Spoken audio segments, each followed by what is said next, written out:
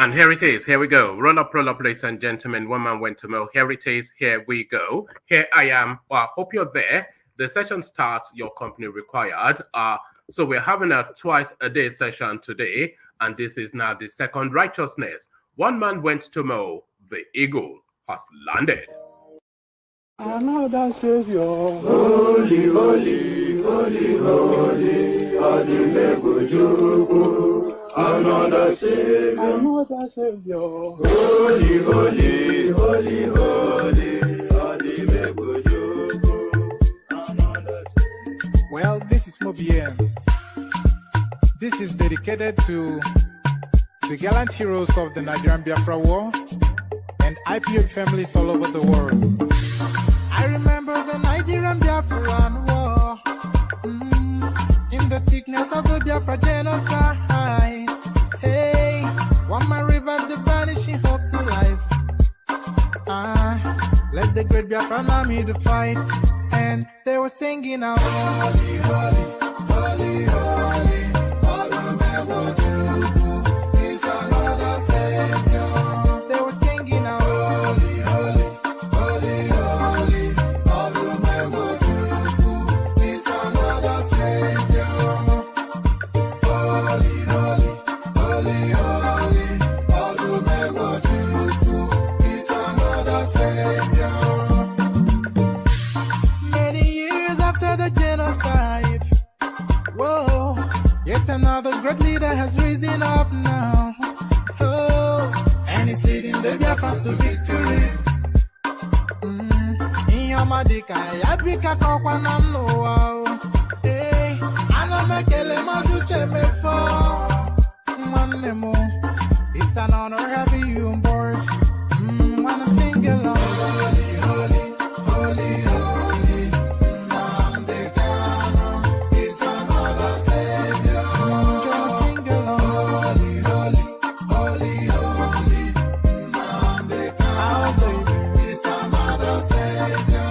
When I sing along, holy, holy, holy, holy, holy, holy, holy, holy, is another Savior. Getting it right and getting it faster now.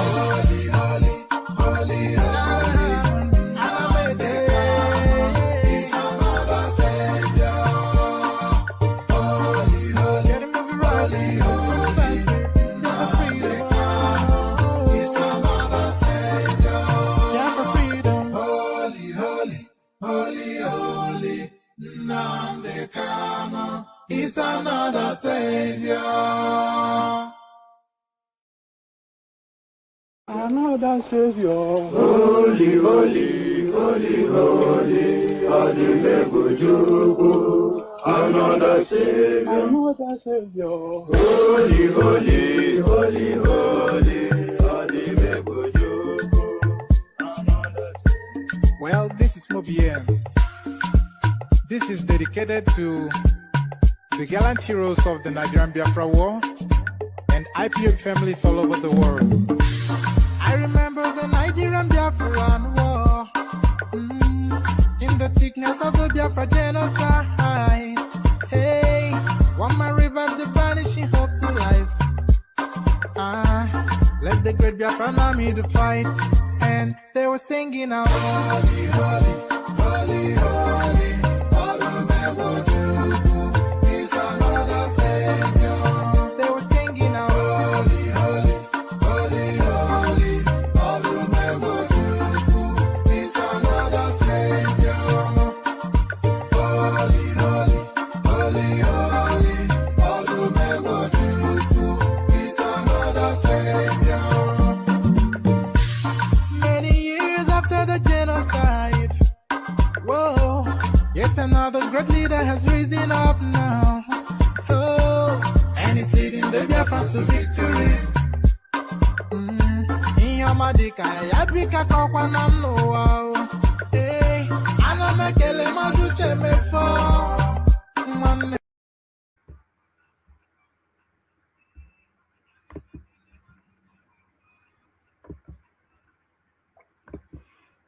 And there it is right there, the holy, holy song. So there it is right there, the holy, where am I? Yeah, so there it is right there, the Holy Holy song from the farmyard singers from the eastern part of Nigeria.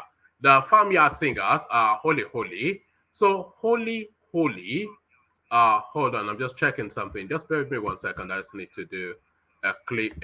I just need to do a quick flip around. So there it is. So Holy Holy, as guys, I bring you this. Hold on, I need to mute some echoing as well. So it's going well listening. All right, so Holy Holy, as guys, I bring you this. Atiku Abubakar meets Wike over PDP crisis. So it looks as though that meeting finally taking place, but really what is to come out of it is the question. Are the lines too far drawn for them to reconverge and work with one singular purpose? So at the meet, at least for the cameras, to pretend at some united front. Atiku Abubakar meets Wike over PDP crisis. To the next, Lai Mohammed asks Google to shut down IPOB-linked YouTube channels. So there it is, right there. We saw this. We saw this move actually trailed by Apostle Johnson Suleiman, who spent several years and a lot of money shutting down YouTube channels. So it looks as though Lai Mohammed has now identified that as a quick fix. So he's now following the example of the Gigolo pastor. Lai Mohammed asks Google to shut down IPOB-linked YouTube channels. So, so this is it right there, a copyright strike from the Nigerian government.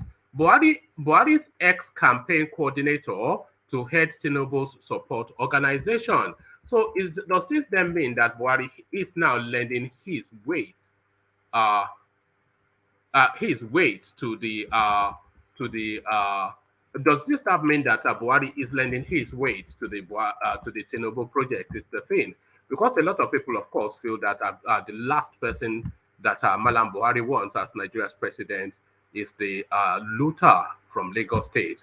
But this speaks to the contrary. Buhari's ex-campaign coordinator to head Tinubu's support organization. So quite who that is and what that means, we'll find out shortly. Mrs. Buhari appointed national coordinator Tinubu support group. So which Mrs. Buhari is in play, we find out. I suspect it might not necessarily be Aisha. Ortom purchases AK-47 others for security outfit. But then I thought you needed a special clearance from the Nigerian security forces before you're able to purchase weaponry. But it looks as though that's not debarred the northerners, because from Zamfara to Katsina, they're just arming their people as they will. But in the southwest, of course, they are surrounding you with uniformed people telling you that you cannot weaponize. Ortom to purchase AK-47 others for security outfits. So this is it now. You have to, the government has failed, so you might as well just do what you can to secure yourself. If they're going to get you, at least get one of them in the process. Insecurity, Osinbajo calls for accountability in military spending. So this is the thing now. We already know the accountability in military spending with the ICPC now visiting Buratai's house and finding out that it doubles as a central bank, packed to the rafters with all manners of currency, millions of dollars and euros attached into G-Wagons, etc. So there's no really gainsaying where the military spending has gone. Insecurity, Osinbajo calls for accountability in military spending. So just have a conversation with Buratai, and then you find out all about military spending. So that's the menu. So lean back, kick back, take it easy, relax into it. The usual protocol, click on the like button as you're coming in. Click on the subscribe button as well if you haven't done that already. If you want to come join me live on the screen, click on this hyperlink here that says StreamYard. So if you click on that hyperlink, it will bring you to a studio space. And as soon as I finish reading out the talking points, I'll let you onto the screen and we have a conversation around the talking points. So that's how it works. An open microphone session, and the open microphone is the hyperlink that says StreamYard. So there it is, 3 clicks. Click on like, because you know, we get a mixed audience in the sessions. Sometimes we get just 100 and a bit. Sometimes we get 200 and a bit. Instances we've even nearly gotten 1,000, but not often instances you see the like buttons matching the audience. So click on it. If you regularly come here Whether you think I'm an Igbo hater or an Igbo data, I don't really care what you think. If you are spending your time here, then you need to do the necessary. So click on the like button, click on the subscribe button, and at your discretion, if you want to come join me on the screen, click on the hyperlink that says StreamYard. So to prove to you categorically that I am not an Igbo hater, but an Igbo data, to the east for this. Nigeria sai bita obi, bita obi shi muke son mu obi, a bita obi. Nigeria sai bita obi, chip international bita obi. Sai mu bita obi, hey bita obi shi muke son mu gashi, chip bita obi. Sakwato sun faɗa mana sai dai fita obi. Kanawa ma sun ce sai dai fa fita obi. Katsina sun ce mana sai dai fa fita obi. Mu muna son fita, mu muna son fita. Ba mu yin PDP, ba mu yin APC, ba mu yin mai shara, ba mu yin mai kwando kayan marmari ba masu sai fa fita obi. Sai dai fa fita obi. Duniya sun sani to sosai, duniya ma fita obi. Naija sun faɗa sun ce sai fita obi. Bayan nan ma mun tashi Abuja ma kawai sun ce sai dai fa fita obi. Sakkwato sun faɗa sosai sai fa fita obi. Na gode fita obi. Ga name ga suna na Peter H-A-R-U-N-A. Ka ji suna na aiko yanzu H-A-R-U-N-A. Ka ji suna na yanzu. Ina nan Kaduna ina waka ta sai dai fa Peter obi. Musa Igabi local government ni nike zaune. Igabi local government ni nike zaune. Amma a can hayi na ragasa. Amma a can hayi na ragasa sai dai fa Peter obi. Watsa ma duniya kowa ya san fa Peter obi. And there it is right there. So there it is right there. The what? Dan Maraya Jaws, or what are we even calling him? Dan Dongo from Dumatri or something, are telling you WWD Peter Obi. So there it is, from the north to the east to now the west. Atiku Abubakar meets Wike over PDP crisis. So now let's find out exactly what's developing there, or what has developed there. The presidential candidate of the People's Democratic Party PDP and former Vice President Atiku Abubakar on Thursday met with Governor Yemson Wike of Rivers State. Correspondents understand that Atiku and Wike met at the home of a former presidential candidate of the People's Democratic Party PDP and a former Vice President Atiku Abubakar on Thursday met with Governor Yemson Wike of Rivers State. Correspondents understand that Atiku and Wike met at the home of a former Minister of Information, Jerry Ghana, for lunch. A source told correspondents that Thursday's meeting was positive and there would be more fence mending in the coming days, which is aimed at resolving the crisis in the party since the presidential primary in May. Yemson Wike and Atiku met today at Professor Jerry Ghana's house in Abuja. It was a good meeting, and there will be more meetings in the coming days, the source said. The meeting is one of the efforts to resolve the crisis in the PDP over the selection of a running mate to Atiku. Recall that the decision of the party's presidential candidate Atiku Abubakar to pick Governor Ifeanyi Okowa as his running mate, snubbing a selection committee that had recommended Governor Wike, had thrown the main opposition party into a crisis. So I hope this is the last incarnation of that storyline, because people are getting somewhat tired of it. So Wike needs to make a decision, because he has milked that narrative as much as he can milk it. So if he's going to land some sort of like fatal blow on Atiku via revelations, then he should do that. If he's going to cross to another party, he should do that. If he's going to keep his own counsel, he should do that. But what he cannot continue to carry to do is to continue to dominate the headlines. Will he, won't he sort of narrative? But we're tiring of it somewhat, and it's milking it a bit too much. So milking it a bit too much. Make a decision and stick with it. So make a decision and stick with it. All right. Lai Mohammed asks Google to shut down IPOB linked YouTube channel. So let's find out what's in play here. Information Minister Lai Mohammed has requested that Google shut down YouTube channel linked to proscribed separatist group IPOB. Mr. Mohammed made the demand when a team of Google officials paid him a courtesy visit in his office on Thursday in Abuja.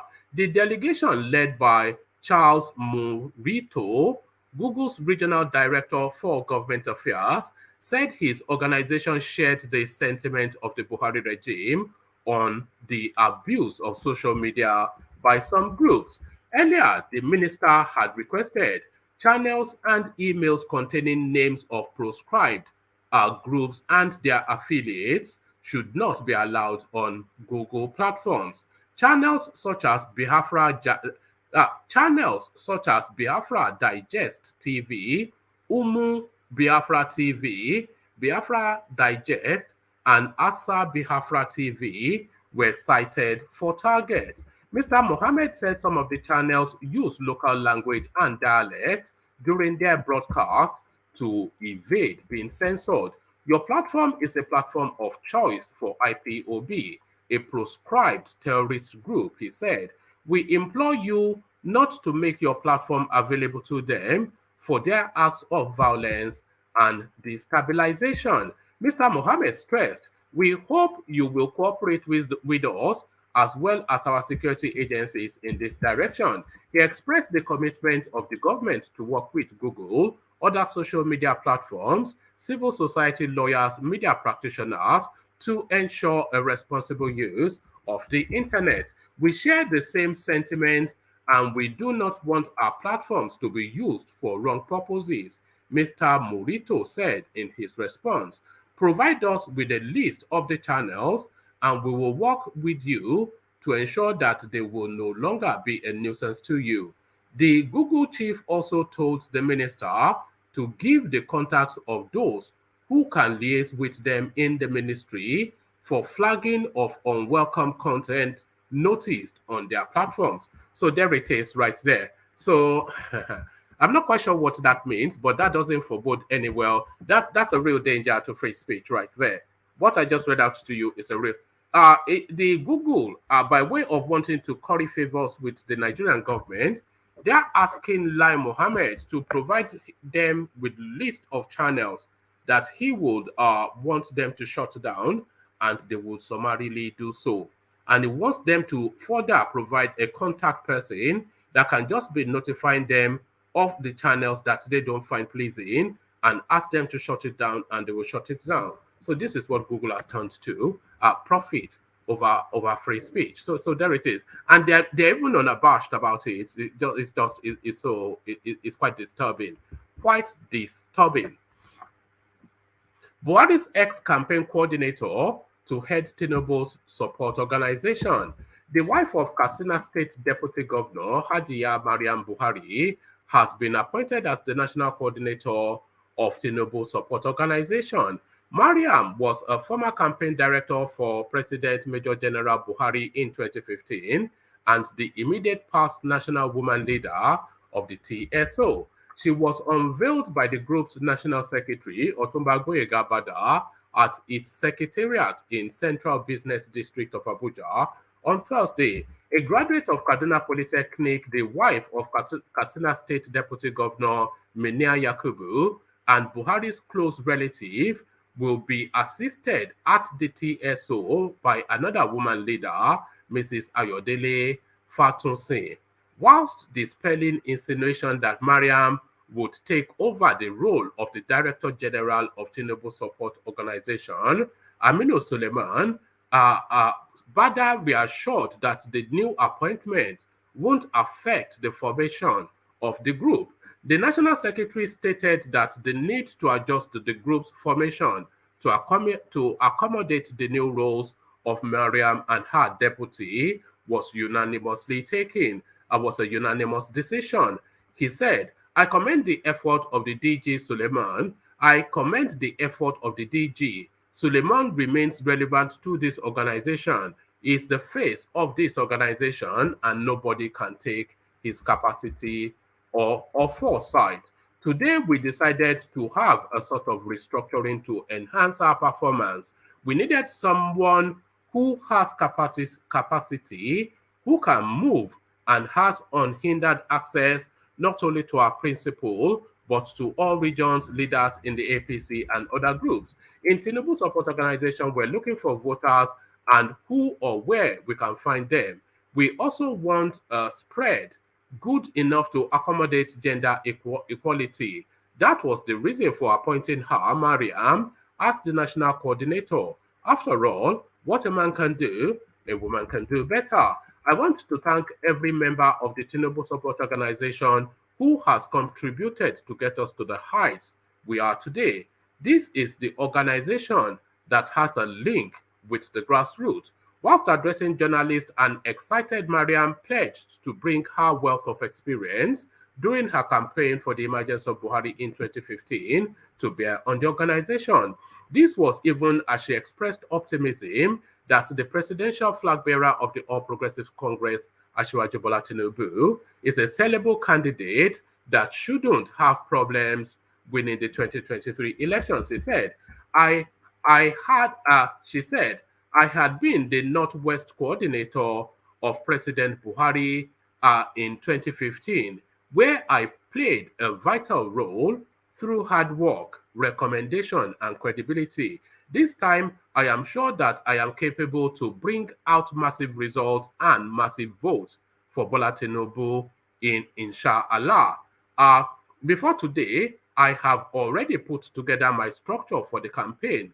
I assure you that I have 100% assurance for Nigerians that the Northwest Zone will be delivered to Asiwaju by the grace of God. My structure is already on the ground and I have gone far. I have reached the entire Northwest Zone. So there it is right there. She sounds like a slick operator. I don't know anything, of course, about this woman, but certainly prepared is what she sounds like. But so that's what she sounds like, prepared.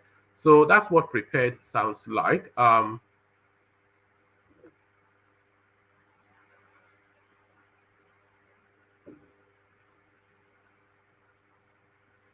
Pardon me. I think I might have the same stories twice. Is why I'm pausing.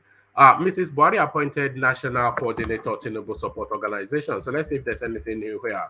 The Tinubu Support Organization has announced the appointment of wife of Katsina State Deputy Governor Hajiya Mariam Buhari as their National Coordinator. Correspondents report that this was made known by the Group National Secretary Osinbajo at its secretariat in the Central Business District of Abuja on Thursday. He debunked rumors that Mrs. Buhari would take over the role of Director General of the Tinubu Organization. Bada said, I commend the effort of the DG. Suleiman remains relevant to this organization. He is the face of this organization and nobody can take his capacity or foresight. Today, we decided to have a sort of restructuring to enhance our performance. We needed someone who has capacity, who can move and has unhindered access, not only to our principals, but to all regions, leaders in the APC, and other groups. In Tinubu Support Organization, we're looking for voters and who or where we can find them. We also want a spread, good enough to accommodate gender equality. That was the reason for appointing her, Mariam, as the national coordinator. After all, what a man can do, a woman can do better. On her part, Mariam Buhari promised to use the experience she garnered during her campaign for the emergence of Buhari in 2015 to bear on the organization. She said, I have been the Northwest coordinator of President Buhari in 2015, where I played a vital role through hard work, recommendation, and credibility. This time, I am sure I am capable to bring out massive results and massive votes for Bola Ahmed Tinubu, inshallah. Before today, I have already put together my structure for the campaign. I assure you that I have 100% structure for Nigerians, that Northwest will be delivered to Ashwajo by the grace of God. My structure is already on the ground, and I have gone far. I have reached the entire Northwest zone. Mariam, a graduate of Kaduna Polytechnic and wife of Katsina State Deputy Governor Menia Yakubu, Buhari's close relative, will be assisted at the TSO by another woman leader, Mrs. Ayodele Fatunsi. So exactly verbatim, word for word. Ortom to purchase AK-47, ordered for security outfit. Benue State Governor Samuel Ortom on Thursday unveiled the state security outfit known as Community Volunteers Guard. Benue State, let me take it again. Benue State Governor Samuel Ortom on Thursday unveiled the state security outfit known as Community Volunteer Guards. He pledged that his administration would legally procure AK-47, AK-49, and other sophisticated weapons for the group. Ortom said that 500 personnel drawn from 23 local government areas of the state were recruited in the first batch. The new recruits were unveiled during the passing out parade held at IBB Square, Makurdi. The governor said that his administration decided to constitute the security outfit due to the failure of the federal government to disarm Fulani terrorists. Ortom said, Benue State has been especially targeted because of the historical episode of 1804, but also because my administration's insistence on the rule of law rather than rule of terror, and for always standing with my people in their refusal to surrender their land, identity, and Judeo-Christian faith and values to the Islamization agenda. Given the fact that the federal government has consistently failed to disarm the Fulani terrorists who have continued to maim and kill our people at will, the state government is going to apply for a license. So there it is. So they don't actually have the guns. They're applying for licenses for it. But give me one quick second. Let me just do something for one flash moment. Give me 1 second. Let me play you this.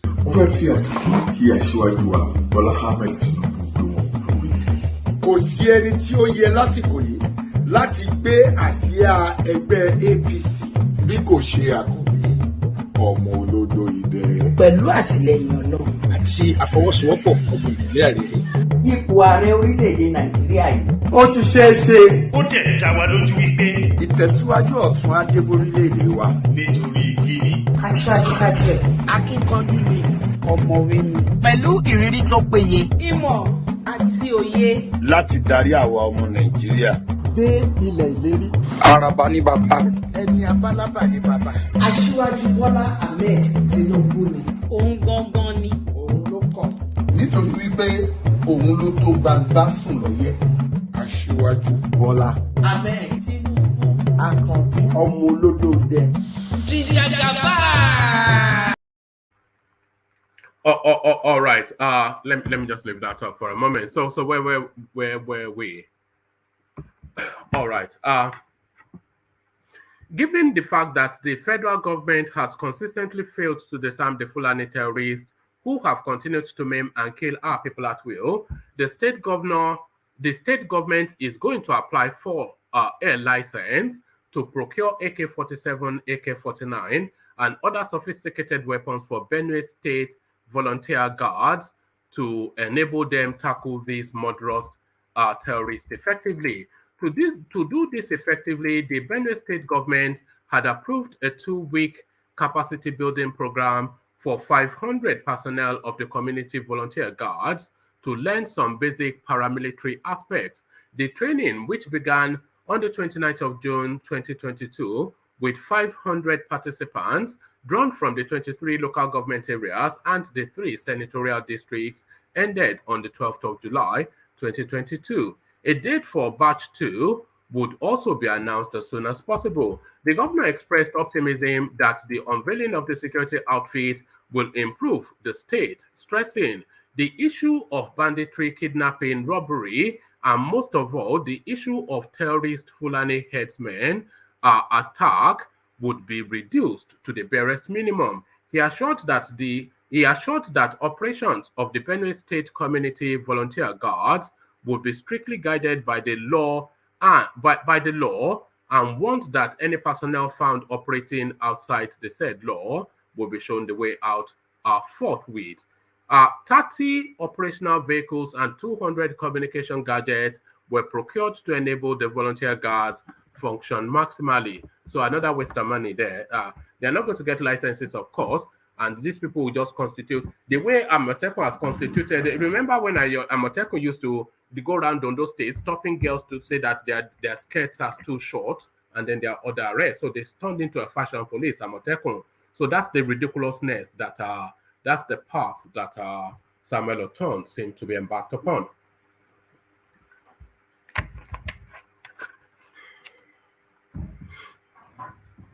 So now to this insecurity. Osinbajo calls for accountability in military spending. There is a need for proper accountability in defense. There is a need for proper accountability in defense expenditure as the nation grapples with the emerging security threats, says Vice President Yemi Osinbajo. Mr. Osinbajo shared his thoughts during, let me take that entirely all over again. There's a need for proper accountability in defense expenditure as the nation grapples with emerging security threats, says Vice President Yemi Osinbajo. Mr. Osinbajo shared his thoughts whilst interacting virtually with participants of the Course 30 at the National Defense College late Wednesday. His spokesman, Laolu Akonde, released highlights of the presentation via a statement on Thursday. Mr. Osinbajo advanced arguments in support of local production of military hardware to be able to get ahead of non-state actors festering criminality around the nation. It is clear that given current realities in our security situation, there is absolutely every need for us to fast forward all our plans for the future so that we can be much more effective in dealing with the current threat and the threat that we will experience as we go into the future, the Vice President posited.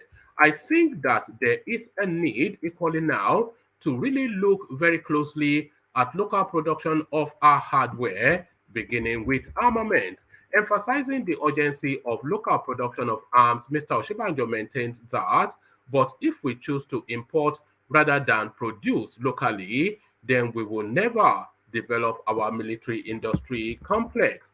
Albeit, the Vice President harped on the need for transparency in the management of resources meant for the acquisition of hardware for the defense and security agencies.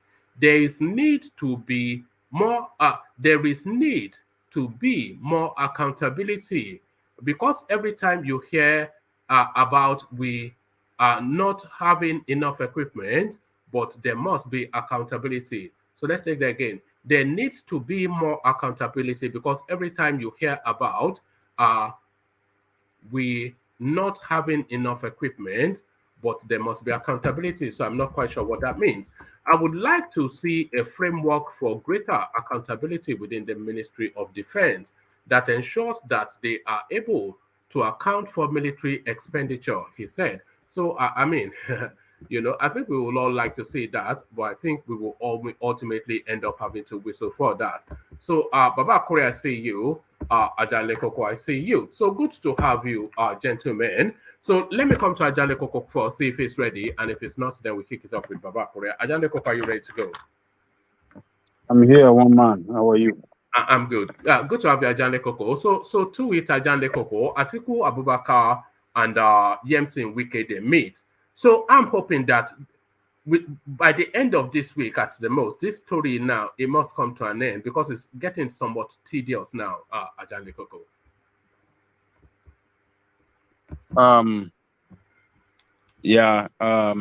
Good morning, afternoon, evening to our listeners around the world. Please click on the like button, share, and subscribe if you haven't done so. Ajali Koko, do you want me to come back to you? You seem like you're in the middle of something. Do you want me to come back to you? Then I go to Baba Kore first. No. I'm good. Just you see, Abubakar Atiku for going to Wike now, I think he's doing the right thing in order to put.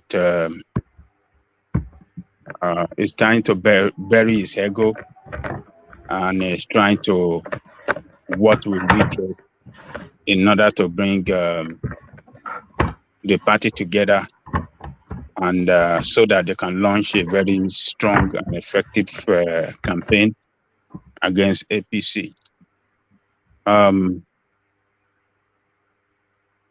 Abubakar, if we could remember, he visited Wike after the primary, and since then he has not visited him. Since he nominated Okowa as a vice president, he made a kind of during his speech on that day, he makes some statement that sounds as if he was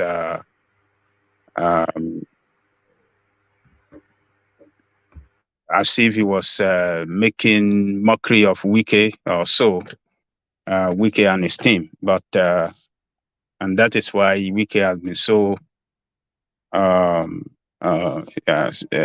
since after that speech, Wike was bitter, and Wike has responded, making the world know that, and he make reference to that speech. And in the recent interview that Atiku had with Rice News, Atiku, according to Wike, that Wike lied again. So right now, I think Atiku have realized that and is trying to make things work in order to bring both teams together so that they can work together and start putting everything in order. And because campaign will surely start in September, I think 18th of September or so, which is like a month and a half away. So they have to start. It's good that it's doing that now so that they can come together, plan their strategy well, and then launch a very effective campaign against APC. So it's taking the right step in the right direction. And let's see if everything is going to work well. Let's see what the response of Wike team going to be after he has visited Wike.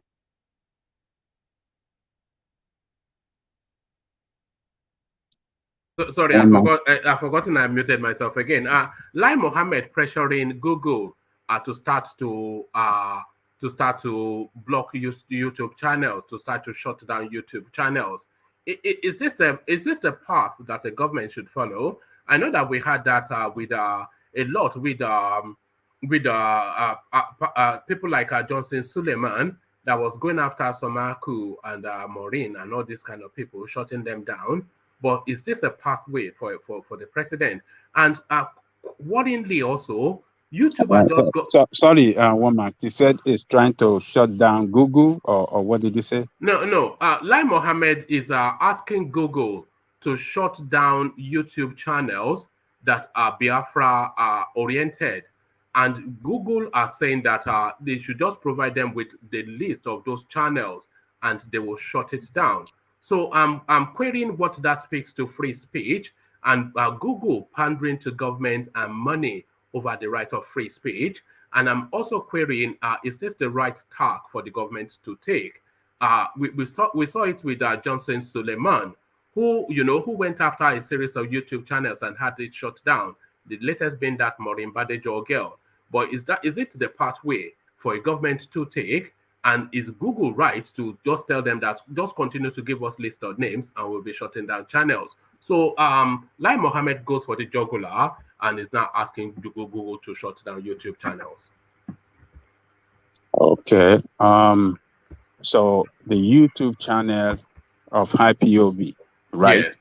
Yeah, he actually has a list of channels that is already submitted. So we have to monitor these channels to see if they are being shut down. So one is Biafra Digest TV is asking that be shut down. Umu Biafra TV, that's UMU Biafra TV, so that to be shut down. Biafra Digest to be shut down. ASA Biafra TV, ASA Biafra TV were cited for target. So there it is. Let me just actually copy those names, see if they're still there. So this is now the direction of travel that Lai Mohammed is following. Having first weighed against BBC and every other person, now he's shutting down YouTube channels. Okay, just only every channel, every YouTube channel that are connected to IPOB, those are the ones they're asking for government to shut down. These no, not really. Let me give you this. Not paragraph. really, but some that are affiliated with IPOB, right? Okay. Not, yeah, some that are affiliated with IPOB. Am I right? Well, not entirely. I wanted to give you a paragraph that expands on this. This is the response of the YouTube team to Lai Mohammed's request. It says, we share the same sentiment and we do not want our platforms to be used for wrong purposes, Mr. Morito said in his response. Provide us with the list of the channels. We will work with you to ensure that they will no longer be a nuisance to you.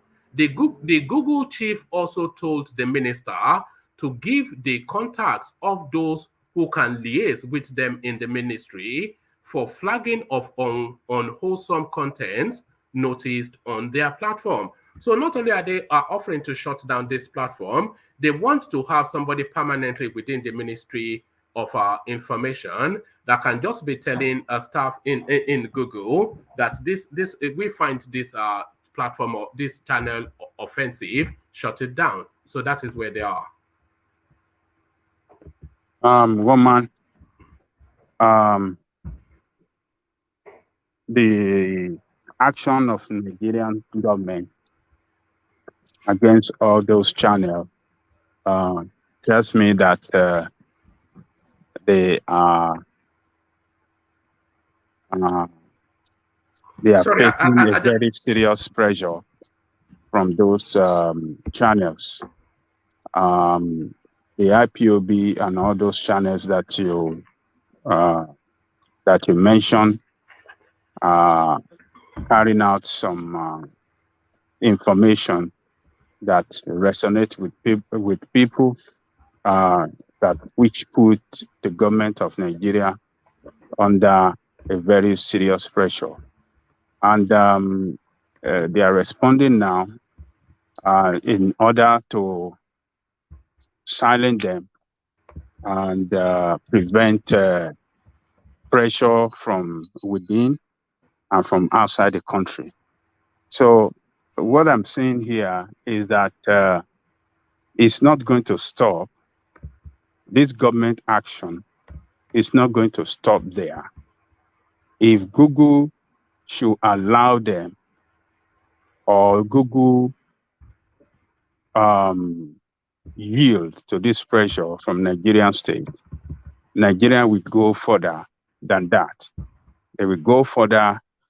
They might come on One Man Went to Mow. They might come on Koiki Media. They might come on other YouTube channels that are really, really exposing the bad governance in Nigeria, particularly with reference to this criminal administration, Buhari criminal administration that we have in place. So they just want to start this as a beginning. They want to start this. If Google should yield to them, and they will continue further. So Google need to not yield to the pressure of Nigerian state. Google need to remain what it is as a social media that give their platform for people around the world to express their freedom of speech. So, Ajale Koko, do we have your full attention? Okay, can you tell me one more time? No, you seem somewhat distracted. Are you in the middle of something? Yeah. I was a bit distracted some few minutes ago, but right. you know, so all right, carry on. Am I? No, carry on. Am I not on the same page with you? No, you're on the same page, but you are somewhat deliberate in your words, and usually you free flow. So that tells me that you are juggling two things. Yeah. So right. So what I'm saying is that YouTube should not yield to this pressure from Nigerian state. YouTube should stand firm with people all over the world that uses their platform to express their fundamental human rights, particularly with reference to freedom of speech, freedom of expression, freedom of association, and all the freedom that human beings are given by God, to enjoy in this world. So they shouldn't yield to Nigerian state, because Nigerian state will go further than that. If YouTube succumb to Nigerian pressure, they will go further than that. They might come tomorrow after one man went to more channel that we are too critical of Nigerian state here. We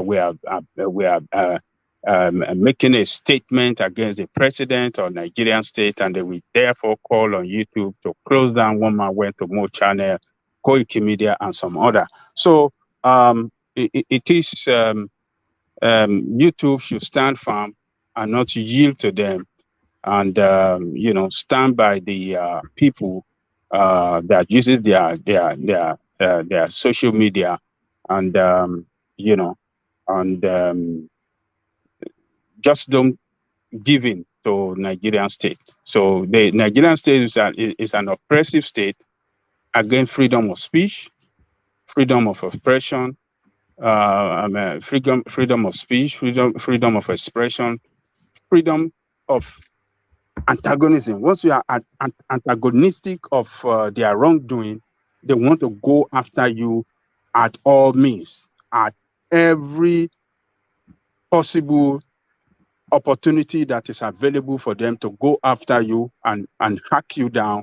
That is what they do. And this is the same thing they are trying to use here, trying to put pressure on YouTube. So it is barbaric. YouTube should not succumb to them. We need their platform to remain free for people all over the world. If not for YouTube, I won't be on your channel. I won't be talking like this. So YouTube should not succumb to Nigerian state. Sorry, but do you have faith in YouTube? Because just like Twitter, just like Facebook, eventually they ban in one shape or form. But do you have faith in the long run that YouTube can withstand that pressure? Like you said, for them to stand firm. How long do you think they can stand firm with the people? Like, especially given the antecedents of the Nigerian government, what they did with Twitter, and Facebook. Facebook used to hold firm too before they start banning pages as well. So how long do you think that they can stand firm with us, the people, before they start bending to pressure? Well, I think YouTube should see themselves as a platform for every human being around the world. And therefore, Nigerian state is just one country among how many countries do you have in the world? Countless. Yeah. So Nigeria is just one country. It will be good for Nigerian people and for people all over the world for YouTube to stand by Nigerian people and not Nigerian state. Standing by the Nigerian people is not to yield to them. It's just a matter of time. Some few months to go, this administration will be out of place. Another administration will come in, and YouTube will stand. We will send a signal to every oppressive administration around the world that we will not give in for you to suppress the freedom of freedom fighter, freedom of the people, and freedom of expression. We will not yield to that. So I believe YouTube can do it. They have nothing to lose in Nigeria. Nigeria is just one market among several markets around the world. Nigeria is a big market, though. I think we underestimate the size of Nigeria. It is huge. Look at what Twitter did. See how they brought Twitter to its knees. Look, let me tell you one man. Nigeria is a big market, as you said, but Nigeria is not a lucrative market anymore. Any international, yes, look, hold on one man, let me tell you. Any international business,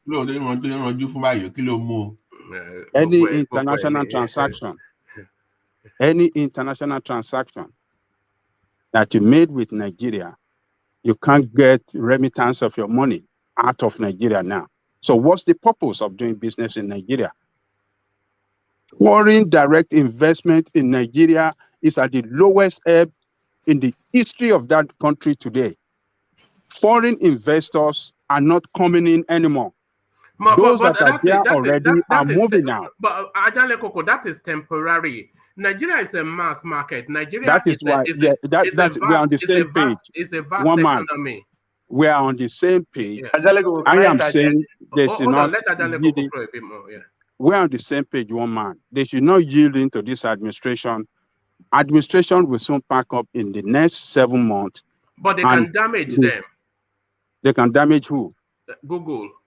They can't damage Google. They're going to damage Nigerian people. It's Nigerian people that are going to lose more. But they don't care about Nigerian people. But they can.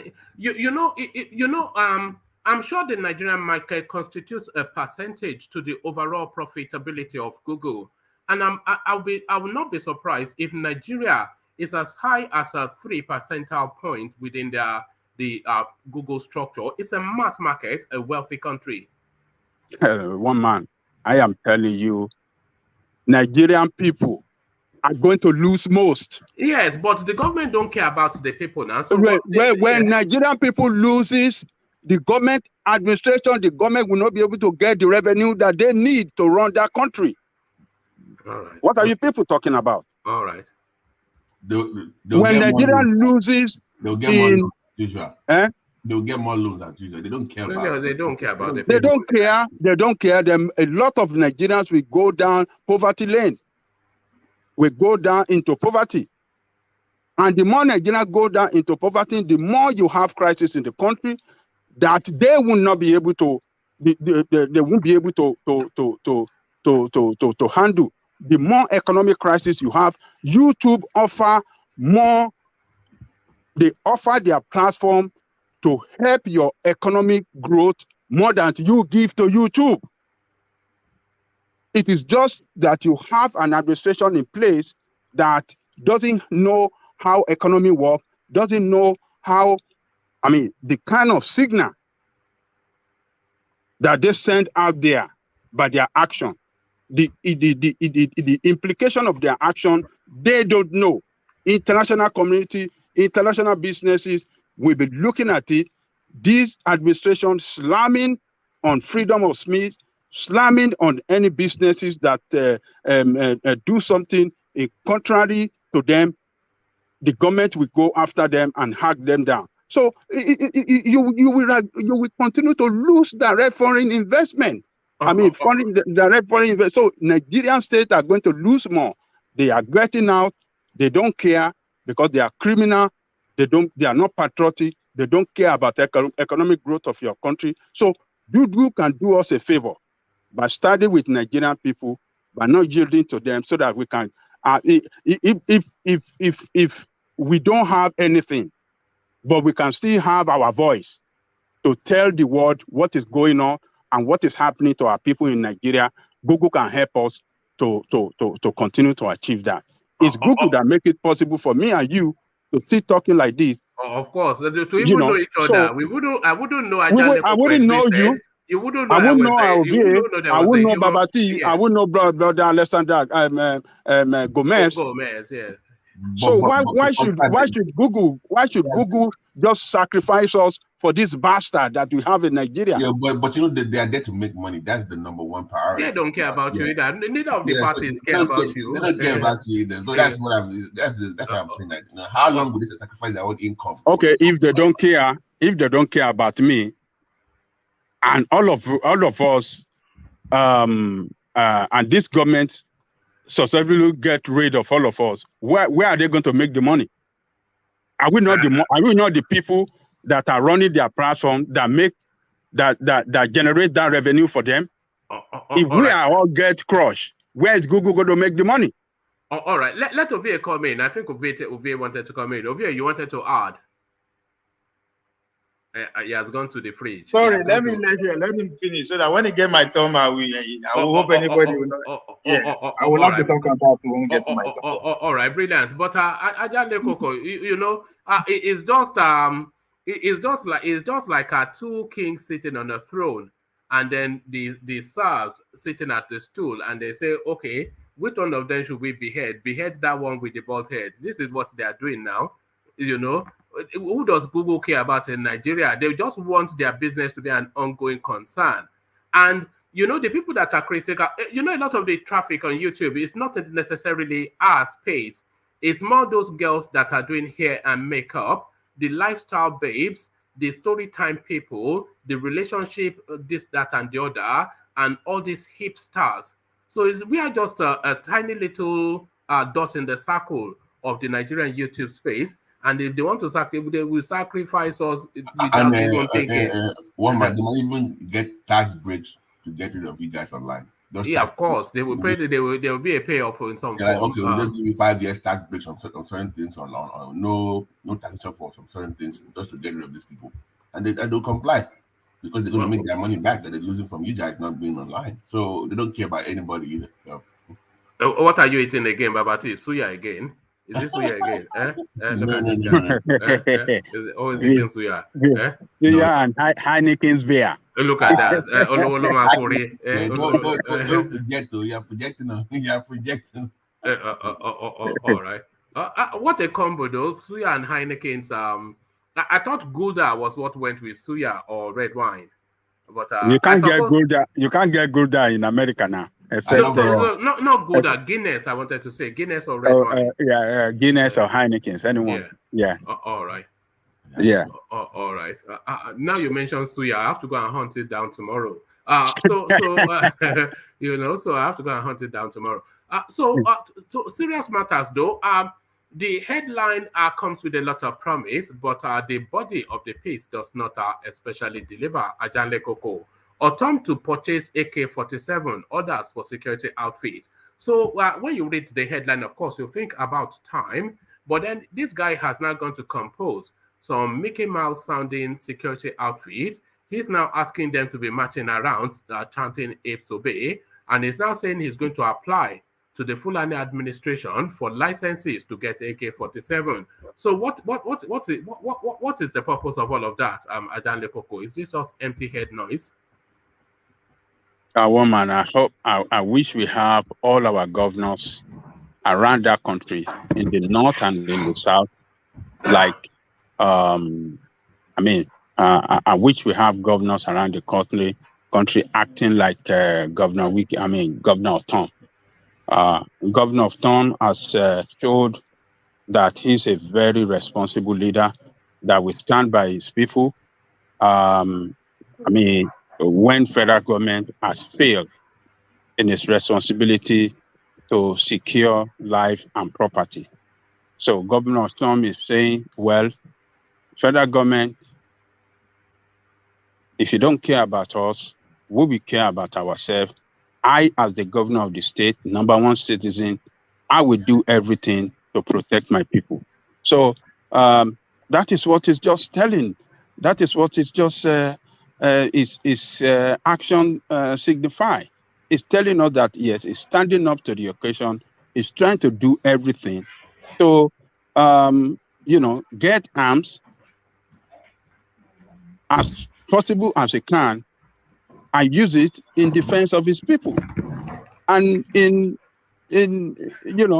crushing all these criminals, terrorists that have been killing his people in Benue State. This is what Governor Ortom is saying. And that guy is so serious about it. He's not playing. Every time when you see him on the TV, you see the way he talks, you can see that sincerity in him in giving that protection to his people in every part of his state. Federal government, Buhari administration doesn't like to see him in Aso Rock anymore because several times he has been to the president to lament, to ask for requests. The federal government did not respond. The last time he was there, according to him, or maybe some times ago when he was there, the federal government, Buhari was telling him to go and find solution to the problem, that the problem was just between farmers and what do you call it? Farmers and headers. But the state government, who is right there on the ground saying it is not farmers and headers problem, it is Fulani herdsmen that are coming from other parts of, from outside the country, coming to kill their people there. But federal government does not want to stand up and do anything to protect them. So he has had enough. And some of them even wrote letter several times that they are coming and they will fulfill that promise. They will write them letter, tell them they are coming at so period of time, and they will come and massacre people in their villages. So Governor Ortom have had enough of this. He feel now that yes, I have to act. I have to be. But Ajan Lekoko, where all of his plans fall apart is the part where he says he's going to apply for licenses to import AK-47 and AK-49. So that tells us he's going to end up with the Shakabula that Amotekun have applied for their license. That was what, 3 years ago, thereabouts. So welcome to the queue. Take your position at the back. So why are the reps in the House not pushing for those Amotekun things to be approved? They have reps in the House of Rep and Senate, right? They should be pushing to amend laws to make it easier for those groups to get the weapons they need, right? Why are they not pushing for that in the House? It's a politicized space, Babati, and it's that north-south dichotomy. So the northern part of Nigeria, as you know, Babati, the whip hand that they have over Nigeria is violence. That's the whip hand they have over Nigeria. So if there's sufficient enough of weapons within the southern space for them to defend themselves, it dulls all of the power base of the north. You know, so that's all of their potency. They can't outsmart you, they can't outmaneuver you, but they always outgun you. So that's really why they're preventing it. They don't want guns in the south. That's just my own theory on that. I'm saying that if we have the whole south with the middle belt, because you have that at least that will in the middle belt to actually pass some form of legislation, don't they have enough numbers? If they all come together, if you have the whole I'm not sure that they do, because if they do, they should have moved it. And you know that ultimately it will still need presidential assent, which Buhari, of course, will never give. Yeah, that's the because I love that governor, but the reality is that he cannot actually get them the weapons they want. You really like him? There was a guy called Jay that came here just a few days ago. He's from that region. He was winning and gnashing that the guy is just a calm man and an opportunity. Yeah, but I'm saying that, like he can talk all the talk he wants, but until I see a concrete thing on paper that changes that law that enables those groups to get the weapons they need, all he can do is just talk. Because legally, he cannot just go purchase AK-47s to give to his people to defend themselves. He can say that on TV. It sounds good, but you need that legal backing, and that should be their focus more than just the talk on TV. I'm not sure that they necessarily even need to change the law for that. If they apply for the license, I think actually, depending on the caliber of weaponry, either the Inspector General of Police or the Army Space, they can authorize it. Yeah, but no, it says to the group, but he said that his people should get it. So he's saying everybody. So if it's going to be a massive... No, he set up a security group, which is called Volunteer Guards. Do they have enough numbers, though? No, they have 500 at the moment. That's my point exactly. So if you want to be effective with your fight against terror and using your own people to defend themselves, then there has to be a legislation because they have to go through screening processes, right? They have to go through background checks. And the current system will frustrate that process to get your people the weapons they need. So you need that change in laws to enable people to purchase it easier. But it's not the individuals that will purchase. It is the government, state government, that will make the purchase. Okay, so why? I'm saying on a bigger scale now, not just his own state only. I'm just saying the whole north central, even some parts of southwest. Are you talking about the liberalization of gun ownership for the Nigerian person? Not just free flow, but just to combat this current insurgency that we are facing, not just having it like casually or something like that. But I'm saying that they have to change the laws in some ways to get the weapons that can actually defeat these guys, because you can't be getting shakabulas and they're hoping to defeat Boko Haram or ISWAP in your area. And if you're going to limit it to groups only, 500 is not enough, obviously, and they have to work out a deal with the federal government. But sadly, Buhari is not willing to play ball at this moment. So I guess we have to wait for 7 months of continuous killings until this guy can go away and we can find somebody better to do the job for us. So I think it's just for the headlines. There's no the place is so convoluted with so many obstacles to hurdle. Yeah, because who's going to give him license to import anything? Yeah, because when you say that they should get the thing from the IG, and it's taking this long to get those approvals, just for 500 people. So no. I'm not sure if you're following the story. He's created a volunteer guard, which is something in the spirit of the Amotekun narrative. Right. So he has created that. And at the moment, a recruitment of 500, which is the first batch, but subsequent batches to pad it up to be fit for purpose. So he's now running them through their drills. So they are having some paramilitary training. I think they actually had that to end on July the 12th, which would have been a few days ago. So that's a phase. But for them to serve a purpose, they have to have the sort of weapons that will make them give them the chance to take on the purpose for which they have been set up. So for them to have that caliber of weaponry, which is AK-47, AK-49, it is not something that the state governor can just go and purchase. Right. That level of weaponry, it has to be licensed at the federal space. So he has to apply for a license to the federal space for him to procure those weapons. But those same set of weapons, those same caliber of weapons, are the same caliber of weapons that the Amotekun space needs, and they have been battling to be able to purchase those weapons since the formation of Amotekun. So that is why I'm just saying the whole what Ortom is doing is just tautology. Yeah, so it's not going to go anywhere. He has to focus his energy towards getting those weapons or those the approval needed to get his people the weapons they need. I mean, the group that is set up. But anything on TV at this point is not. It's not going to work. But, all right, brilliant. Let's make a quick pit stop with Alexander Gomez, who makes his usual cameo appearance. So good to see you, Alexander. Welcome on board. Thank you, sir. Yeah. Thank you, sir. Thank you. Good afternoon, everybody. Good afternoon. What was this Boko Haram ISWAP thing is it's becoming concerning because they want to take over the country, or they're about to take over the country. But from my perspective, they're not trained. They have very sophisticated weaponry, to use your word.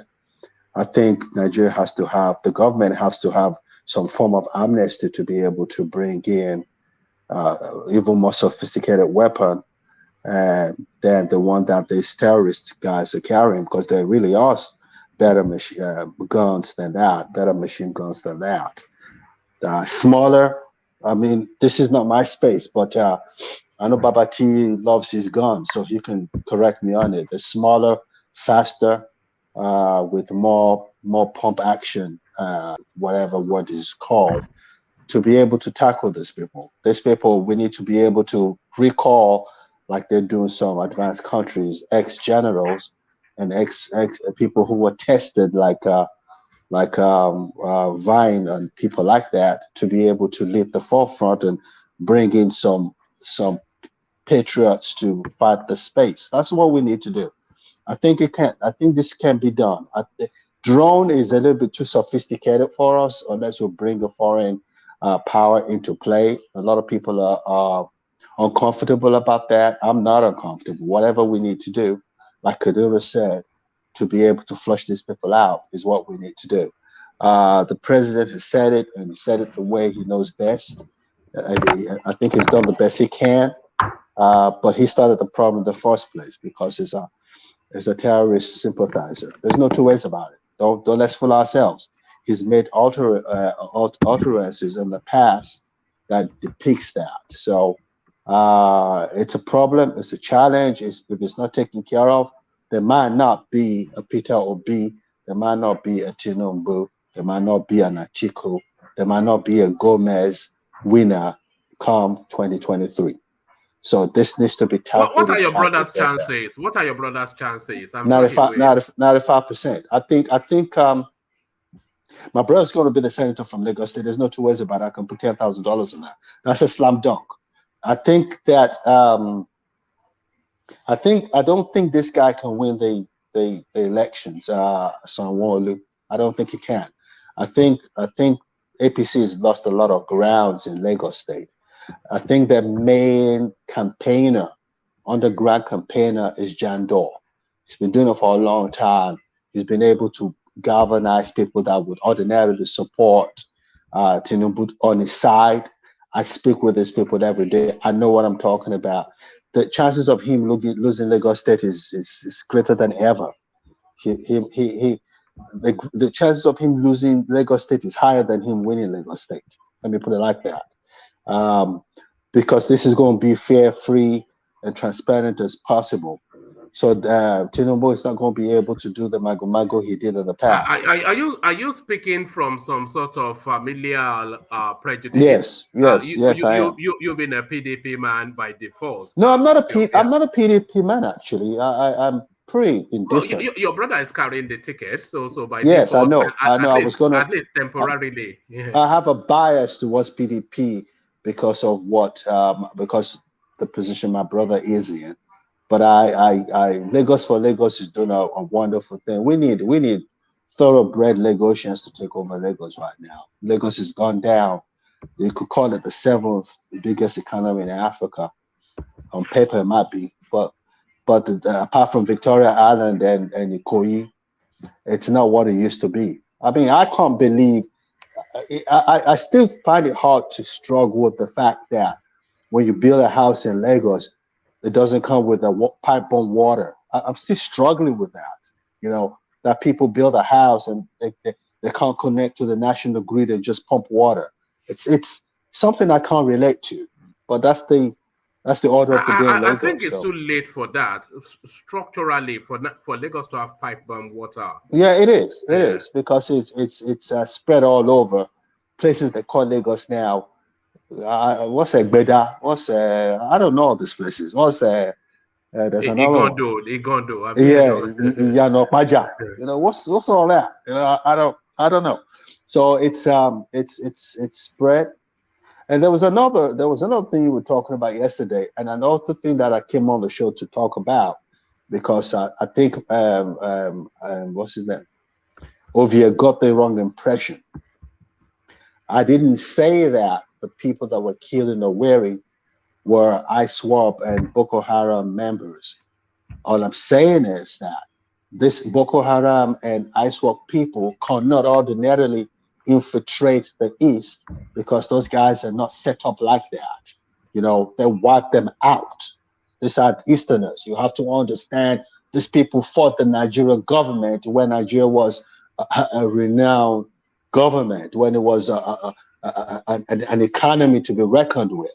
So if these people can do it in 67, 70, it's not because of the weaponry, it's because of the mindset, it's because of the determination of the people. The people they dug it. That's just the evil person. I was thinking earlier today. Yoruba people, it's just gonna come out very funny. Yoruba people are not, you use the word timid. We're not timid. We're compassionate. We're not timid. Are you sure we're not timid? No, we're not timid. No, we're not timid. We're compassionate. No, we're compassionate. We are Omashe people. You know, we're not. Let me give you a personal experience, and I have to say this. This is very personal. My sister was going through stage 4 cancer. She had 3 months to live, and we hired a lot of people to come to try and take care of my sister because she was in hospice at home. We had Yoruba people come to the house, and one woman looked at my sister, took care of my sister for 2 days, and broke down and said, "I can't do this anymore.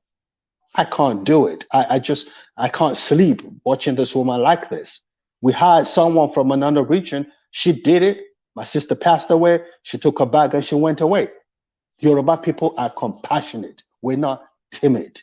That's a misconception, one man. Don't say we're timid. We're not timid. When push comes to shove, Yoruba person will push back. But by our very nature, we're very compassionate people. So that's just that at the end of the day. Yeah. But Mr. Gomez, isn't that's a weakness for us in the Nigerian space? Like we are taking for granted because of our nature of being compassionate. Isn't that a weakness? I don't think people. It's our nature. I mean, you can't change an English person to be two-faced. English people are two-faced. That's their nature. They didn't want them to come to the European Union because they knew when they started this thing called EU in the early 70s, they knew that the English people were going to mess the whole place up. So the French and the Germans say, no, we're not going to allow these people in.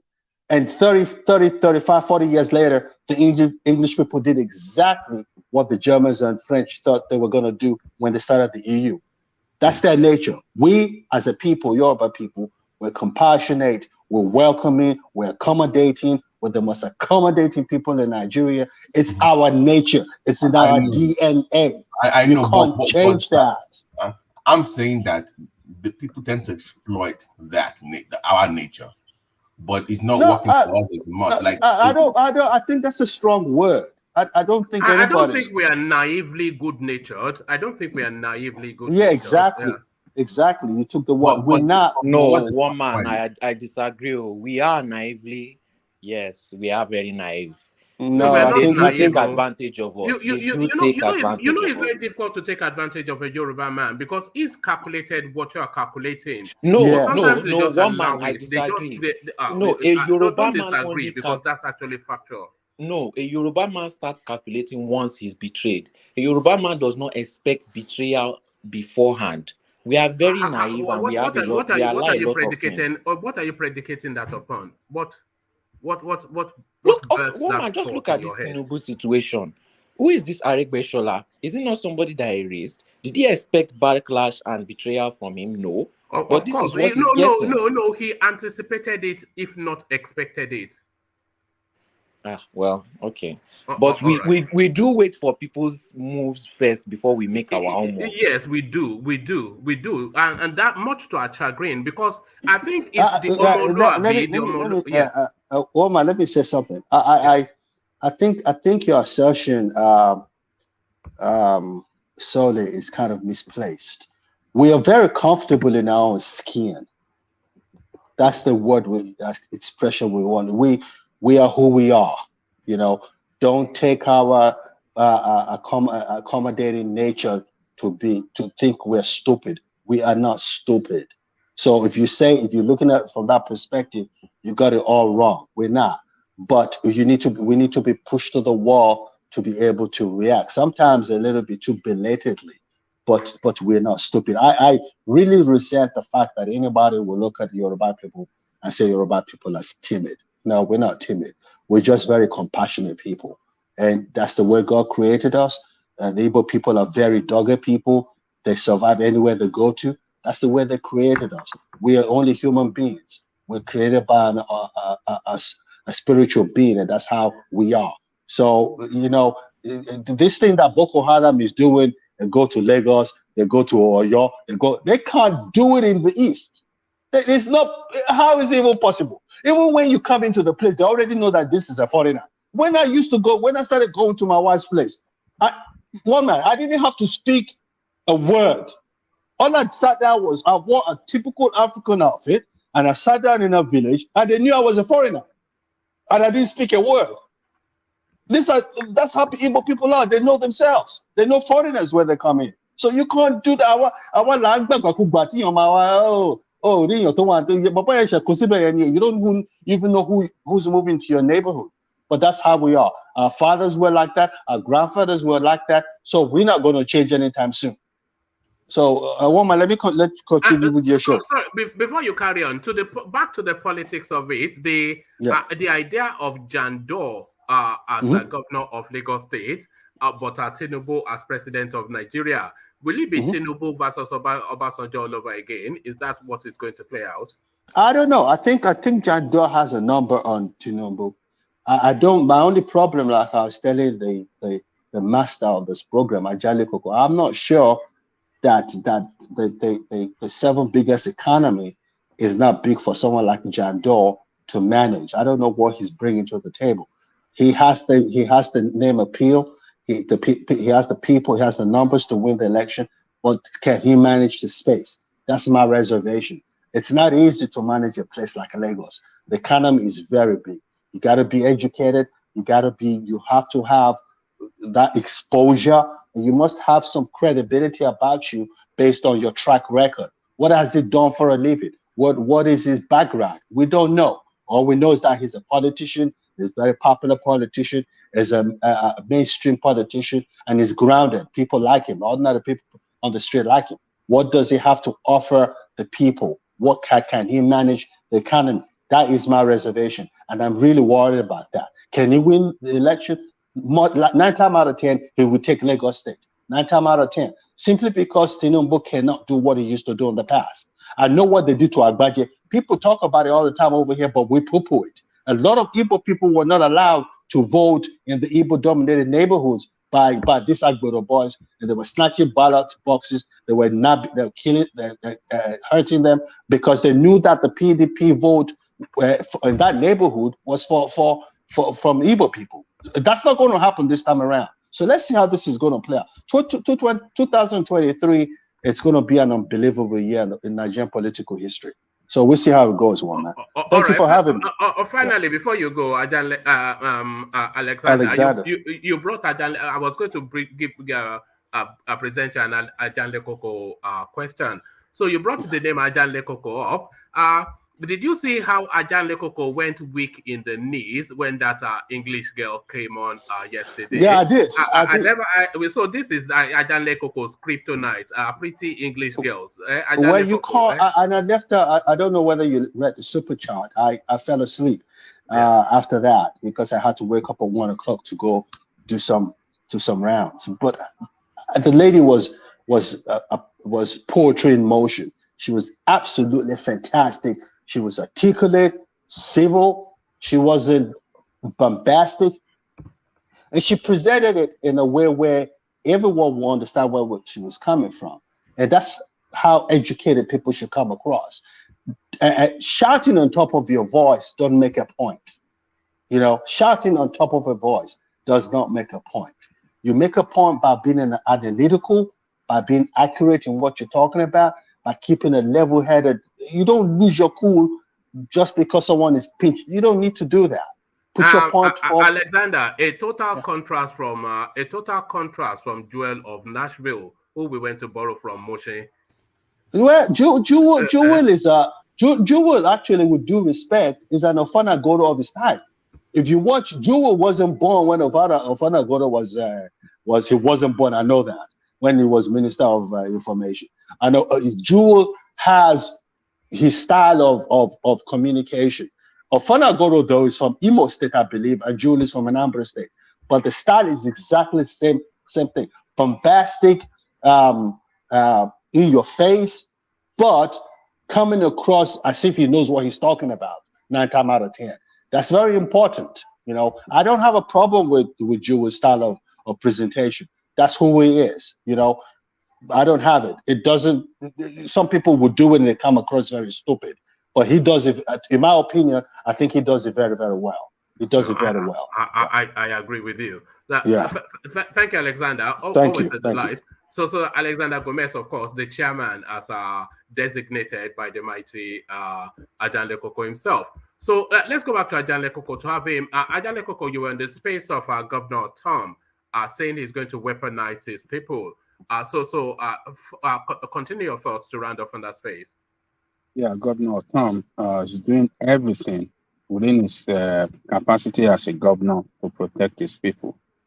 So he passed law for the creation of this, security outfit. And the next stage, as he said in the speech, is to apply for federal government approval for them to have the AK-47 or some other sophisticated arms, so that that can be used by these security outfits, to fight and get these people out of their land. So we know that the federal government will not approve it, will not approve that for him, as they haven't approved that of the Amotekun in Yoruba land. So, but if we may recall, Governor Ortom traveled out of the country recently to European country and to America to present the situation of the state to the international community. So, and according to him, Nigerian state did not let the international community know the true picture of what is going on in Nigeria. They lied to international community that what was going on, or rather what is going on in Benue and the killing that is happening in the northern Nigeria and the other part was as a result of deforestation and climate, how do you call this thing? Climate change. Yes, climate change and deforestation that making the herders to run away and moving from one place to the other, and therefore it was just farmers and herder clash, and not that it's true terrorist activity and the activities by terrorists that savage people in their villages from one place to the other. So that was what Dr. Ortom told us, that when he met all those international officials, that was what they presented before him, that this is what Nigerian state pictured to them. And when they visited Nigeria, they didn't take them to all those places, all those states that have been ravaged with this banditry and terrorism, but rather they took them to cities like Abuja, to Lagos, and all the places where there are no problem. So showing the picture as if, whoa, we have peace in Nigeria, that what you are seeing at international, on the social media, all these things are just lies and they are not true. So Governor Ortom was able to present them with fact, abundant of fact. All the letter have been written to them, to various communities by terrorists, that they are coming to kill them, which they eventually did.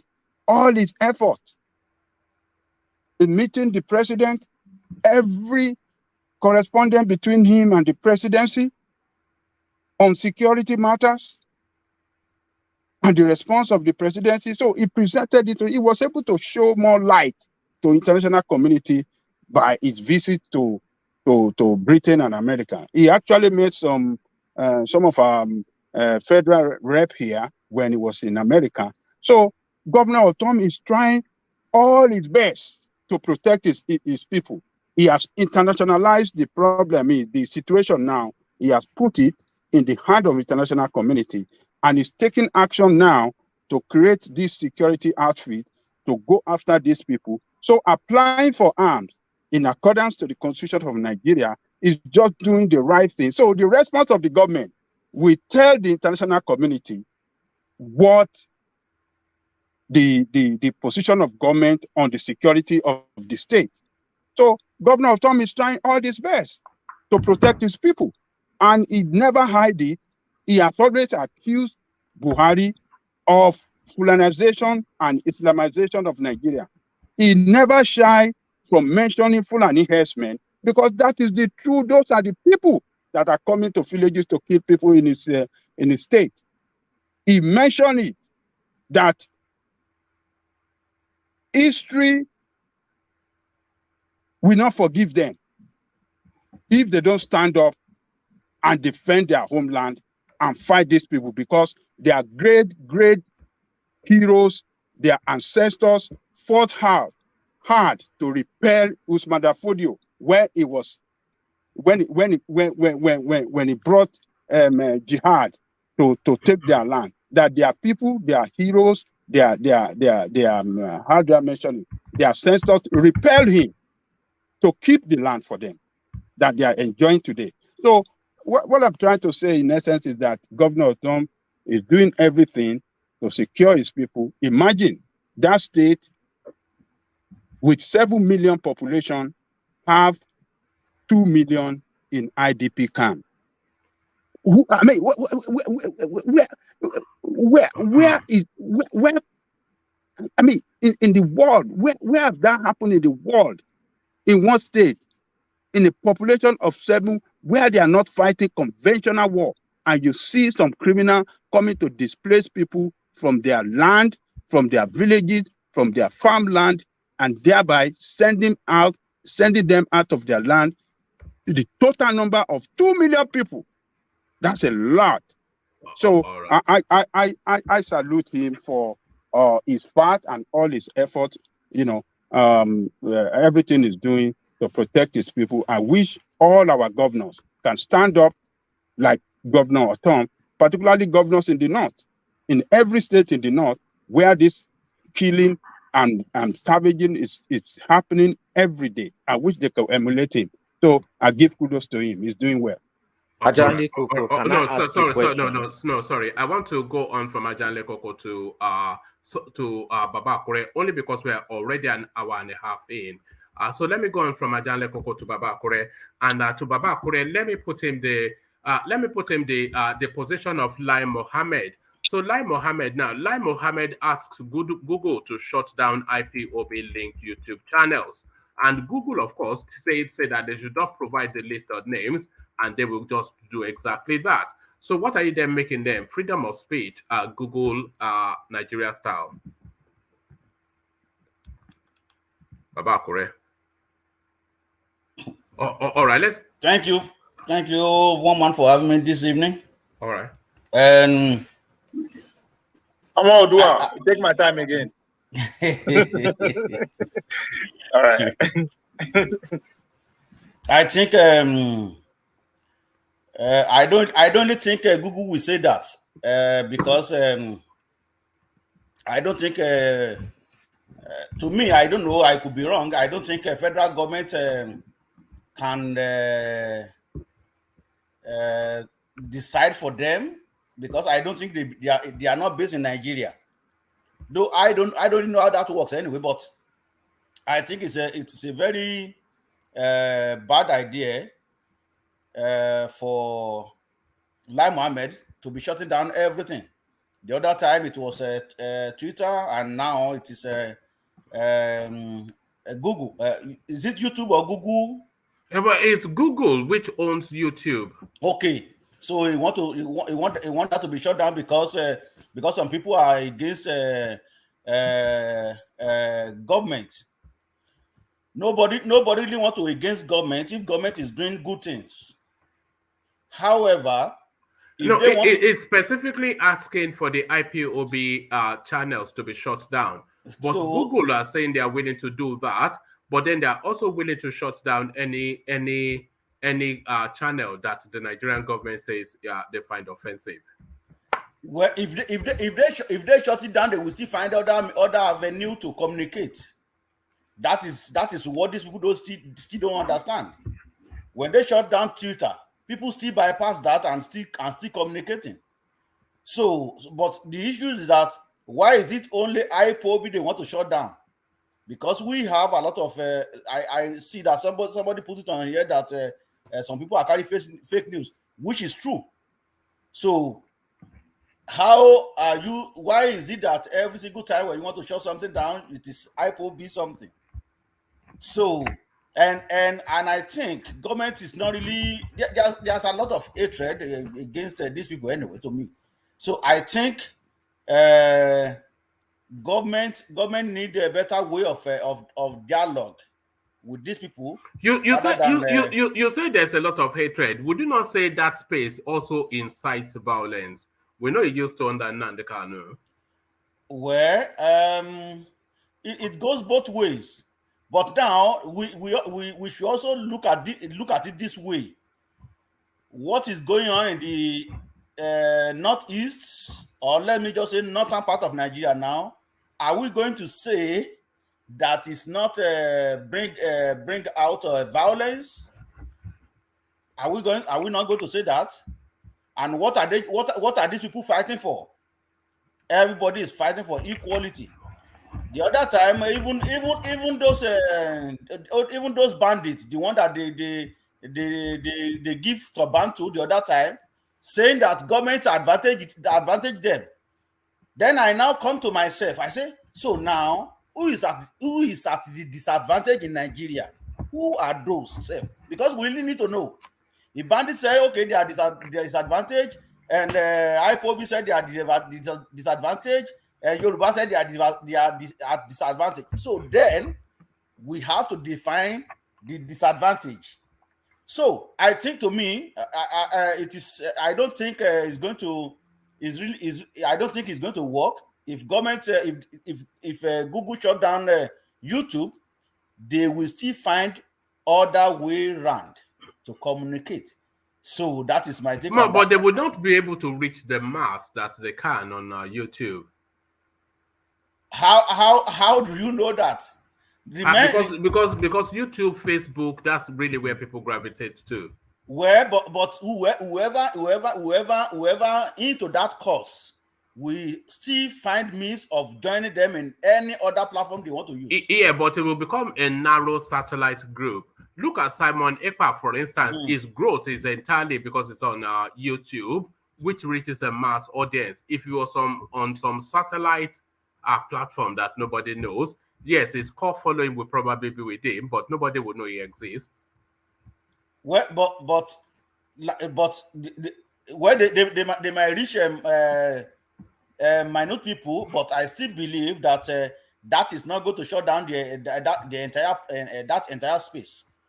So to me, the best thing for government to do is to just have their dialogue with all these people. So that is my take on that anyway. Oh, all right, brilliant. And Samuel Ortom telling us that he's going to buy weapons for this security outfit that is now forming. But then it was exciting until it got to the part that he says he's going to apply to Buhari so that he's able to buy a license. So for license to buy guns. So a total nonsense, of course, because that's now dead in the water. Well, I saw them today because channels, I think Arise TV or Channel TV really dedicated 1.5 hours for that program when they unveil that security outfit, and I think he did well anyway. He did well, but You know what come to my mind, one man? When this Yoruba is fund Amotekun, and Benue State now fund volunteer guards. Volunteer guard. Then we have a Bubiagu in Eastern Quarter. Then the northern part of Nigeria, we have some people who brought out, who government employed to be broken beer bottle in Kano and stuff like that. Is it not showing you that this is just hypocrisy of highest order? I think we should all agree that, okay, well, I think with this, okay, let's just restructure this country. Because they have civilian JTF, like Amotekun fighting terrorists in Borno State. So they also have an outfit called Shege something. So since they are funding all this, is it not showing us that this is what we're supposed to do? But to me, I'm not blaming Ortom alone now. The whole governor and the whole entire government space. Now, when this one is creating his own security outfit, this one is creating this one is creating this.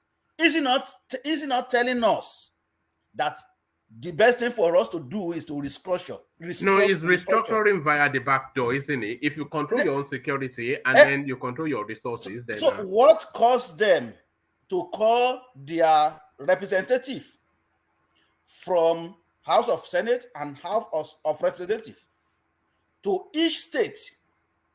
Okay, this is what we want to do. I think we just have to do this. Do you think if all these people, if they agree, this would have resolved long time ago?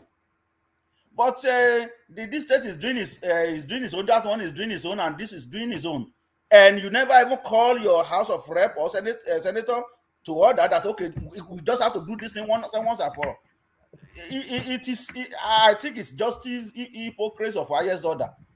That is my opinion anyway. So the issue of I don't see how this man is going to how is going to make it anyway. Because if you have to go and apply for license through IG, then IG has to follow the order from Bubu. So does it really make any sense? No, that's why I'm saying it's just empty noise. It doesn't make any sense, and that is why I bring that issue of restructuring, because everybody is just creating a security outfit. Why knowing fully well that you still have to go and apply for license? Why don't you just come together? Okay, this is what we have to do, and just do it once and for all. I don't see how it's going to work. In fact, when I was looking at them on the TV today, I just shake my head. I say I pity these people because I don't know what you want to use to fight. What you want to use to fight AK-47 or can I interject 1 minute? Yeah, go ahead. Can I interject? You see, we can say whatever we like, or it cannot work, it cannot do this. Let me tell you, even the Amotekun that doesn't even carry gun. Do you know how many of these Fulanis and these outsiders, or what they are called them, these foreigners from Niger and from Chad, that have been arrested by these people that loaded themselves up in trucks with arrow and dangerous weapon several times? So even though that they don't carry arms as we expected them to do, but they are on the ground, they are doing a lot of job in preventing crimes. A lot of havoc will have befallen that country, particularly this Yoruba land, if not for Amotekun. In Ekiti State, in Oyo State, in Ondo State, they prevented this criminal from infiltrating us, as they have attempted to infiltrate our villages, our space several times, but they have been prevented. A lot of them have been captured. So we shouldn't see it as if it's all an effort in vain. It's not an effort in vain. It's still going to, one way or the other, secure the people, if not by the use of arms, at least intelligence will be on the ground. They'll be able to monitor their spaces, and those that behavior call for questioning, they can grab them and then hand them over to the security officer, to the police. So they're going to be complementing police job. That is what they are set up for now, until when they are giving arms. As well as Amotekun. They are doing a great job. Oh. Don't say they are not doing job. Well, the point is that I'm not saying that Amotekun is not doing something, but not to that capacity of what we are expecting them to do. That is the fact. When I was home in November, December, I saw what they did, even in my community, but it's not as the way it was originally set up. However, you cannot compare Western outfit, security outfit, to that of Benue State alone. So did Ortom go to the House of Assembly in that place to enact or give power? Yes, he did that. He did that. He already done that. That's okay. That's okay then. That's okay. Yeah. It might like little bit work, but they just started. Let us give them time to succeed. But not acting at all or not doing anything at all is what is very dangerous for that state. So this guy just started something good. And I think there's something that we always based on my own opinion anyway. We want to be politically correct. That okay, the S-man is from Niger, they are foreigner, they are this.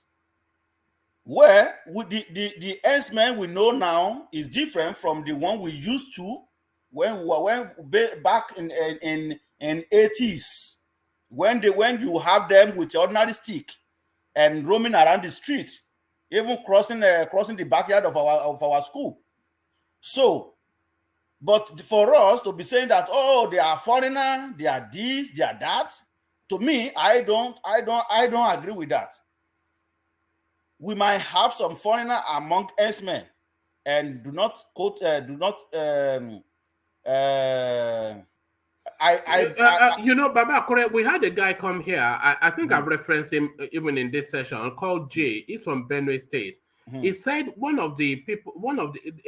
of the headsmen that are terrorizing Benue State, they come as far as places like Somalia.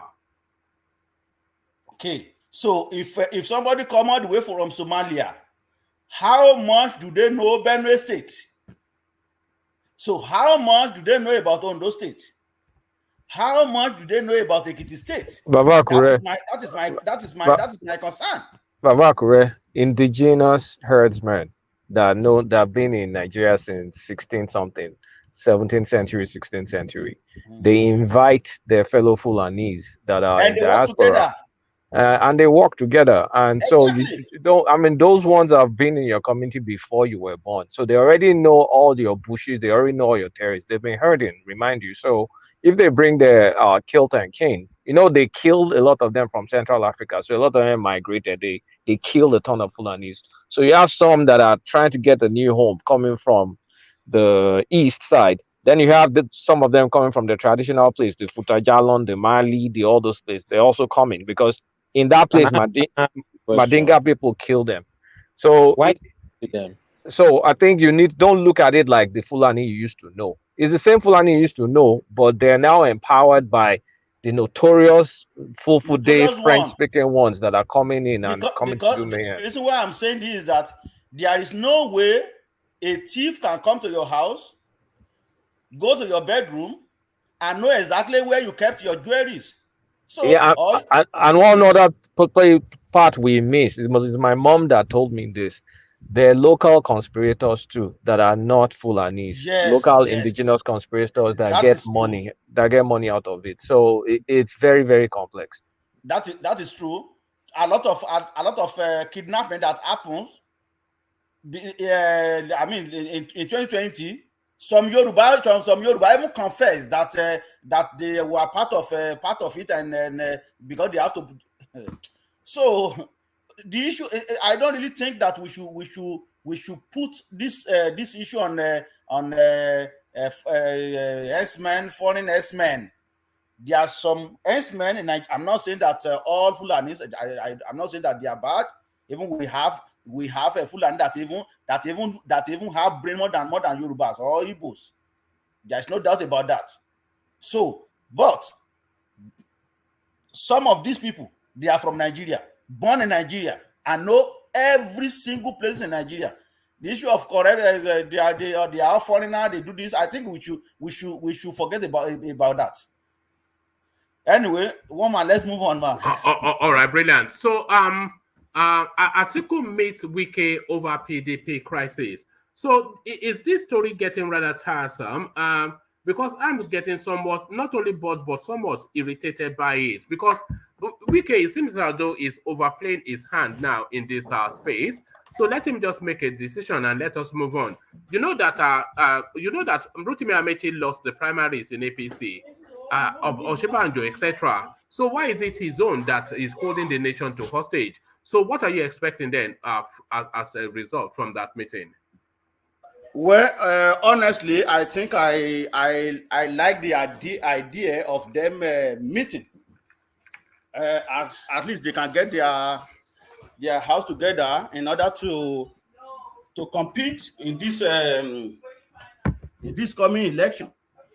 I think it's a very, very good idea, and I applaud them for that. And hopefully, Wike we of course tell them exactly how you feel, and they can settle it truly. They can settle it. I think it's a very good idea. It is a very good idea and welcome development. All right, brilliant, Babakure. Thank you, Babakure. Let me go on from you, Babakure, to Kulata. Let me go to Kulata. So Kulata, you are the one that flashed up this Ortom narrative, which you may well have some thoughts on. So Ortom to purchase AK-47, orders for security outfit. So quite a few things. Babakure was even adding that they spent quite a lot of time on Arise TV announcing this space and deliberating on it. So he's come up with this organization. He calls it the Volunteer Guards. So he calls it the Volunteer Guards. He's taking them through their drills. So they are prepped in a paramilitary sort of a fashion. And he essentially is not equivocating, saying that it's this Fulani threat that is against us that I'm forming this thing for. But then, of course, for them to have any potency, they have to have guns. And he's promising to purchase AK-47 and AK-49 for them. But there's just one stickler in the thing. He has to procure a license from Malam Buhari. So how do you see that journey going, Kulata? Well, I mean, Ortom, Ajan Lekoko has said a lot of almost giving him like an eulogy, but I just kind of see him as a very weak politician. He cries. I mean, it's one of those, what do you call those people that cry? What's those Oyinbo stuff? Someone that cries foul. I mean, cries wolf. Cries wolf. There's a lot of cry wolf from Ortom. Yeah, his state is suffering. His state is suffering a lot, but he is someone that I think uses this unfortunate situation for politics. So let me give him his kudos. He set up a 500 paramilitary outfit, which is good. At least they know their land, they know their terrain. They can give a lot of intelligence. I mean, they can give a lot of intelligence that will be useful, assuming the Nigerian state was committed to fighting terrorism. But here's the thing, though. You say you want to buy AK-47. That's like $1,000, or I mean, who knows how much you'll get it in Libya. AK-49 is like $100,000. So first of all, we're talking about a guy that has not been able to pay salaries. And then is the same guy that will now have money to buy all this, these arms and ammunition. So there's a big disconnect there from what the man is saying and the reality of what he can do. But here's where I think things should go forward. I think any governor that can afford to equip their paramilitary should go ahead and do it without the government's permission and put good weaponry in the arms of those people. That means they have to. Let me talk. I mean, I know it's radical, Because I'm going to tell you why. Because that is also illegal. Also illegal. That is illegal. Is everything is everything gal? I don't care. I'm going to tell. I'm going to tell you why. Do you know that the president can take him out from there? I've heard, but I'm going to tell you why I'm saying it. Because the president, the Nigerian state, is not willing to do anything for anybody. And the only way you can force their hand is with power. So if a lot of state actors are armed, like how many, the military is already stretched going after terrorists. Will you now say the military should now start going after state governors? It's not tenable. No, what Ajan Lekoko is saying to you is that he will just step the state governor down and put a military administrator in front of him. I mean, then we're asking for chaos, because I'm not asking for one governor to do it. I'm asking for many governors to do it. And you now tell me if you're going to tell all the state governors in the country to step down, because the government is not fulfilling their number one responsibility, the utmost responsibility, which is the protection of life and property. They're not doing it. You see them going after iPod, they're going after Sunday Igboho, then they turn a blind eye when it comes to Islamic terrorism. And the terrorism has many, many, many flavors. You have the classic Boko Haram, you have the ISWAP. I mean, the ISWAP, there are like 3 different ISWAP brands in Nigeria. It's not just one. Then you have the herders that are harmed, and then you also have global warming, because global warming too is part of it, which kind of drives a lot of people from the Sahel down south. So you have, just up north, you have close to 7 to 10 different sort of security threats. And then they're not able to handle one effectively. And then you want these governors to just fold their arms and keep looking and looking and looking till the country gets exhumed with issues? No, it's high time we kind of like it's time you get the governors to put the guns in the arms of their people. If it's going to be chaotic, let it be chaotic, because it's already chaos anyway. All we're doing right now is just waiting to be exhumed. We're just waiting. They're already in Abuja. They're already in Lagos. I heard about something they did in the East today. It's all over the country. So why are we kidding ourselves that, they should fold their hands and they should wait for one savior? Who is the savior? I mean, which savior is coming? There's no gun. I mean, there's no ammunition. The money that they're giving you people. Tafa that died today, the policeman that died today, how much did Tafa consume before he died? Wasn't he one of those corrupt cops that chopped money? And that's how it's been going on. So you're now saying they should just fold their hands and keep waiting and waiting and waiting. Do you think we can last 5 more years as a country with the rate at which this thing is going? Does anybody seriously think if we don't do something drastic, we'll last 5 more years in Nigeria? I'm not sure that we will, but I'm not sure also just randomly, because they cannot import the weapons. So why? What do you mean they can't? Where are those people getting it from? Like, we have porous borders. Where they're getting it from? Libya? No, they can't import it, so they have to smuggle it in. Yeah, they'll smuggle it. Do what it takes to protect your people. The government is not protecting you. If they are going to smuggle it in, then they have to work in tandem with these people. You see, if those paramilitary boys have their gun, they have firepower, the government will be forced to the table to talk about restructuring security. It will get accelerated because it's now inevitable.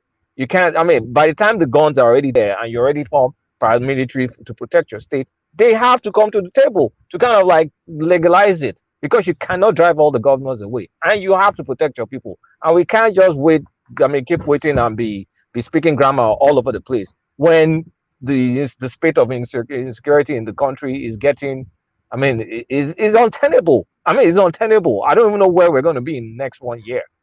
So we have to force this security conversation. Like, we have to force the issue. And the only way you can force the issue is balance of power. What will ultimately be the pathway will be state policing. And the state policing is what you are saying taking shape with this volunteer guard by Governor Ortom, the Amotekun narrative in the southwest, and Ebube Agu in the southeast.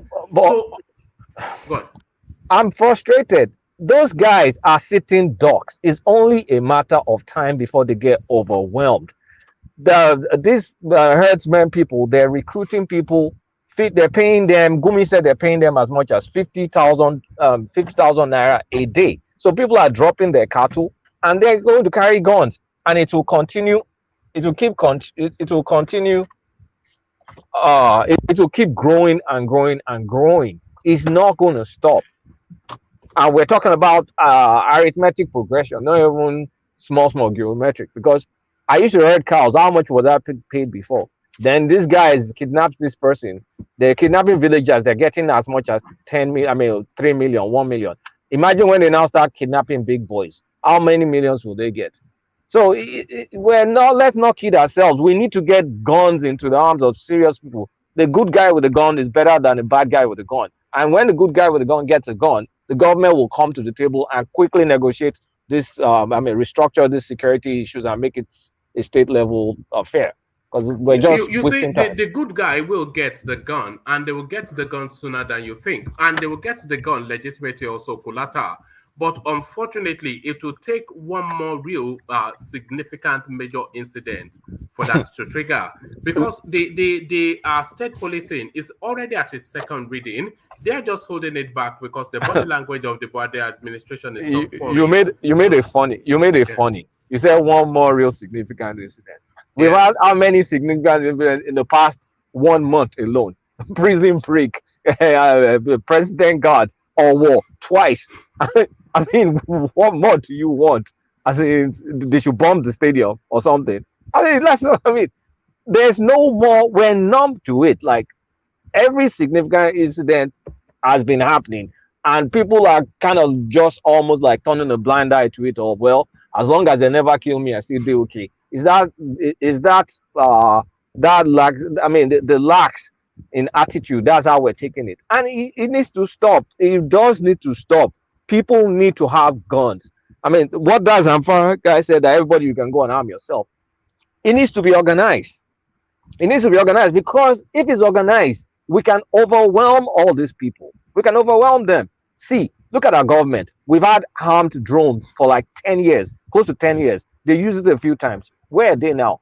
Toscano, the Toscano we bought, the deal we signed was only use it in the northeast. So you can't point it in the northwest. You can't use it in the northwest. So how useful are those?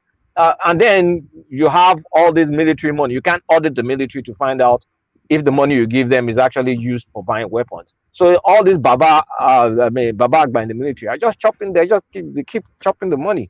So the governors need to act, and they need to put real guns in the arm of Amoteku, Ebuge, whatever. Kulaka.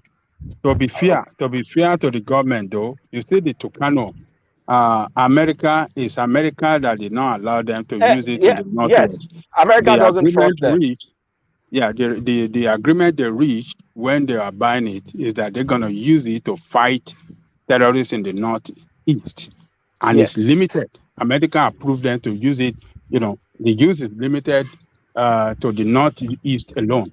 So, except America approved them again that they can go further to use it in the Northwest, then maybe they can start to use it in Northwest. We have attack helicopters. We have attack helicopters. It's not just Tucano. We have attack helicopters. The government doesn't have the will to go after Fulani. And the reason they don't have the will to go after Fulani is because this war started. I mean, aspect of this war started with that ethnic coloration between Hausa and Fulani. So their hands are kind of like tied. Like, it's going to look like I'm picking sides. So and then the hands are tied. The Hausa and the Middle Belt, they're helpless. They're carrying ding guns to go and fight. I mean, it's like carrying a pistol to go and fight someone with a nuclear weapon. That's ridiculous now. How long? So government is not going to do anything because it will look like they're picking sides with Hausa to fight Fulani. Meanwhile, this is not just the Fulani Hausa affair. There's a lot of Islamic components to it, like 4 different sects of Islamism, from Boko Haram to ISWAP 1, 2, 3, or 4. I mean, it's the multi-headed Hydra. And we know the government will not go after them because there's all this ethnic and religious intonation to them. So what are we supposed to do? Wait till they overwhelm us, and maybe whatever happened in Oshogbo in 1804, early 19th century happens again? No, they need to give them guns. We need to fight. This is not a joking affair anymore because it's only a matter of time. I still have parents there. I mean, this is ridiculous. All right, Kolata. Let me take you to the space. Then you were talking about accountability, but this is something that Osinbajo is calling for from the security forces as well. It says insecurity. Osinbajo calls for accountability in military spending. You know, this is one of the biggest areas yet that has not been opened up by the Nigerian space, because the security space is crouched in so much secrecy. They don't audit their accounts for reasons of national security and whatnot. But anytime we do hear about money-related matters in that space, it is usually some Burutai type character that is stacking money and buying houses in Dubai. So Osinbajo wants to open up that space, but how easy would that be for him? Well, he could. It's all a matter of will. If Osinbajo assuming Buhari goes to retire now, Osinbajo will be able to press on that issue and get to a point. At least we'll be able to reveal. All right, we released X amount of money. It was shown that X amount of equipment was bought, and then you can go after the people that were responsible for it. So right now, Buhari technically is taking our treasury, giving the military, because our military budget is the biggest part of the budget, right? And there's no follow through, except for equipment like the Toscano, where you have to buy directly from government. But in terms of like small arms and all this equipment, there's no follow through to it. So our boys, our soldiers, they may have machine guns, but no armory, no bullets, no what's it called, no gear to protect them. So the contract to write the gear is probably sitting somewhere or never written. So we just can't continue. Like, Buhari is not going to be accountable. So at the end of the day, it's only between Tinubu and Obi that will have the balls to be able to touch this mess. Because when you think about it, they are the only ones unencumbered with the ethnic side of it, and with Obi, both the ethnic and the religious side of it, they're not encumbered. So they are the only ones that can maybe put like a legitimate effort to try and secure the country. So it's I've made up my mind now. I'm not even entertaining any Atiku, anything in my head anymore. It's strictly between Tinubu and Obi at this point. Because what are they going to audit? A lot of these senior military officers are either, if you go after them too much, they have Kulata, Ben, step out on your feelings a little bit. No, leave me alone. No, honestly, I don't get into this mood, but I'm pissed off. A lot of things I'm saying. No, security is not something you don't play with. You don't play with it. We're not going to get any economic improvement with this security. It's not going to happen. And where do you think it goes from here? If you don't secure the country, we're not even securing oil that we're supposed to be exporting. We're not securing the land. Then what country are we going to have left? You can't even go regionalism because they've already surrounded all your villages. Is everybody going to go to Lagos? I said, be real now.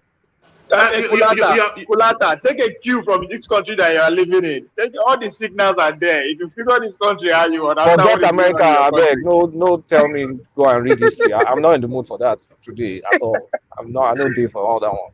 You know, Kulata, you're somewhat right. You know, if we have another 5 years of the way this country is going, by this country I mean Nigeria, if we have another 5 years of it, I suspect there might not be a country anymore. We don't have a country anymore. We're very close to not having a country anymore. Very, very close. It's not a joke. You know, but a lot, and the helplessness of the situation. Buhari refuses to step down. He's not fit for purpose. Osinbajo, a weakling. The army, they are already surrendered, and you know they are just there to collect the dollars. The bandits have sway over the land, and everybody, in that BBC, warlord of Zamfara. It was a real eye-opener when they were showing the disparity between the two fighting factions. Yes. The Hausas were cocking them gun and them guns. And the rat-a-tat start from the Fulanis. So by the time you cocked your them gun, they've mowed down your whole clan. And you know, look at one thing. We are facing existential threats now. Yeah, that is the big problem. And we don't even have a country anymore, the way it is now. There's nowhere you can go. You see, from Abuja to Kaduna, you can't travel by road. You can't travel by road from the west to the north without running into any one of these criminals on your way. All we need to do is just to pray harder. We just to pray harder. Pray harder. Yeah. We're not praying enough. So we don't even have a country anymore. What do you have? No security. You can't have borehole. You have to do it by yourself. Electricity, you have to provide it by yourself. The road, some people are ganging up together to provide to do their own road in their own area by themselves. What is it? What country do you have? We don't have a country. We're fast not having a country. We just have this geographic expression called Nigeria. I mean, and the oil, the so-called oil, we're only being able to export 60% of it. People know the people stealing these things. They're big ships, they're vessels that come to Nigeria to take it. You can't hide a vessel of that size. So they know it. They're not going after it. So the country right now is on autopilot. Buhari, what did he say? He said he's giving the power to the military to go and fight the bandits. What the hell is that? Like, the buck stops with you. You've given them the power. Okay, you give them the power. You're not seeing through that something is actually getting done. And then we know he has this sentimental thing with the with fundamental Islam. I mean, fundamental Islam and also ethnicity, because he did not grow up with his Fulani father. He really grew up with his Kanuri mother, and they grew up in Kano. So I don't know what he's trying to make up with, that it feels he has to like fully embrace this Fulani side that you didn't even know growing up. So it's a situation that we need drastic action. Either we bring foreigners to help us, or we put guns in our own arms and go after them, because we have the population, we have the numbers. We can overwhelm these people once and for all. If you think the government is going to help you, the government is not going to do squat. All right, but the problem has to, I don't know, man. The country has to be broken up ultimately. You know, I cannot say how that country will not be broken up. It's just the problems are so multi-pronged, and the solution obvious, but held back by ethnicity, mutual suspicion, tribe, and the need to dominate other people. What is playing out in the security space is actually is a dominance play, isn't it? So they're saying, let's leave this window open for our tribe. Maybe they can overwhelm the country, and then we just own it in totality. So I don't know, man. But don't you think, okay, so for the people in government, because there are definitely people in government promoting this thing, what is their motivation? What is their idea? Is their ideal Nigeria Afghanistan, or is their ideal Nigeria United Arab Emirates, or is their ideal Nigeria some sort of Indonesia? Like, what is the? I mean, we need to ask ourselves, what is the end game? Because the way their ideal Nigeria is Ilorin. Ilorin. Yes. Ilorin. But yes. Say in Ilorin, I mean, what I've not been to Ilorin before, but Ilorin still.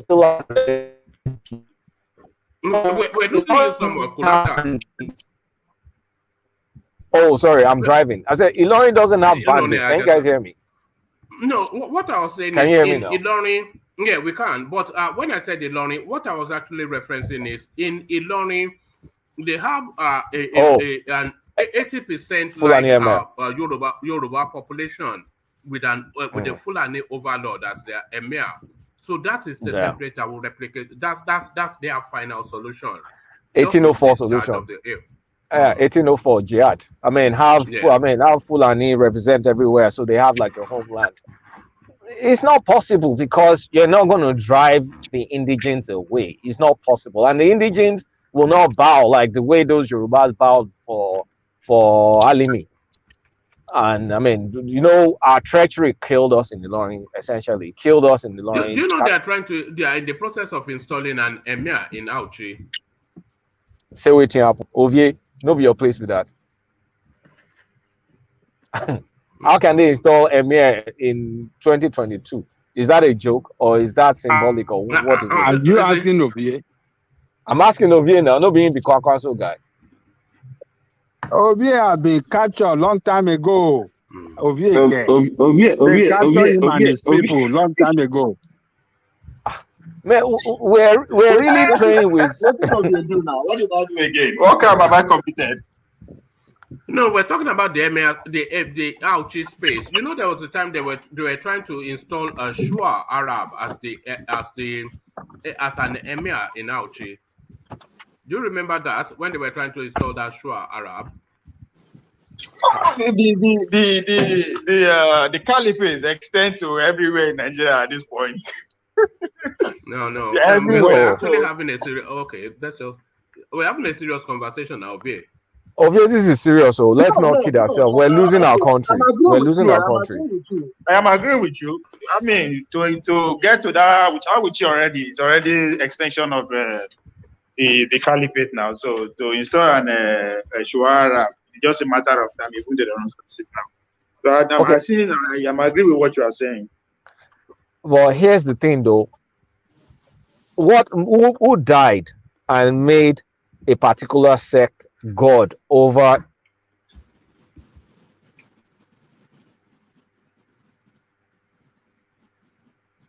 who?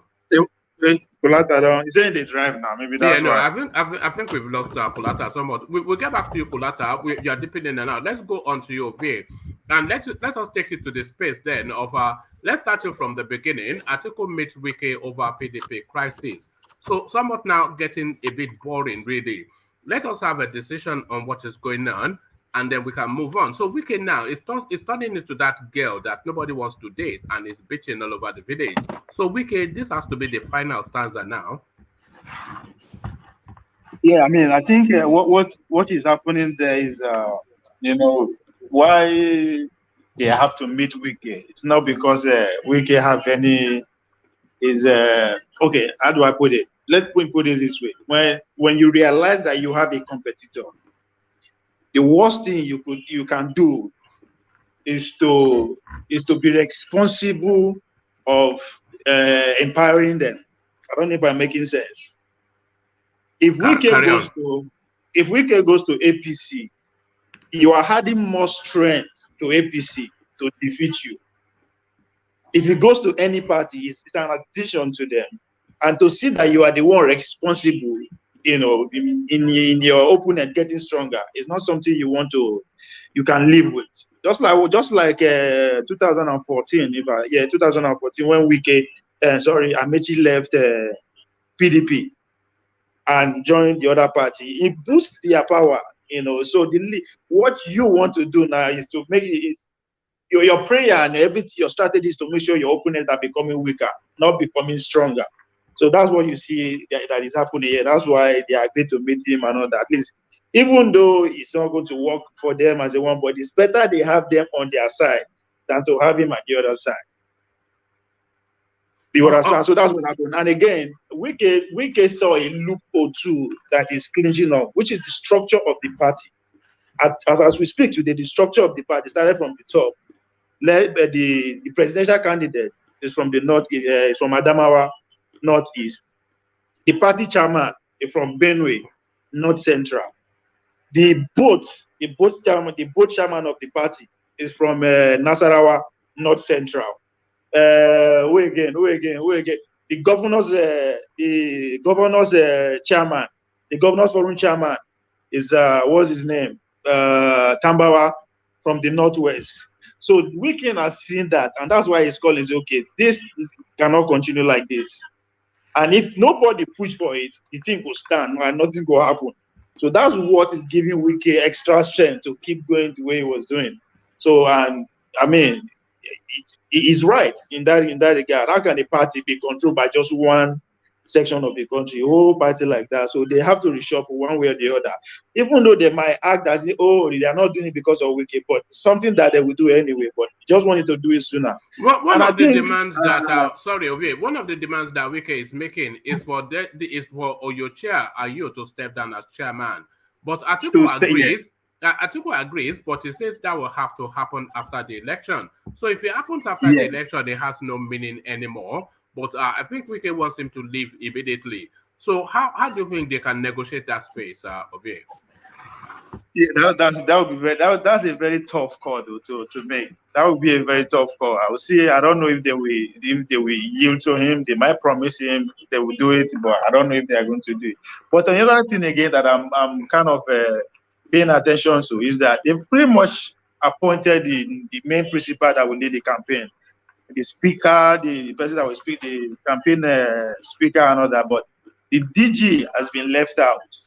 The DG of the campaign has been left out. Yeah, they've announced Dino Milaye and Zibawa, this man from Borno lives in London, as their spokesperson. But they leave the DG out. So is it that they want to give Wike that?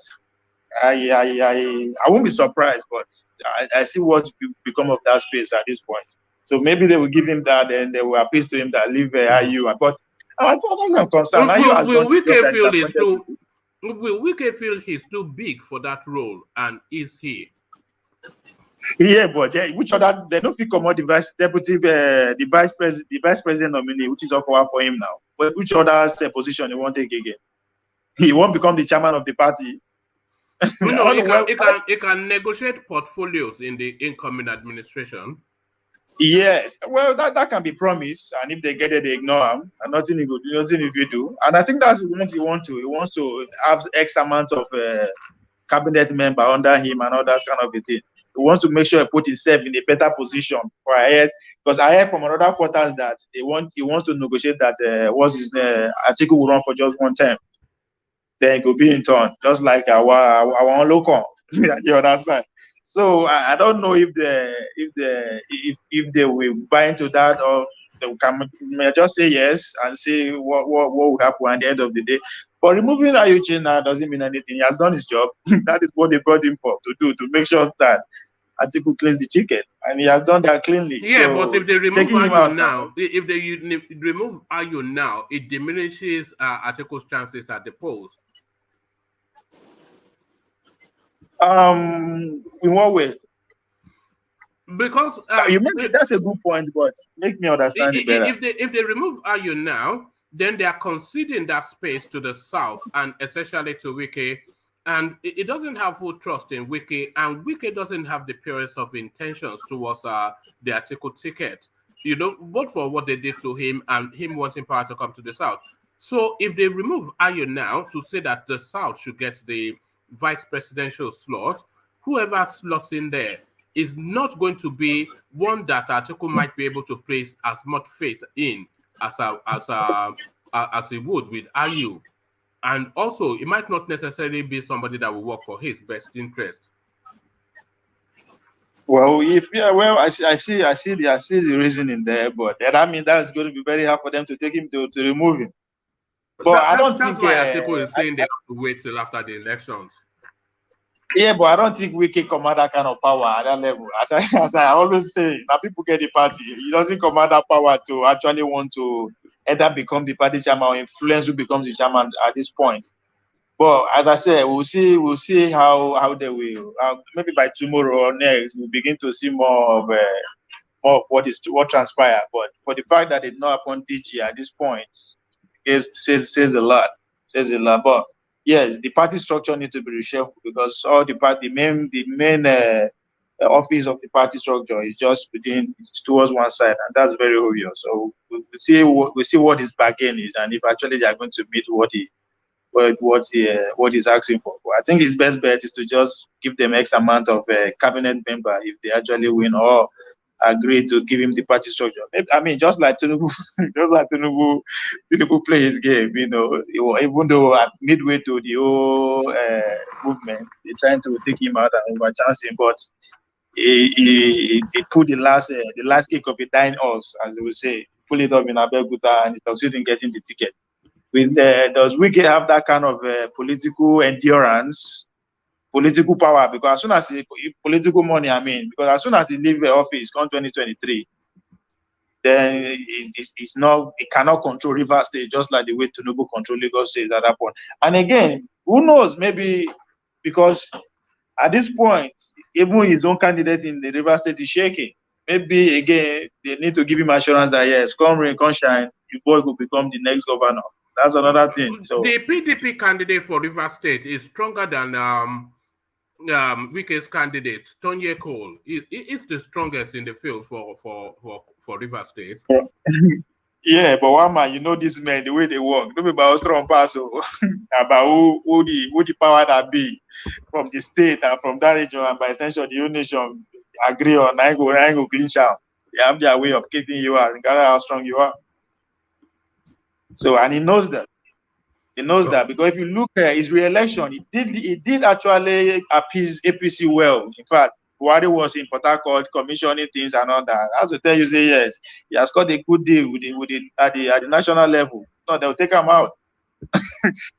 Because now the River State no be any. I mean, from that region, the state standard. Can I interject 1 minute? Yes. Yeah, go on, okay. You see,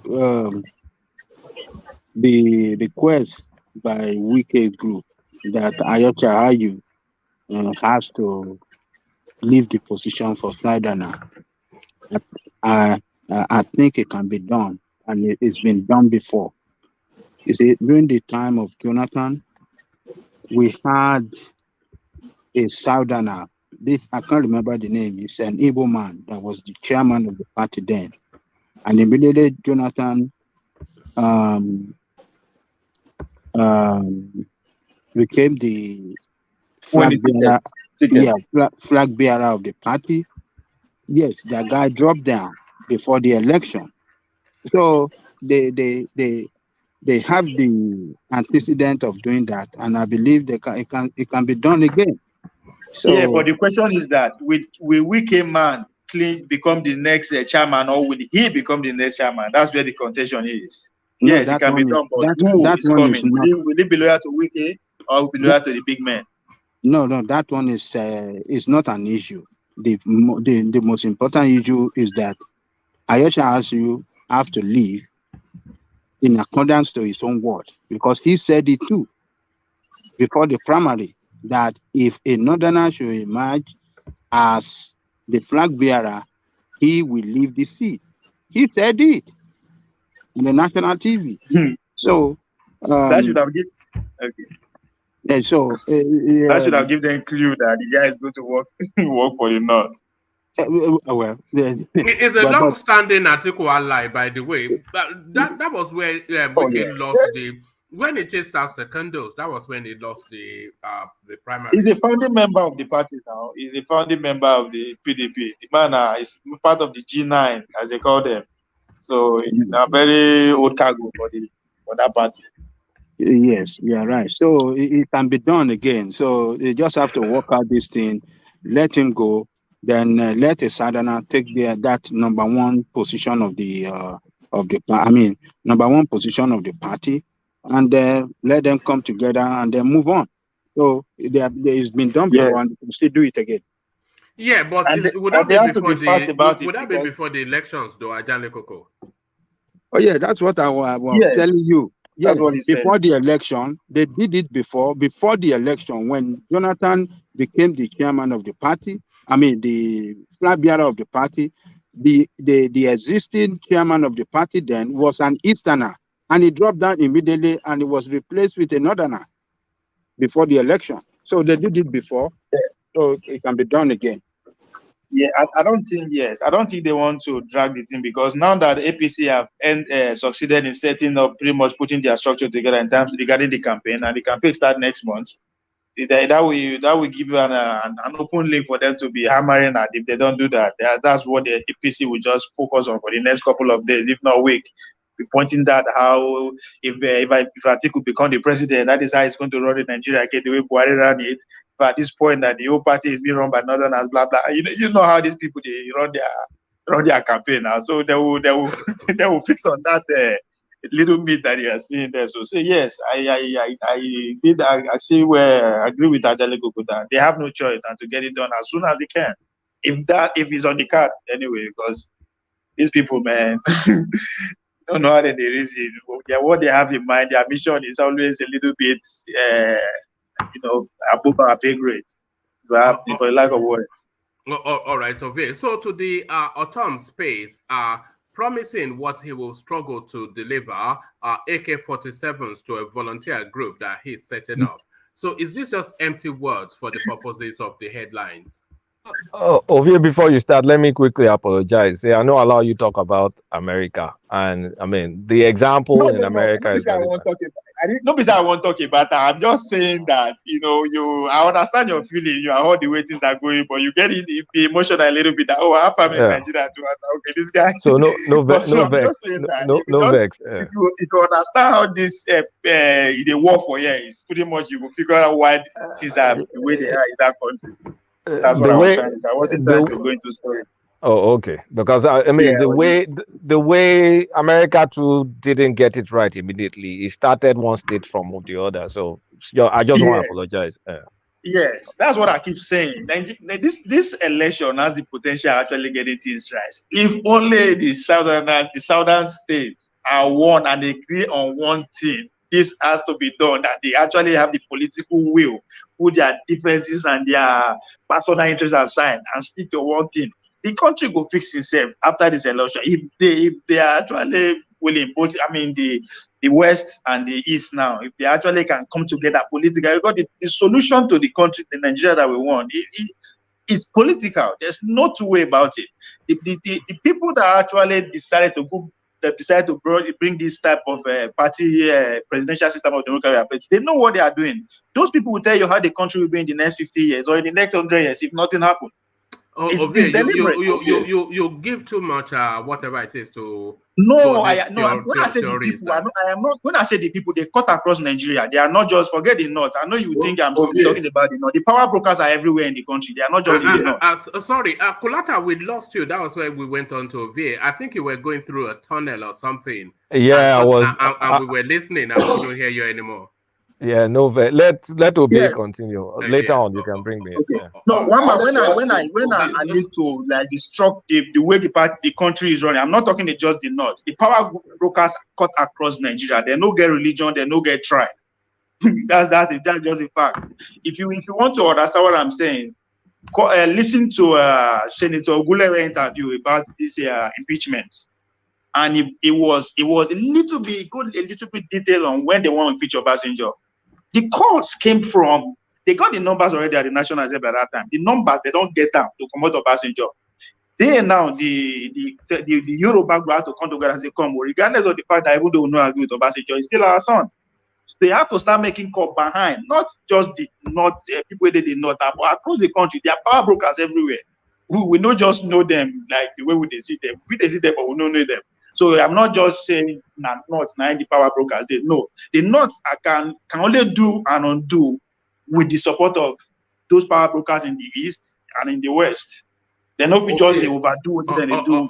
All right. I think X0 wants to put a position to you. X0. Yes, okay. I thought we were here yesterday and we analyzed the block vote scenario of the different geopolitical zones, where the East was almost. The Southeast was almost the last position. So from that, PVC numbers that we saw there, what makes you feel that the Southeast and Southwest, the South and the Southeast, Southwest can pull any force? You have to go back to history. Immediately after the Civil War, the king then, Edume Bojuku, contended for Senate now, but he no win. Why? No be Northerners do that one. It's no be not because na senatorial position. No be Northerners do one. Why? Men did that too. Way older side times. If you be say 1, 2, or 3, but then did that. Now that's why in Nigeria you have to understand the history and the way it's structured. Forget what did happen for the Southeast now. Everything is good against them. There are still 1 or 2, 3 individuals there where they dine and wine with those other power brokers on the other side. So how are they going to compete? Is it not a matter of votes now? No. This kind of system where they play votes. No. For me, I know they take the vote serious because I always saying it. Look at the front runner of this political party. On a good day, if they give you the power to choose who will govern Nigeria, these people will come to your radar. They will not. But now then we get why? Now process bring them like that. Whoever we vote for, I don't care if it's obedient, if it's if it's whatever, whoever I vote for them, it is not going to change anything. So in other words, that's the fact. It's not the vote. No, you can't say that because when Buhari came in, the country changed. The country changed. Change for bad. Remember, yeah, but it changed. It changed though. That's the thing. But when we are looking at the change to the country that everybody yearn for, that's the change. The trajectory, you know, the trajectory under Goodluck Jonathan was in the direction of the country that we want. Exactly. But what happened? He lost an election. The man come out now. The C-Power book come out because he's working. It's not playing according to the script. Also under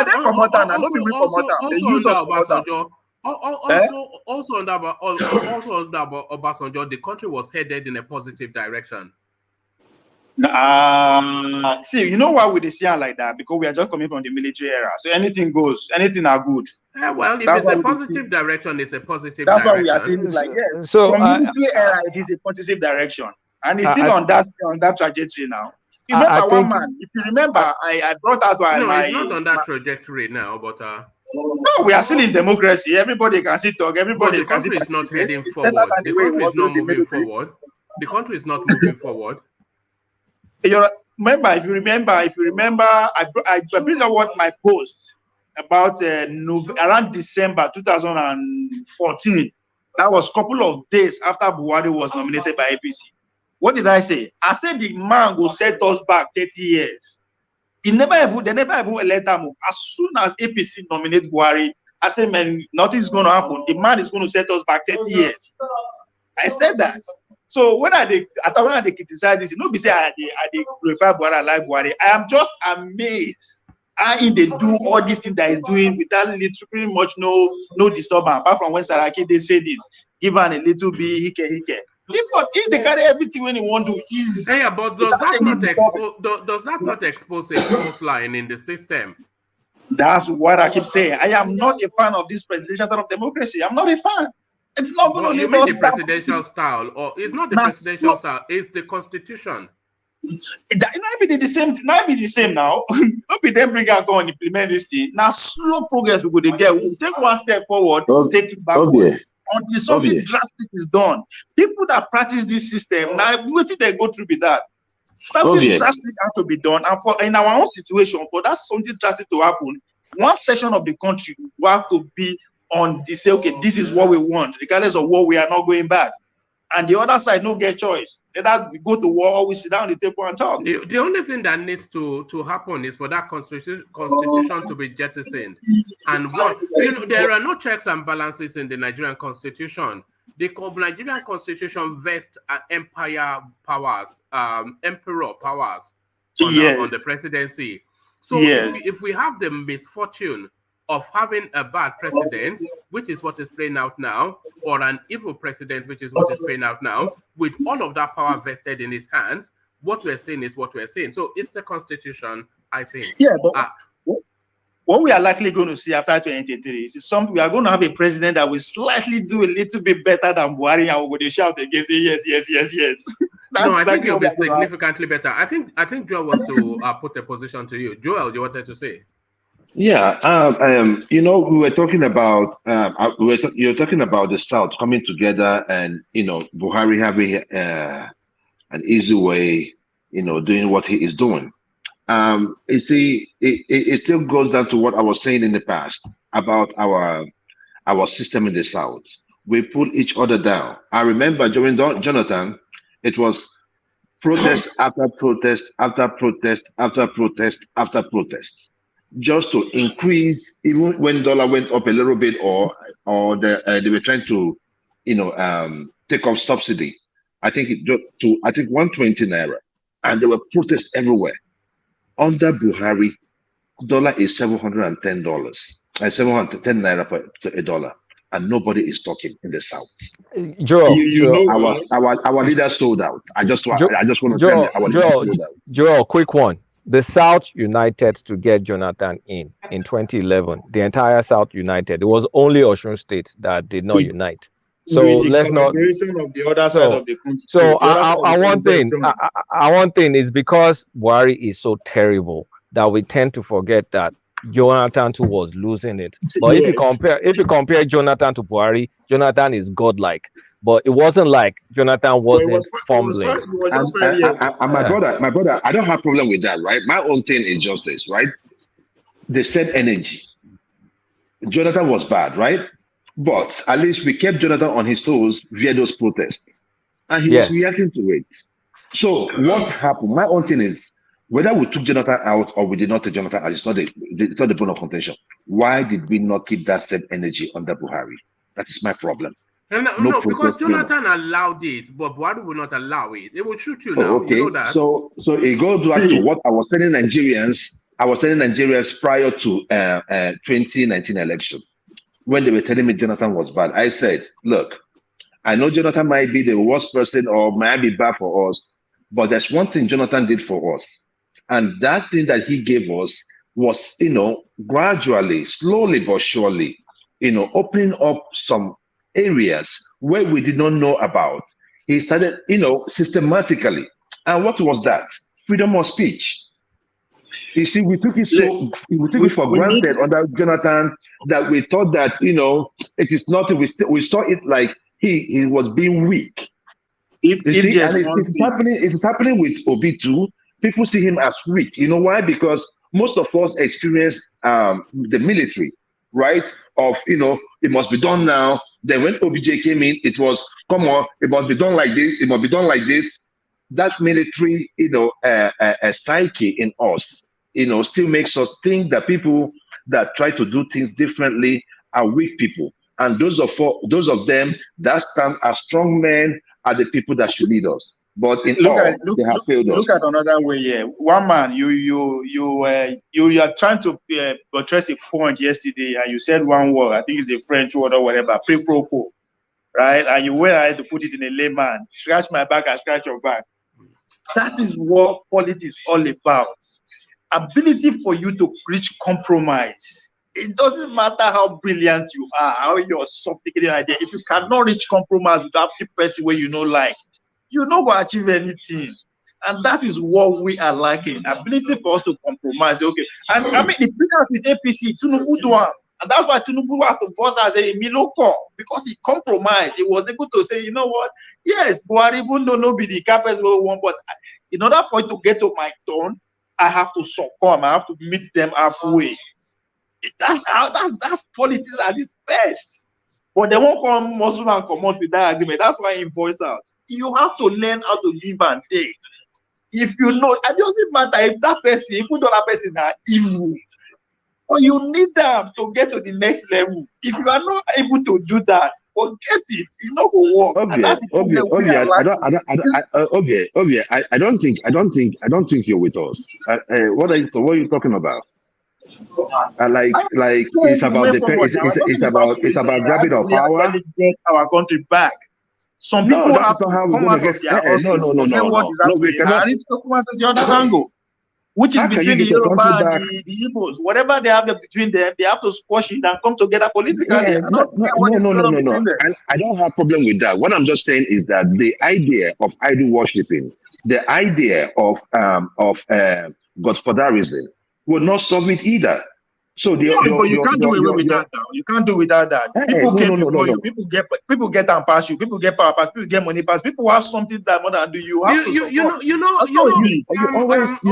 Sorry, the space is not as resigned to that godfatherism as you. And the godfathers, they know their time is up as well. We saw that in Osun State even when the Lasson character, when it was the one that lost for Labour. When he was speaking to the space that this political landscape is changing and the old guard sort of politics is changing.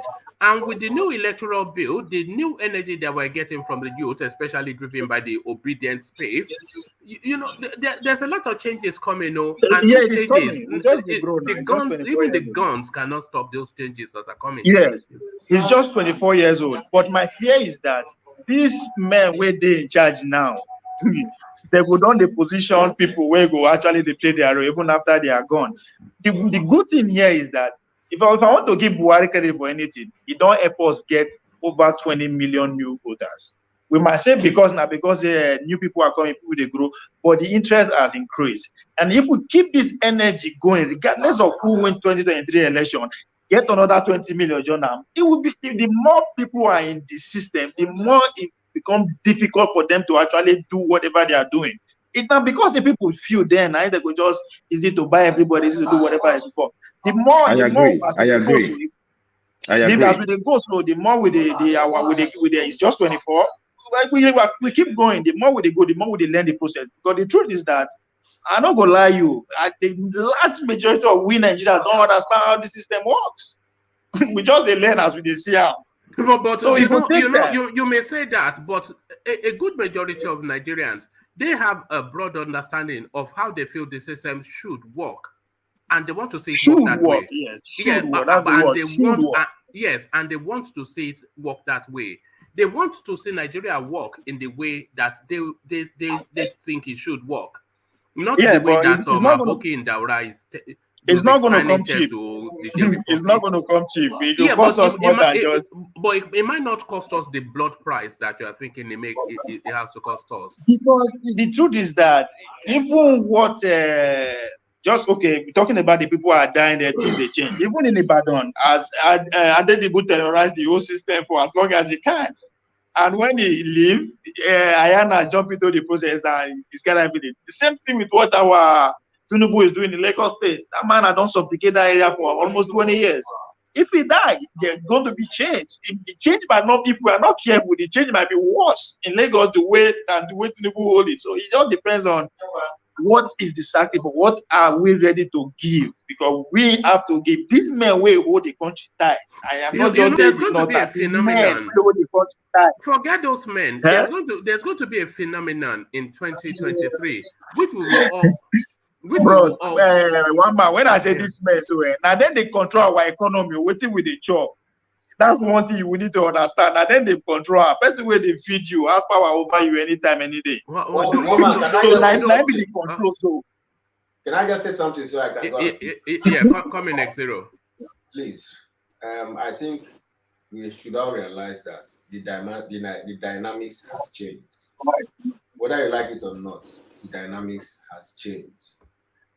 People have been dying in the north. The north no longer has the kind of block votes they used to.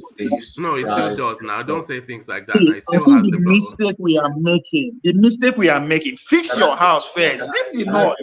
They don't having their right. Forget them. Fix your own house. Yeah, let me just finish. He said it is they change. Guess what? We get to hold on. Let X0 get to where it's going. So when we talk about this election, a lot of people use the north as example. That's why I'm coming in with the north. Yes. The north no longer has block votes because why do you say that? One APC has failed. Two, there are two northerners of the race, and then three, the killings in some of the northern parts of the country. Like I dissected there one time. The north is there's Christian north, there is different tribes. Oh my God! In the north, they are not so aligned as people think. And during this election, so you are making a lot of leaps in assumption. You are making a lot of leaps. No, I'm not making a leap in assumption. You cannot say Southern Kaduna is going to vote in block vote with the Aerofiles. You will not say so. The part of they've Borno never done. So they've never done. So why would they? Yeah. There's a part of Borno where they've been kidnapping school girls. If you go to Borno, you will see that it is not purely Fulani. It is, I think, it's a Kanem Borno or something like that. They are Kanoris. They are Kanoris. Yes, the Kanoris, exactly. And there are parts of Taraba. You see Nasarawa. You see all these places. They are Christians. Well, you are making assumptions on their behalf, but no, I'm not making assumptions now. No, you are. Okay. Well, just take it from me that we now have 4 options on the table. At the end of the day, there will be negotiations. What I'll say, it sounds like it does sound like you're just understanding the composition of the North. The North has always been the North; it hasn't changed. The North is the most diverse place in Nigeria, but you need to think about how each group self-identifies. In the South, we first self-identify by tribe. I'm Yoruba first before I'm Nigerian second, before I'm Christian third. In the north, I am Muslim first. And the ones that are not Muslim, the Christians, we've always known their voting patterns, and their voting patterns hasn't changed. So whatever will make a northerner not self-identify with their religion, which will kind of like align with their votes, has to be something catastrophic across. Because no matter how much you spin it, the North will still vote that religion thing first. Is now, who are they going to take as the most religious ticket? Between Atiku, that they consider not so religious, but is part of them, or Tinubu too is not so religious, but the combination of Tinubu and Shetima is what may be alluring to them. But thank you. That's where the politics is. That is where the politics is. And that is why Tinubu was quite astute to pick that character. Sorry, what's happened? Oh, yeah. No, I'll just say, then where does it leave the option of what's his name? The Kwakwanso? You know, Kwakwanso is an Hausa man, so that comes into play. But then they constitute the mass, so that comes into play in some form. But Kwakwanso, he doesn't have the structure though to have the reach, so he will cause a little bit of a skirmish. But I don't think it's going to blow the house down. That's why I said at the end of the day, we might just see some negotiations that will just rumble everything. Because Kwakwanso is not going to make it to the ballot, though. A lot of people don't anticipate that Kwakwanso will make it to the ballot. Yeah, it's just waiting for the right person to negotiate with. What do you mean by make it to the ballot? What do you mean? Before February, he would have negotiated the position. What are you talking about, one man? You don't know Kwakwanso, that's why you don't know the political strength of that guy in the north. You don't see why they laugh. This guy has been coming a long way in Nigeria. You think the North can give him the presidential ticket? They won't give it. No, listen now. There's the permutation I keep making. People that is in a joke. You understand? First of all, when I say the power brokers in the country now, I'm not talking about the North. Why they are ahead of us, not ahead of the game now, is that they understand that we are going to have new voters. We understand that there are going to be a lot of enthusiasm going to the. Let me finish now. No, you are just going to take some fanciful. But no, go on. One man, that's why you are having 4 candidates. On a good day, you go get 2. There's a reason why you are having 4 candidates. There's a reason. We not go see now, but let's wait that time go. But you keep saying Kokoto go disturb his culture. And they laugh because as just as Aleko said, you don't understand the man and that space. Ajale Koko and Ovie, you and Ajale Koko, answer this quick question. Will Kwakwanso do better than Aminu Kano? Because they're so similar. Will it do better than Aminu Kano? In terms of doing... Hold on. Let me answer you. Will know what I'm talking about. Let me tell you. Kwakwanso will do better than Aminu Kano because the dynamics of politics in the north has changed now. So we have more states in the north than we used to have during the time of Aminu Kano. And Kwakwanso have penetrated a lot of states in the north that you people don't know that they have a lot of disaffected members from both parties that are trooping into Kwakwanso party. And that is the game. That is the game changer right there. That is the game changer right there. And they're going to pull surprise. Everybody will be shocked. The votes in the north are going to be divided along 3 political parties. Kwakwanso, APC, and PDP. Those are the 3 parties that are going to share that vote in the north. Tinubu is the one that is even facing more problem than any other party, APC, because a lot of people in the north are so dissatisfied with APC performance right now, and they're going to visit their anger on Tinubu. Exactly what I said. They're going to visit their anger. People are looking at it as if, oh, this. Not where that APC is so strong. Kwakwanso is equally strong in the northwest. I'm not so sure. It's creeping in the northeast as well. I'm not so sure you understand the human capacity to vote against their interest across all human race. Ulata, I want you to listen to. I want you to go and listen to today's news about the Daniel Bwala, the new campaign spokesperson for Atiku, and listen to Shetima today when they announced when they're going to meet Buhari for Azuro, they present their DG, their Kayamu Electoral. If you remember, have you ever seen where Shetima criticized the Konkoso space?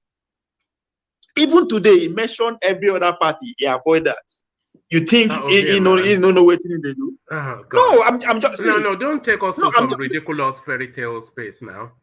But we are talking about politics. He did not mention him because we're not important to our discussion. Every name I mentioned is important to our discussion. All right, go on. Every name I mentioned is important to our discussion. Go on, just carry on. Yeah. You understand? He went ahead and even created that Obi space. Why? Now, even because they knew Kwakwanso was the anointed one of the Fulanis. That's what because he knows. I am not saying that. You say it will destroy his structure. I'm with you. I'm just waiting for that to happen. That's what. Why is it that now let me they talk about Kokoso here? You know they allow me talk about that. That's marginalization. Just to be clear, minority in the south. Just to be clear, just to address that, Alvi. And to everyone, anybody can speak as they will. It's an open space, but sometimes we just go on this wild goose chase. But we can do that as well, but so long as it doesn't consume all the time. All of us here are learning. People who are listening are learning. This system. So all of us will be just in the system. We are all students. So allow us to make every error we can make. If you see it like that, it's good because in the next 2 years, 3 years, 4 years, 5 years, we will see the refer to these days, either wrong or right. You understand? So now I say listen to Daniel Bwala because it makes some kind of this is not even about Konkoso now. He's saying that just because of based on that Muslim ticket, there are members of northern governors and some other people that don't call on so many times who are not actually go well with that. They might work against the party. You know, saying don't switch. Now, I remember saying an APC member before. That's why I listened to them. Now, APC, he was very instrumental in making sure Tinubu self-cleaned the ticket because now one of his spokesperson. Now, Tinubu defender from day one. But today, now, PDP in there. So I like listening to those kind of people. They're going to give you some kind of secret out of anger, out of the new offer we then get. So that's why I say listen to them. You go get clue. And if you match them together, you understand what is going on. All is not well among all the political parties. Okay. It's not just as somebody said, it is not going to become as usual. Yeah, Ovie. How strong is Kwakwanso? How many states does he have influence over? I thought they talked before now. I don't see anybody beating me in the north. The whole north. I'm sorry to put this. I don't see anybody who will beat down for the whole north. I'm not saying it. Obvious. Politics is local. That's the space I did not want us to go because we can get locked in. My candidate now, one man. Make I tell you, saying go lose. No, focus on go lose. If that's what you want to hear, you not go win any state. Is that what you want to hear? When you are saying Kwakwanso will win the whole of the north, so that's just an outlandish comment, and then people will want to start to unpack that, and then we will be. It's not left for you to agree or not to agree. I am not saying that. I'm telling my candidate. And I'm telling you, we agree. It's not the winners. It's about we agree. I'm not saying that. I don't know why would they push me to that. What do you mean? The whole of the north. No, winning the whole of the north now, not me say go win 100%. And that's not that winning the whole of the north. There's nothing like that. If when you take the majority of the state in the north, that means you win the north. Ovie, stop it, man. Stop doing this. You know what you're doing. Oh, but you beat us, Obi will win everywhere, and it's cool. Nobody said that. I didn't say Obi was going to win everywhere. I'm just now when I say Konkoso go win the whole north, not saying go win every state, but if you get the majority of the state in the north, that is a winning. What majority are you talking about? Majority of the state in the north, like if the north, not 90 states now. If that guy win 10. No be majority be that. So how does that winning the presidency? One man, please. Hold on, guys. Let's X0 carry on from where he is. Back to X0. Yeah. One man, I wanted to ask a question. Please answer me fairly. If at the end of the day, because what Ovie just said now, if somebody wins 10 states, and please enlighten us a bit. If at the end of the day, these 4 candidates go to the ballots, and then one emerges, maybe has upper hand, but it doesn't have 25% in all the other quarters. Yes. What arrangement can now follow for us to have a winner? Please, I need enlightenment here. I think that's what we talked about 2 weeks ago here when the Americans contemplating we don't talk for the past month, say the election may likely go to second round. I think we talked about it here about 2 weeks ago, 3 weeks ago. There is a very likely the election, there's not going to be a clear winner among these 4 candidates. Nobody is going to get 25% of every state, and for the 24 states to get the constitutional requirements. Nobody can be the chess and go down. What's the rule? Just tell us about the rule.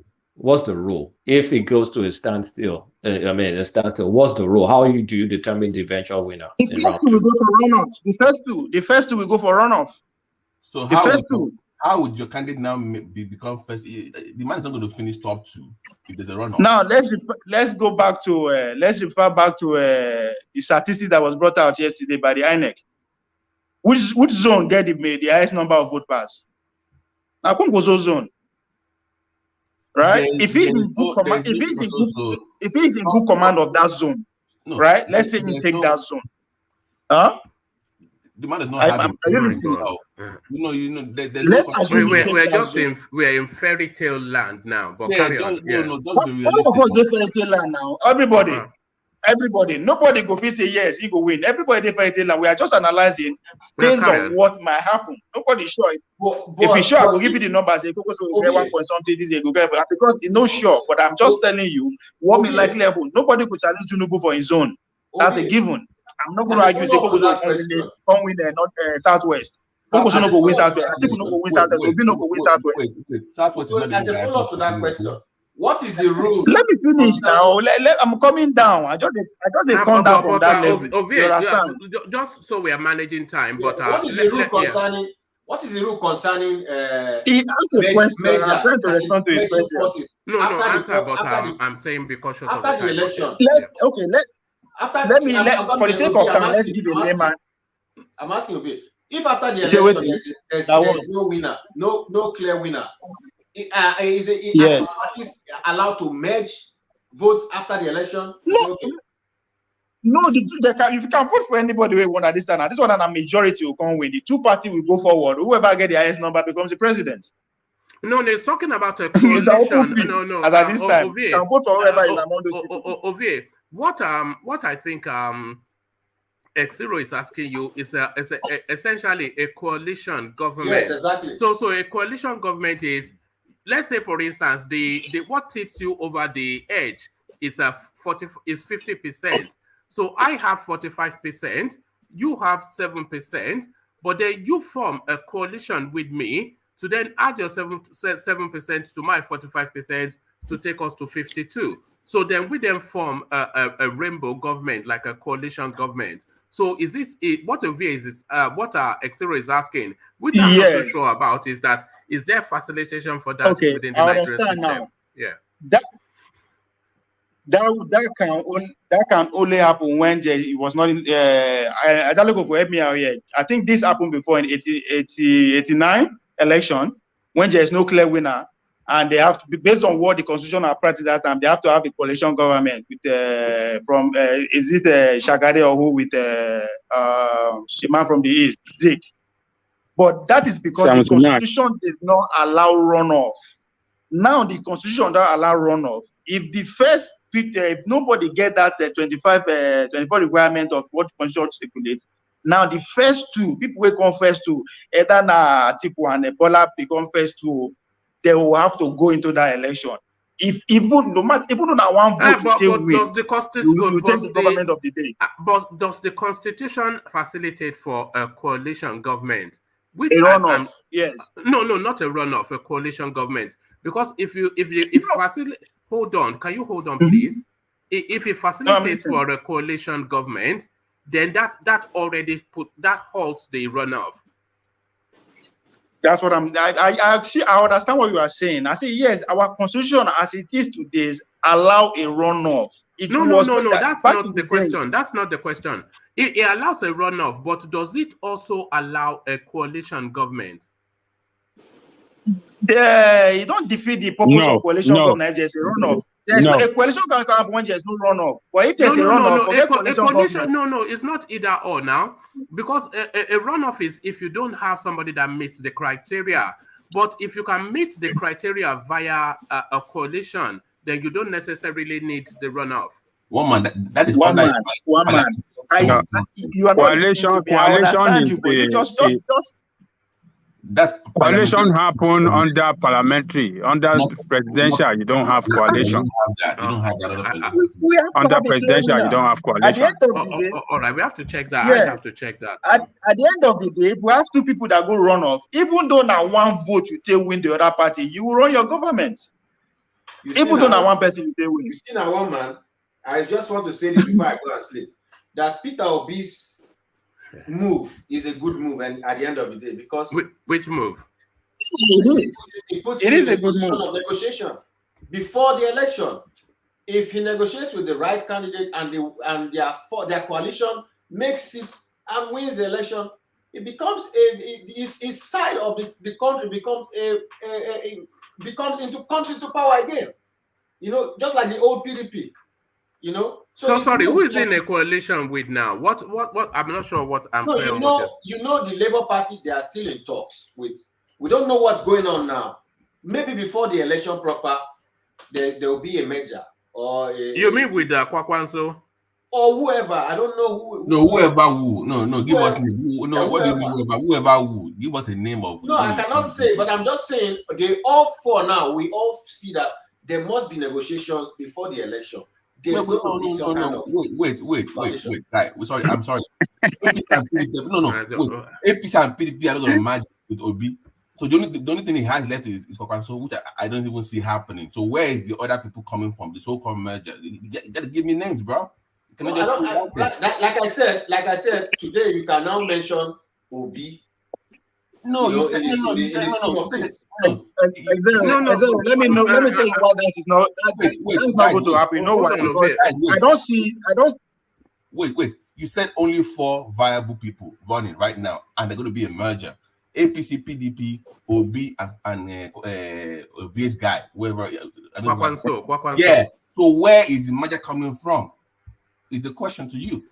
Exactly. I don't see mergers too. I don't see any merger. I don't see Konkosa and Obi happening, and I don't see Obi. I don't see the people who are in the backbone of Obi allowing him to collide with Atiku.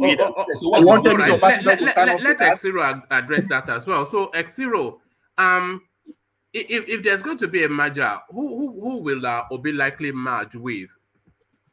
I don't want to speculate. I don't have any. Is that not what we're doing here? What do you mean you don't want to speculate? Is anybody speaking for here? Is that not what people say? Is that not what we're doing? We have Ajalekoko, we have Ovie. I'm here to learn today. You want to make here to learn? I can answer that question. But you opened up this. No, hold on. You opened up this space now, so you must have the thought on it. Okay, you don't think that Obi Tinubu is possible? It depends on the numbers anyway. No, I don't think it's possible because it's too southern. It's too southern. Politicians change. These guys you cannot tell what their next moves are because no. Hold on. Exiro is too southern. Obi Tinubu is too southern. No. He will align with his boss. It does not mean that it has to be VP or anything. What it means is that you are now irrelevant again. That's what I'm saying. Not everybody will go in to be VP or something because it's not VP. You know what our coalition forms is you together form that government. Yes. So you will get maybe portfolios. You get some relevance. Exactly. Maybe even you could even get the VP if the law allows for that. Exactly. Nobody's still clear on who you are suggesting Peter Obi might ally with. No, nobody. But what I'm saying is his move that you criticized before that which move? Giving the PDP even Ajay Koko criticized that. It's now very glaring that this guy. Zero cannot help you if we align with Atiku. Okay. No, because they have an now. established relationship. Whatever way his own, at least whatever way his ethnic group will no longer be marginalized. You now see that it places him in a better place. How would Joel feel? No. How would Joel feel if that happens? If Obi now goes back to PDP, where he came from in the first place, and aligns with them? How would Okay. I'm going to. Then Okay. Let me address it. Let me call this. I think we're making too many speculation, wasting too much time on this. I'll just break it down. The issue is this: if there's going to be an alliance, I'll be straight with you. It's going to be Atiku, Obi, Kwankwaso, Tinubu. That's how, because you have to create that same north-southern balance. And, why Obi going to Atiku? Why not align with Tinubu? Let him flesh out. I just feel like if he goes with Tinubu, right? We must that alliance must have have moved them too south from the north. So there you have to create that balance, right? You have to reach out to the other side. So that is how you're going to make it. So the person that has the highest number will have to go. Now, if you look at the way Obi, talks about Atiku, he does not go in. He does not go in, in a hard way. He uses words like "it's my elder brother." Sometimes he even agrees with what he's saying. Whether that is a strategy for him or not, and the future will tell that. We have also seen Kwankwaso, even in the interview, Kwankwaso granted, I think, to Aras TV. She wasn't so forceful on Tinubu, but he was going in on an Atiku. So that is where I see it from. That is my own personal. That's the way I see. If there is going to be anything like that, I've thought about it though, but I think it's going to be between the way I put it. Labour Party, PDP, Joel, what would determine it? It's no friend, no foe is what would determine it. What will determine it is how they make, the INEC threshold is at 24 from 2/3, and then the majority win. So whoever has the numbers that you need in order to achieve the INEC threshold is how the permutation will work. So it's no friend, no foe. It's just numbers, and then who you think you can work with. I get it, right? But at the same time, you see, some things transcend numbers. Just numbers. There must be, you must put some balance. If the only way Tinubu and Obi will merge together is if Tinubu is trying to bring in that Christian vibe to what he's doing, because even with the Lalong that he put in as his DG campaign. Has that been confirmed? Has that been confirmed? Yes, I saw it today. I saw it in the news. Yes, I saw it in the news. Yes. Yeah, so it is Lalong, right? What Shetima said.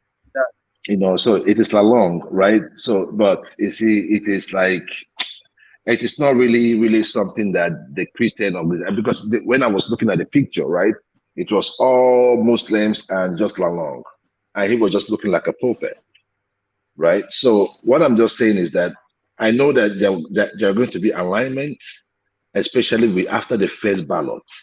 Because at this time, I don't think that any of the four is backing down for anybody. Joel, one aspect you did not take into consideration is it helps Obi to naturally align with Atiku because it will get a good shot calling the next dibs. So if they're going to run another presidential election, Obi will be in a vantage position. If it goes to APC, right? PDP. But if it goes to APC, we know the next shot is going to the north, so he'll be shooting himself in the foot. So it's just the way the country. So the intangibles, that's what I'm saying. The intangibles, apart from numbers, right, is what is going to really determine or really precede whatever negotiation these guys are going to have moving forward after the first ballot. But like I told you guys, the only people that have a block vote in this election is only Tinubu and Obi, which is the southwest and the southeast. But Obi insists that Kwakwanso has a block vote too. See, One I man, don't know if I don't know if let me say something here before you move on. Let me say something here and move on. Anytime it reach my turn to talk, because I they come from a perspective that nobody expects. Una go just I doesn't make una right. Oh, you might not agree with what I'm telling you, but if you go to see the political terrain permutation, is right there, is hidden. There's a reason I'm coming from Rodin's angle. Una go just say, everybody just listen. You don't have to agree with it. For tomorrow, constitutional right up. Most of the things I've said here before has come to pass, even though una disagree with me. You understand? It's not a crime to support somebody that nobody agree with. Are you sure you want to open that up? You have never been right over here. No, I'm just saying, anytime when I come from one angle, una go just blah, blah, blah, blah, blah, blah. Whether I like it or not. People can disagree with you now. You disagree with a lot of people. Said it's not about disagreement. I am not saying you should not disagree. That's not me. But the way una they see and say they come from, because you guys are not familiar with my own way of narrating my own politics. Because this guy don't know what he did. What he did.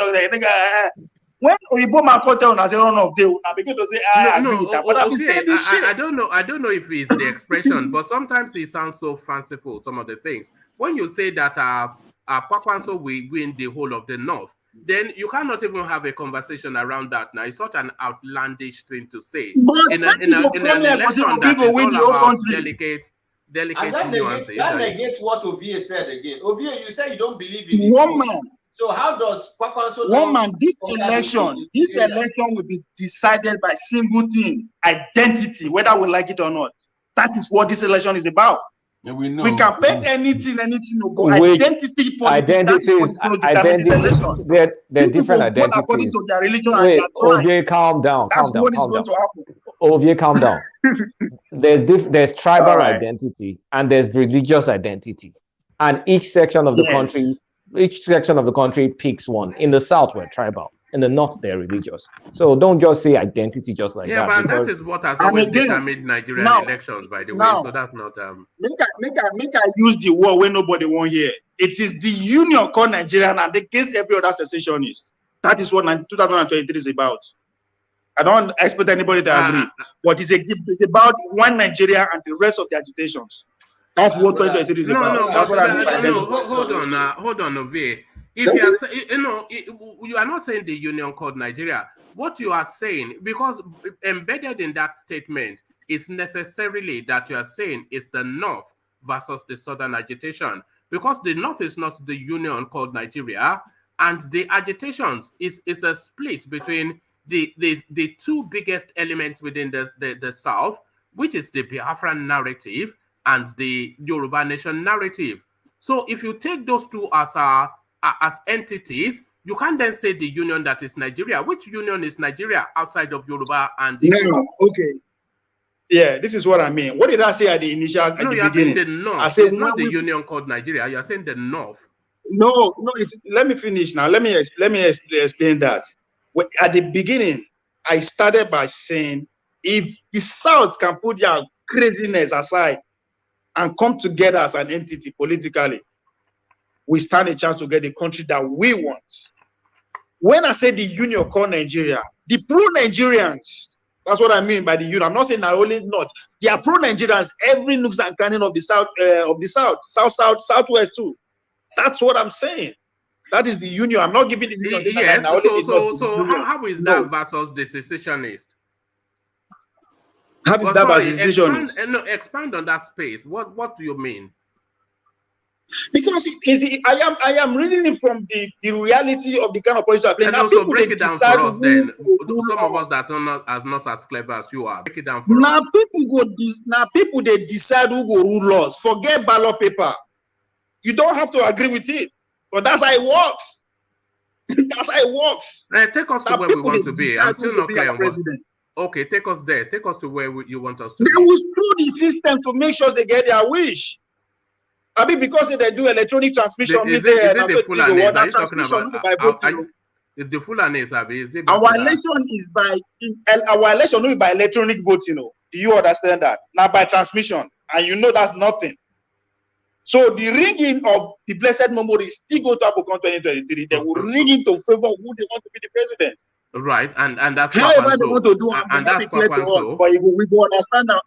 However they want to do it might not be clear to us. And but by the way, I've just gone to check. Kwakwanso is not actually a Hausa man; he's a Fulani man. I don't go argue. Of course, he identifies as Fulani. Whether it's fake Fulani, I don't know. But he identifies as Fulani. I'm just quietly going to check his family history. He's a Fulani man and a titled one as well. I won't debate that. I don't tell you that Hausa man. I'm not going to go to debate with you because you don't understand the history, the main how that system is. You don't understand. You don't know how they did. No, it's not optional. It's genetics. What do you mean I don't understand? It's not optional. That's why they always laugh when people say there is a war between the Fulani. They laugh when people say there is a war between the Fulani and the Hausa. I just they laugh. Now because thanks to internet and the police we are playing to, they don't bring people eyes on the good side.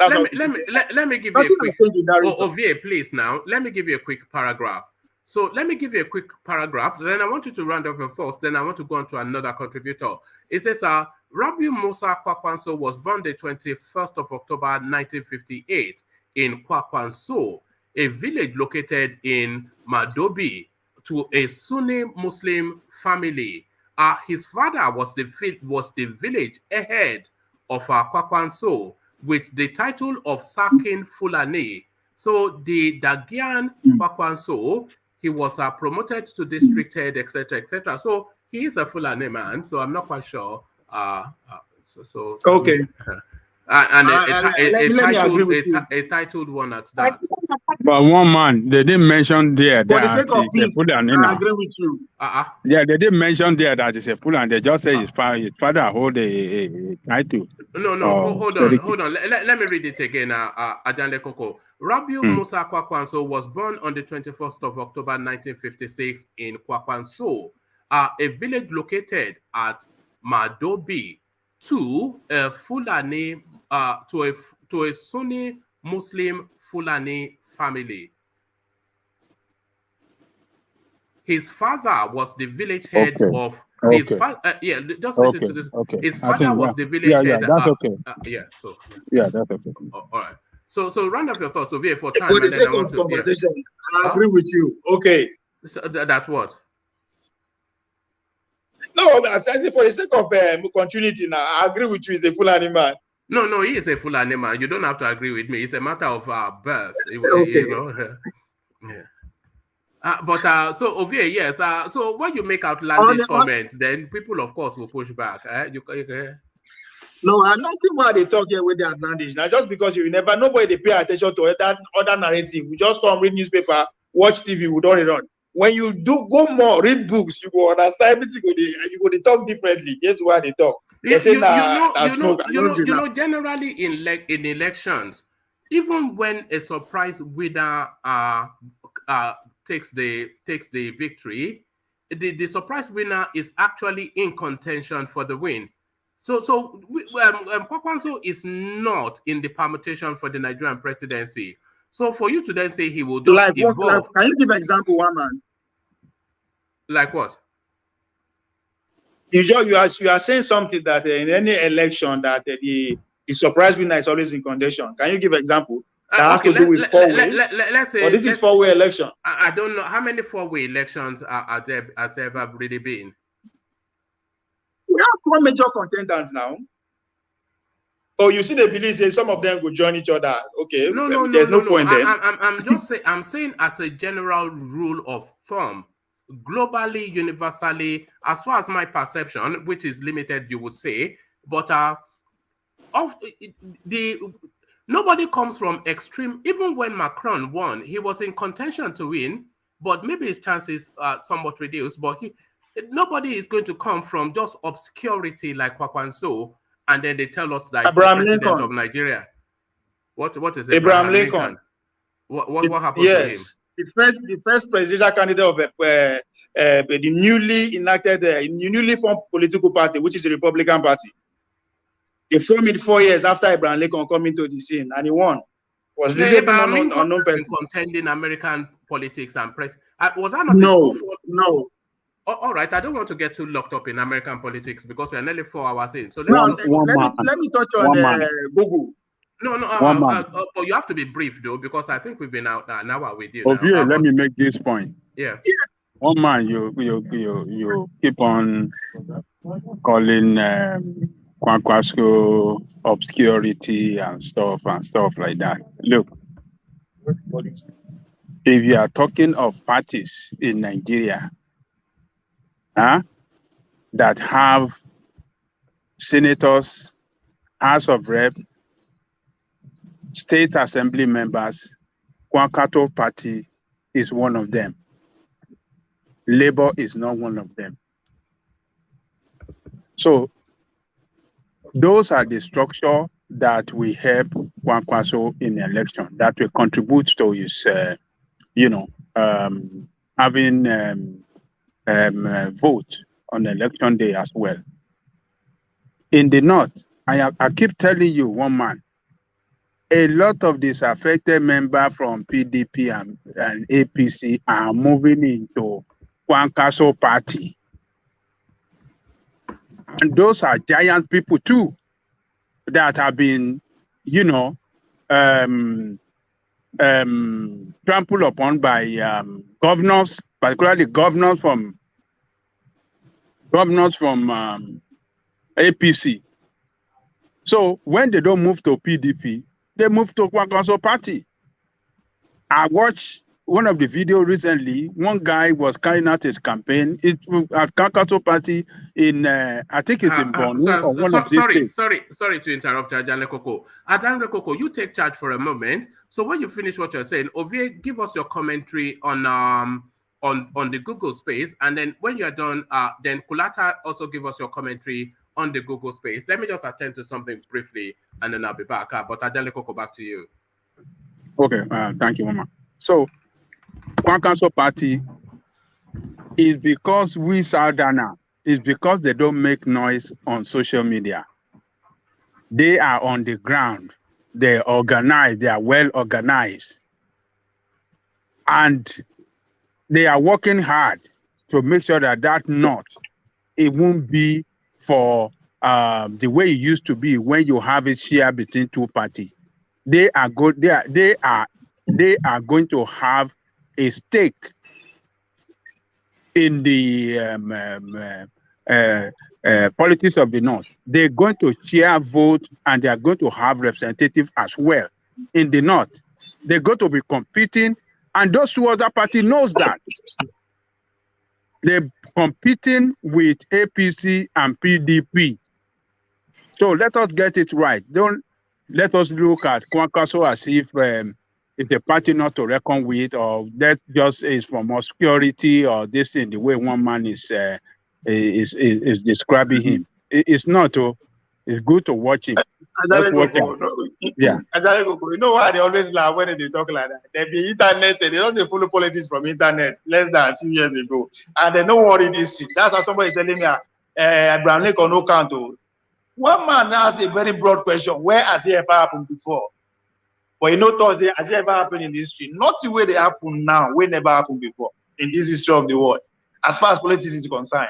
And politics, they interpret history, by the way.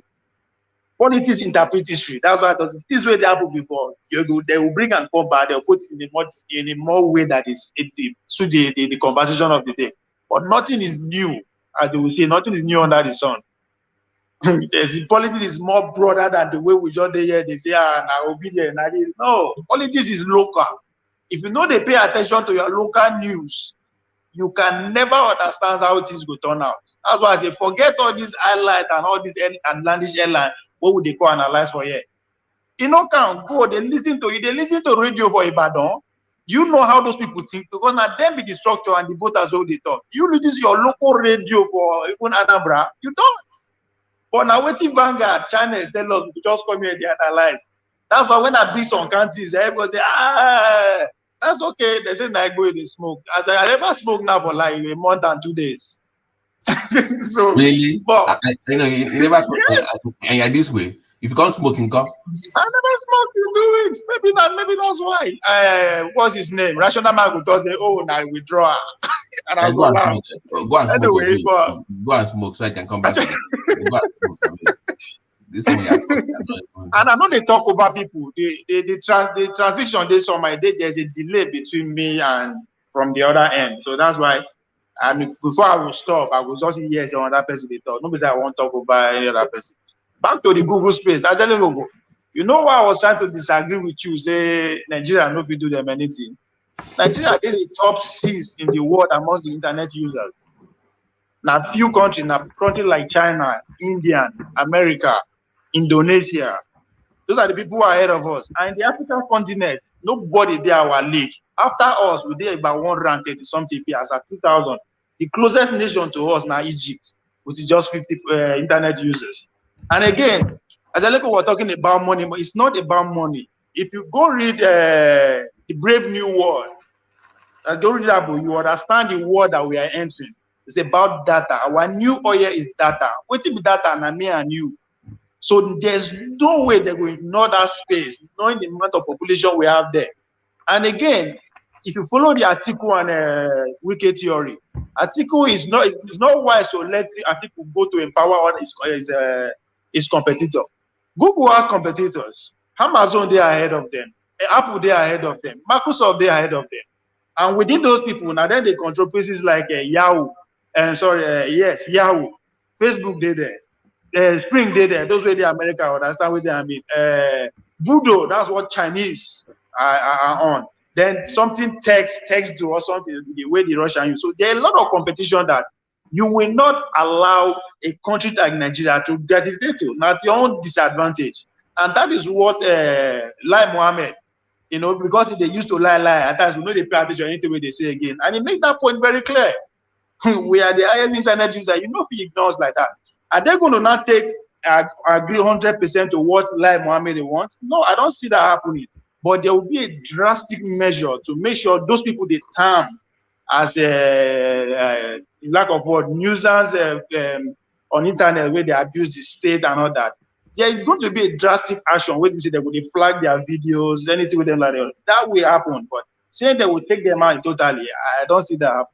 So Nigeria is a very, very important space when it comes to the new world that we are entering to that has to do with data and information. So that's why you cannot take that space for granted. And those men knows it. All right. So it's not about how much they make, how much they're not going to make. Yeah, it's going to be your money now. It's not about money. Google, in fact, they are making a what? They made over 140-something billion in a year. And they are number 13 are being Fortune 500 company in the world.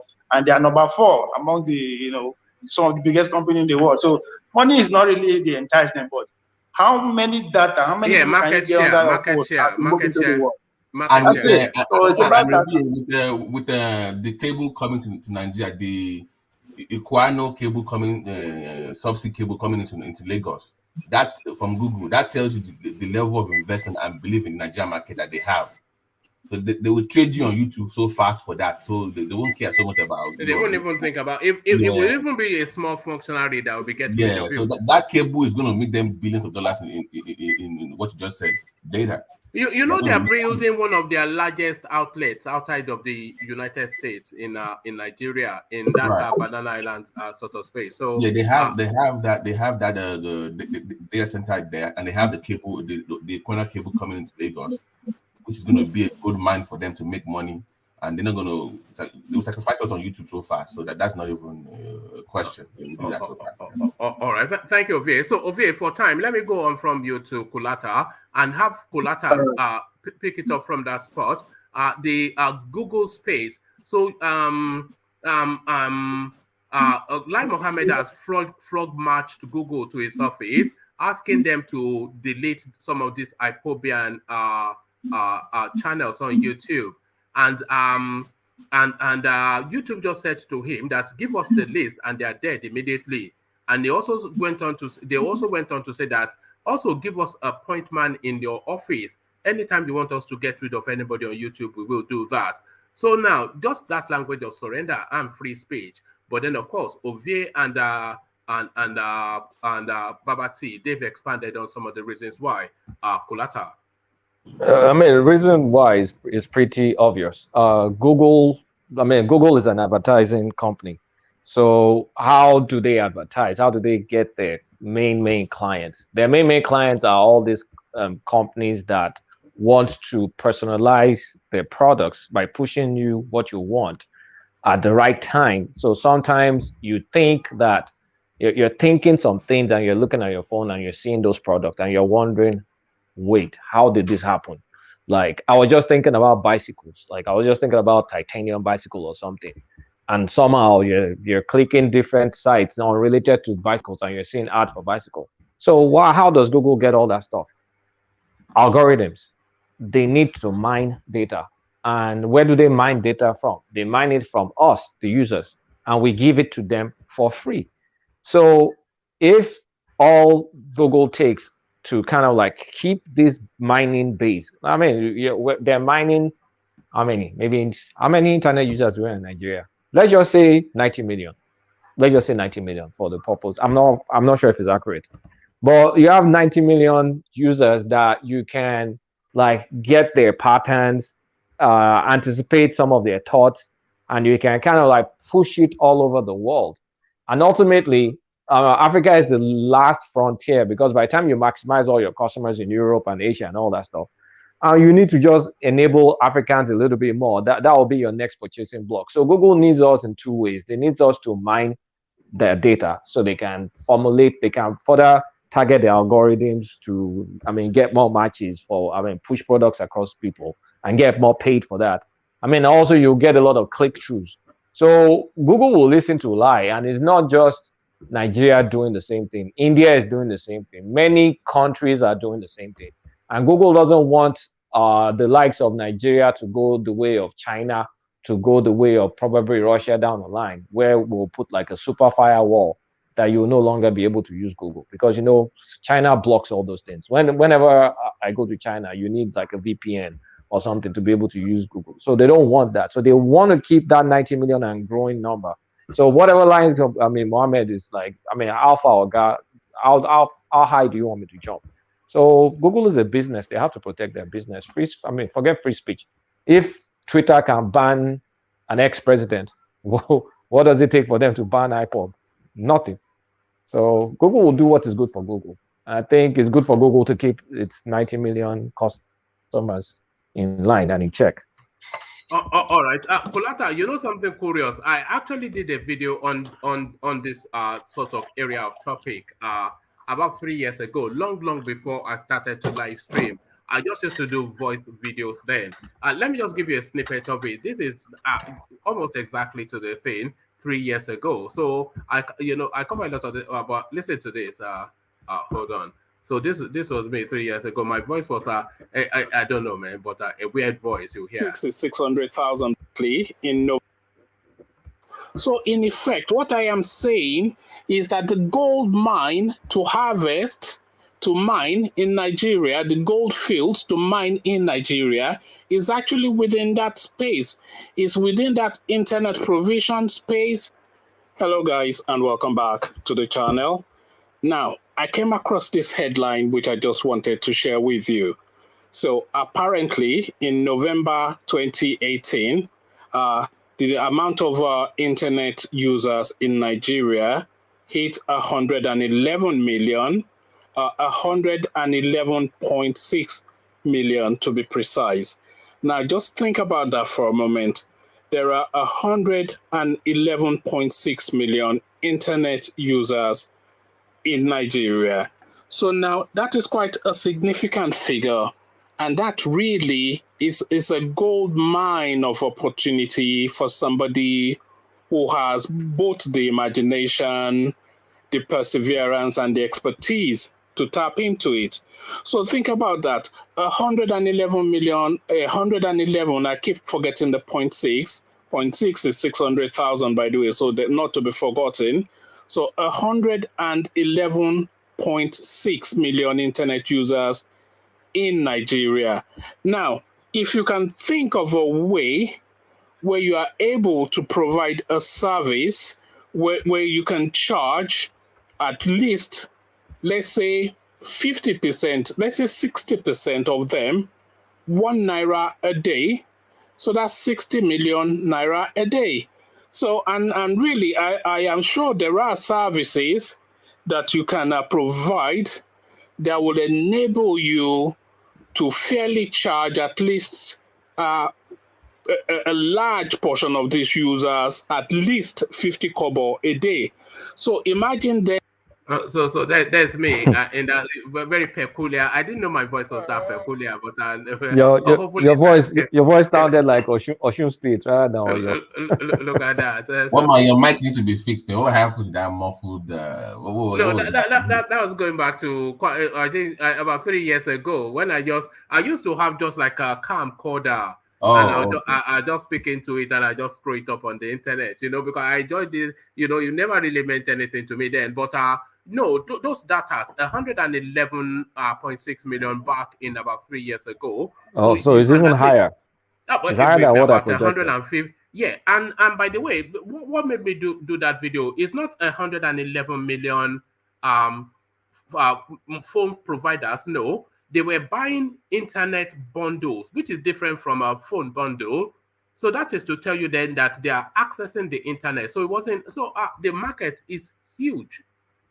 So that's why Google is jumping through hoops for Mohammed. Google will jump through hoops. So I mean, you know how much they study us. Like they look at, okay, this guy clicked this site, and after this site he clicked this site. What was he looking on this site? How many minutes did he spend on this JPG? What then did he go after? And then they have algorithms to kind of like predict. So sometimes they know you. Of course, they know you more than your wife knows you, and they know you more than you know yourself. So sometimes it looks like they're anticipating what you're thinking, and they push the product right in front of you, and you're like, no, these people will have camera over me, or they're listening to my voice.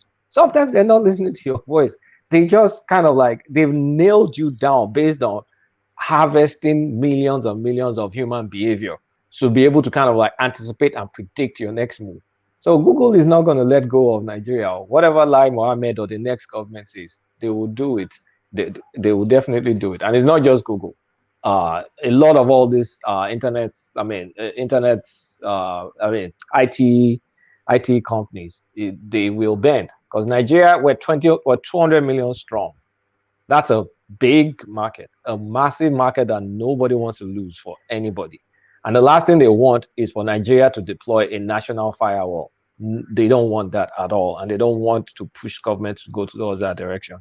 So sometimes I wonder if we undervalue what Nigeria actually is and means. We don't think sure. This country can be a great country, as in super strong country, assuming we all have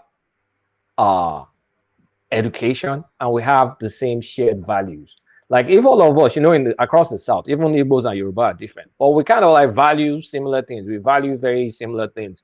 We want to aspire. We want like Western education. We kind of like gear towards the West. So assuming all those massive population up north, all of them kind of had like Obafemi Awolowo University degrees or UI or LAG. Let's just say 50% of them attain that level. No, that's even too high. Let's say 25% of them attain that level. Then the next 5% go to secondary school, and everybody just wanted progress.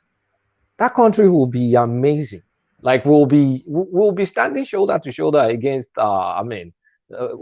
what is after India and China. We'll be at the high level. We'll be like top 6. It's unfortunate. That's why the world look at us and just kind of shake it, like what a wasted potential. Like imagine if we fix the power problem, electricity, road network, and that thing would just security. Those small things. And manufacturing, of course. That would be amazing. What we need is just so little, just so little. Look at this now. In abroad here, they'll be selling some flour. They'll say it's gluten free. Do you know what those things is made of? It's cassava.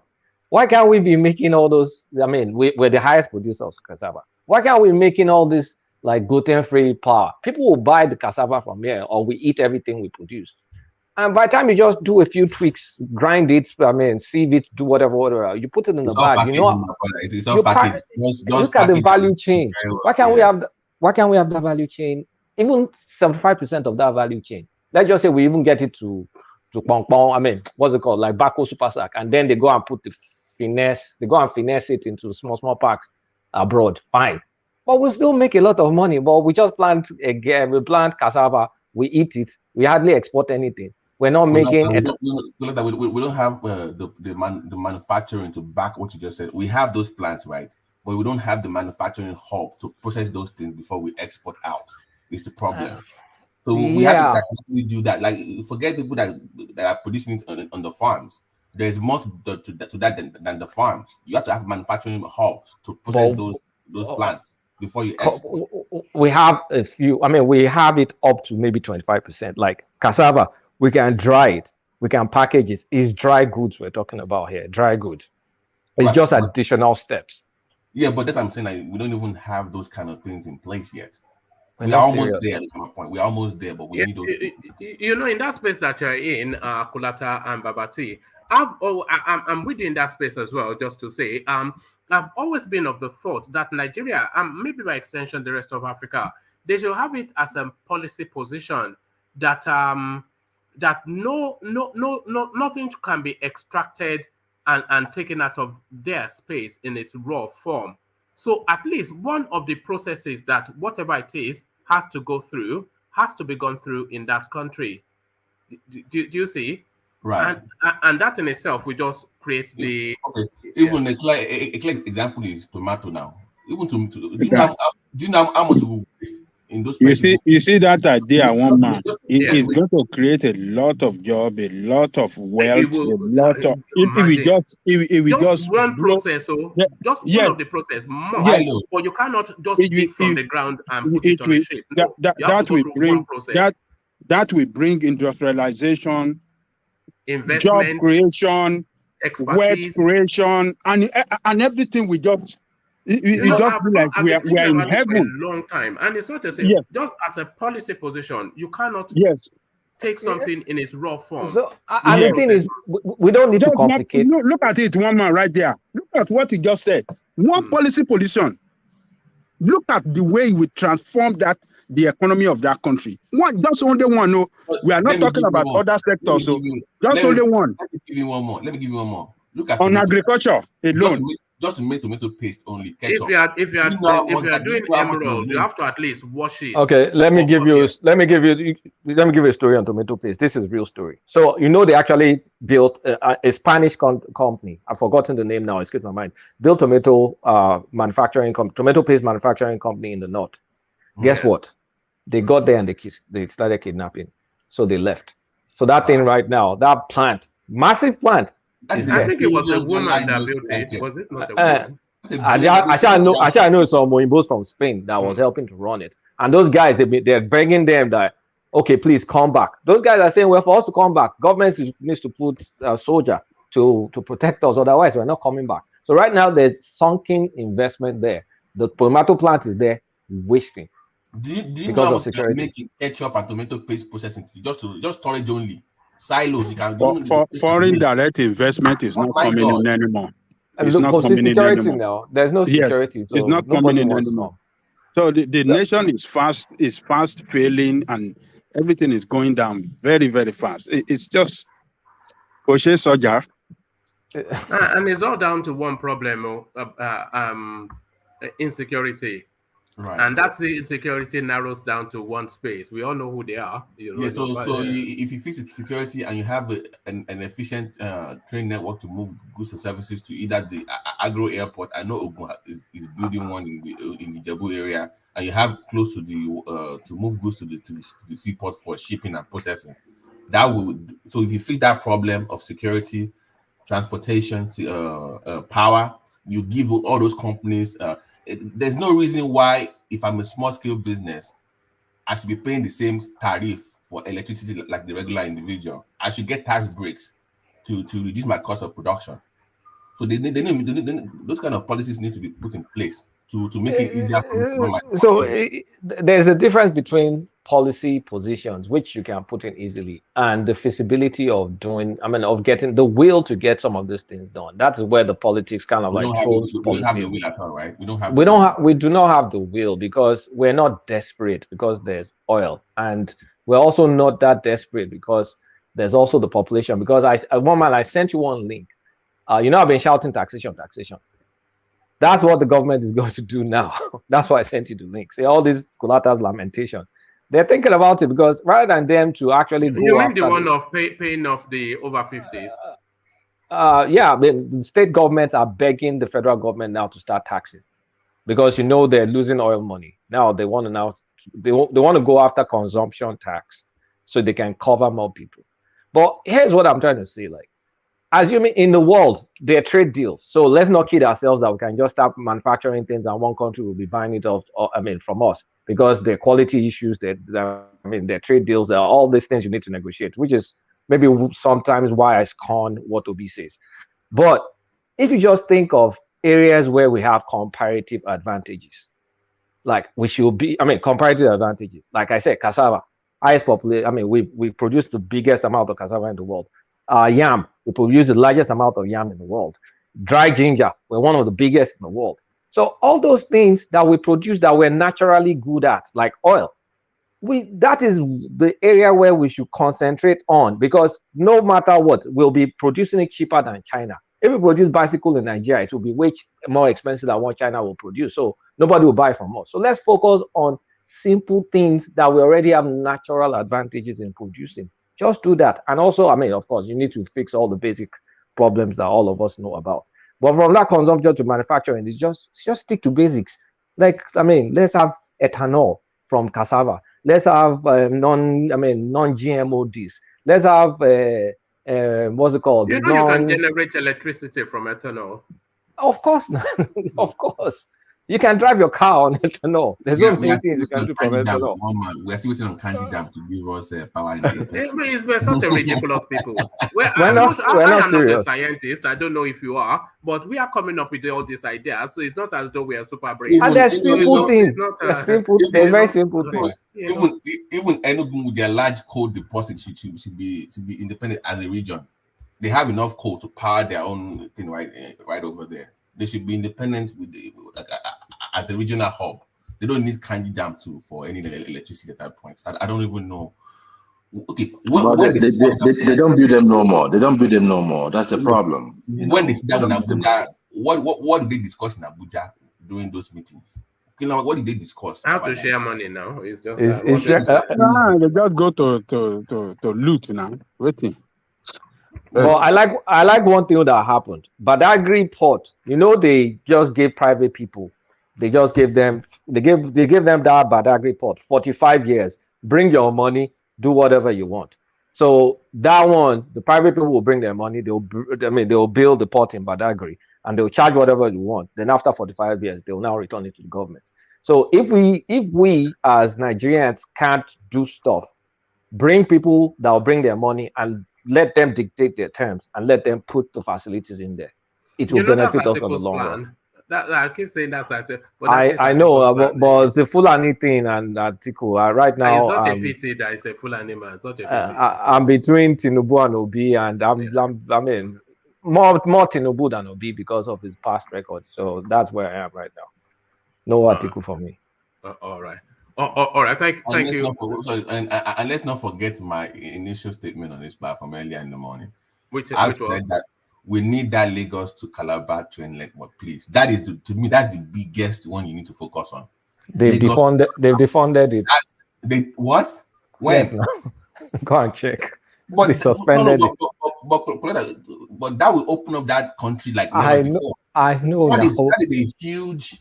China said China doesn't want to give us a loan for it. When Ayo was talking yesterday, but they will give you one to Maradiavi, but they won't give the one for that Maradi is secure, but that other one to Calabar, No, I sent one man the link for the picture. If you look at it, it's amazing. It looks from Lagos to Benin operating to Onitsha. Then you have it going down towards the southeast, coming back up to Calabar. That will just open up that space. I don't know. I don't know that. Yeah, come in. And then we want to hear from Truth to Power as well. We've not heard from Truth to Power for so long, but let's hear from you. I think I saw in the news today that the Nigerian government secured, I don't know, maybe they secured, I don't know how they got the money, $2.5 billion to build this deep sea port in Badagry. It's private investors. No, they are concessioning it. It's concessioning. Yeah. It's concessioning. So that That would be two over there, right? That would be two deep sea ports down over there. Now, the thing is, you see, I think in that country we have this what they call it, National Strategic Center in Kuru in Plateau State. You see, here in this country where I live, they have policymakers. These policymakers, all they do is just they study the world, they study things, trends, and everything, and they draw up policies for the United States way ahead of time. 50 years, they have projections. Now, I know Nigeria has that what they call national strategic, whatever. I mean, they have people there who are being paid, and no doubt they have budgeting every year from the federal government. It's a federal institute, a federal institution. But I wonder, what are these people doing? Now, you guys talked about so many good things here. Like you talk about how we can mine. I mean, we can mine data. We can make money from internet and all of that. Those are good. I mean, this is what some countries are doing, and they are making billions. In fact, it's $1 trillion industry now. But what is wrong with what is wrong with the leaders we have in our country?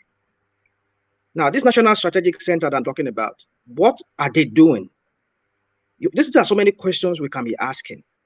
Now, you see, we can talk about all these policies, all these things that Nigeria could do, make money from, but then when we don't get the right leadership, like for example, people are talking about, agriculture. Honorary agriculture alone, it could lift Nigeria up. But how many of our farmers can go to farms? Just today, I was hearing that a man who moved from abroad and went to Osinbajo was killed. I mean, they killed him, and that's why they got ransom for him. Now, people like you and I who are abroad who wants to bring in money, how can we go in there? And so, if you don't improve the security, how do you expect? So we have misplaced priority, and we have leadership that can't even lead. We don't even know. I mean, you see that country. I keep saying it. I just kept quiet all this while when people are just talking, and if I start talking, it's like maybe I just hate one section of the country. I know it's a problem that is peculiar to every section, every part of Nigeria. But in that issue of that country, I've looked at that country very well. The people who have always strived to do better in that country are the Southerners. But then when it comes to the turn of those Northerners, especially the one we have right there, even if you look at some of the interviews he had in the past, the way he talks good, and he talks like, oh, he knows the problem of Nigeria, he can fix it. He got there, what did we see? So until we fix this issue of the leadership in that country, we're not moving forward. And for me, like I do say, I don't see us moving forward with the people from the north. I don't see that happening. I'll always stay on that because we have the way we see our perception of the world and how we want to move forward is different. We don't seem to see eye on policies, on things that we need to do to move forward. And as long as we have this kind of people who have a different perception and who doesn't want to change in some ways, then we're not moving forward. So they talking about that deep sea port. I mean, why would you want to situate? I mean, Lagos is already over congested. Decongest that area, open up other spaces. We have Ogun State there. We have Ondo State there. Open up those spaces. Ondo State has one of the, naturally deep sea. If you dredge it more, you can even make it more deeper, and you will bring in bigger ships, like the Grimaldi ships and all those kind of bigger ships, like Prince Edward, those bigger vessels that comes. You can bring them in there, decongest Lagos. So now you're now opening up Badagry again. That is already in a sense, even in itself already. Rational mind. You know why they their reason for that is that they are targeting at West Africa. They that seaport will be serving, and that of Lekki will be serving the whole. Nigeria is going to become like the hub, like a seaport hub for West Africa. So it's meant to serve It's meant to position us as the giant of all ports. Yes. For yes. that, Angelico, let me say something to you. Yeah. Have you been to Benin Republic, Benin and Cotonou? Yeah, I've been there. They have big ships. I mean, the way they dredge their seaport. Grimadi, the bigger ship, Prince Edward, and all those kind of they come to their Cotonou, that port Ortom in Cotonou there. It lands there, it berths there. Togo, Mali, Burkina, Niger, all their stuff are coming in through that seaport. Even Nigeria, they serve Nigeria too. I mean, like some of our things coming through there too, like cars and some other things that they smuggle through the border. They coming through there. So you see, situating that port there for me, it makes no sense. But rational mind. What is it? Rational mind. This is private investors making that decision, not government. These are private investors that made the decision that they want to situate the port there. We'll come back to this. It's not our money. Okay. Well, we see many of those concessions, and I mean, like when Atiku was there, they sold so many of those things. They sold Nitel, and then what is the outcome of Nitel? This is not an asset though. It's a license. So they are not selling because Nitel is an asset. So if they are selling the concession in of Badagry Port, those ones have to build it from ground up. So they have to have their own business case for it in order to justify their own spend on it. Whoever did that visibility studies for them or whatever they call it, I mean, it's up to, I don't know who gave them that idea that place will be a beehive of activities, or they would be able to make money. Well, for them to want to put nearly $3 billion in it, I'm sure they've crunched the numbers. But for me, that's why I said we don't have policy makers. I don't know whether, I mean, for me, if I were to be one of those policymakers, we need to decongest Lagos. We need to move a port out of Lagos and situate it on one of those coastal states. Ondo is perfect. Ondo is perfect for that. But you see, you guys just throw Ondo. You know that Lagos is the gateway from that country to the world, either by sea or by what do you call it? By air. So that strategic position of Lagos is one of the advantages that is helping Lagos, and those investors must have seen something there why they want to have that port there. Yeah, they can't just wake up overnight and just say, oh, let us put it in one place. They must have done their feasibility, study well and everything, from the point of economic benefit for that before they put it there. So I welcome it. I welcome it. It's a good development. Yeah. What I think Rational Mind is saying, about, I don't know, somebody was talking about policymakers. Over here in the United States, there are restaurants, for instance, that cannot sell beans, right? Within maybe or restaurants can only sell beans within maybe like say 4 meters radius. Do you understand what I'm saying? That is a way, or they will tell you about gas stations. They will tell you where you go and situate your gas station. There's a reason for that. If you allow people, they will go to only those areas that people are clustered to build stuff.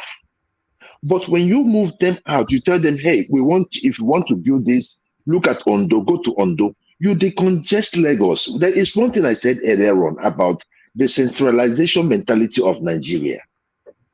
You are talking about Lagos. You've forgotten that Port Harcourt has the deepest seaport. Natural. Joel, quick one. You guys are missing some aspect. Politics. Dangote's refinery was earlier situated in Ondo. That was where the best feasibility case was. But the governor did not play well. I don't know if the governor wanted a kickback. I don't know. But I just know it didn't. The negotiations did not go well between the governor the people. It was and the people. Dangote. It was the people of that people of Ondo and that area. They wanted to situate it and speak against it seriously. Yeah. Okay, Kulata, right? In such situation, right? An investment as big as that of Dangote, right, is something that the federal government will use its might to situate. Talk to the people. That was going to be my second. Understand the reason why. That was going to be my second point. The federal government right now, the One port right now allows for export, but we're just not getting enough volume out of there because of the lack of road network and the lack of rail network that should be there. So Lagos, that naturally attracts a high population, 20 million people, will always be the beehive of investors. So what government can do, government is doing. Government is making One work, but you're not getting too much use out of One. One is taking importation now. They normally export oil and gas stuff before, but now they're taking importation, and they made some money in the first 6 months of this year. I actually checked it. And government is also trying to revive. I mean, Buhari's government, you have to give it to them. They're trying to revive Warri Port, but it needs dredging, and they're trying to dredge Warri Port. So government is doing what government will do. But private investor like you and I, we want to take our money where our returns are guaranteed. Yeah, guaranteed. I get what you're saying. Let me just address what Dre said. That is where incentives comes in form of tax breaks to induce them to go to those areas that they would normally go to. So you can give them 10 years tax break, build super highways close to those areas, give them a rail line to offset the cost they will have lost if they have been in Lagos. So you have to induce them with some tax breaks as well to help them move away from Lagos. Not just telling them to go to Osun or go to Ogun State. You have to induce that movement to make it easier for those companies to make their money. All right. Let's hear from gentlemen. Let's hear from Truth to Power, who has been with us all the way through. So, Truth to Power, are you still there? Yeah, I'm here. All right, brilliant. Good to have you. Have you been away? We've not seen you for a while. Yeah, a few family engagements here and there, businesses here and there. Yeah, look at that, Miliki train. All right, Miliki train. So Lai Mohammed is asking Google to shut down IPOB linked YouTube channels, and then surprisingly, Google is telling them just give us the names of those channels, and we will have it done if they have been a nuisance to you.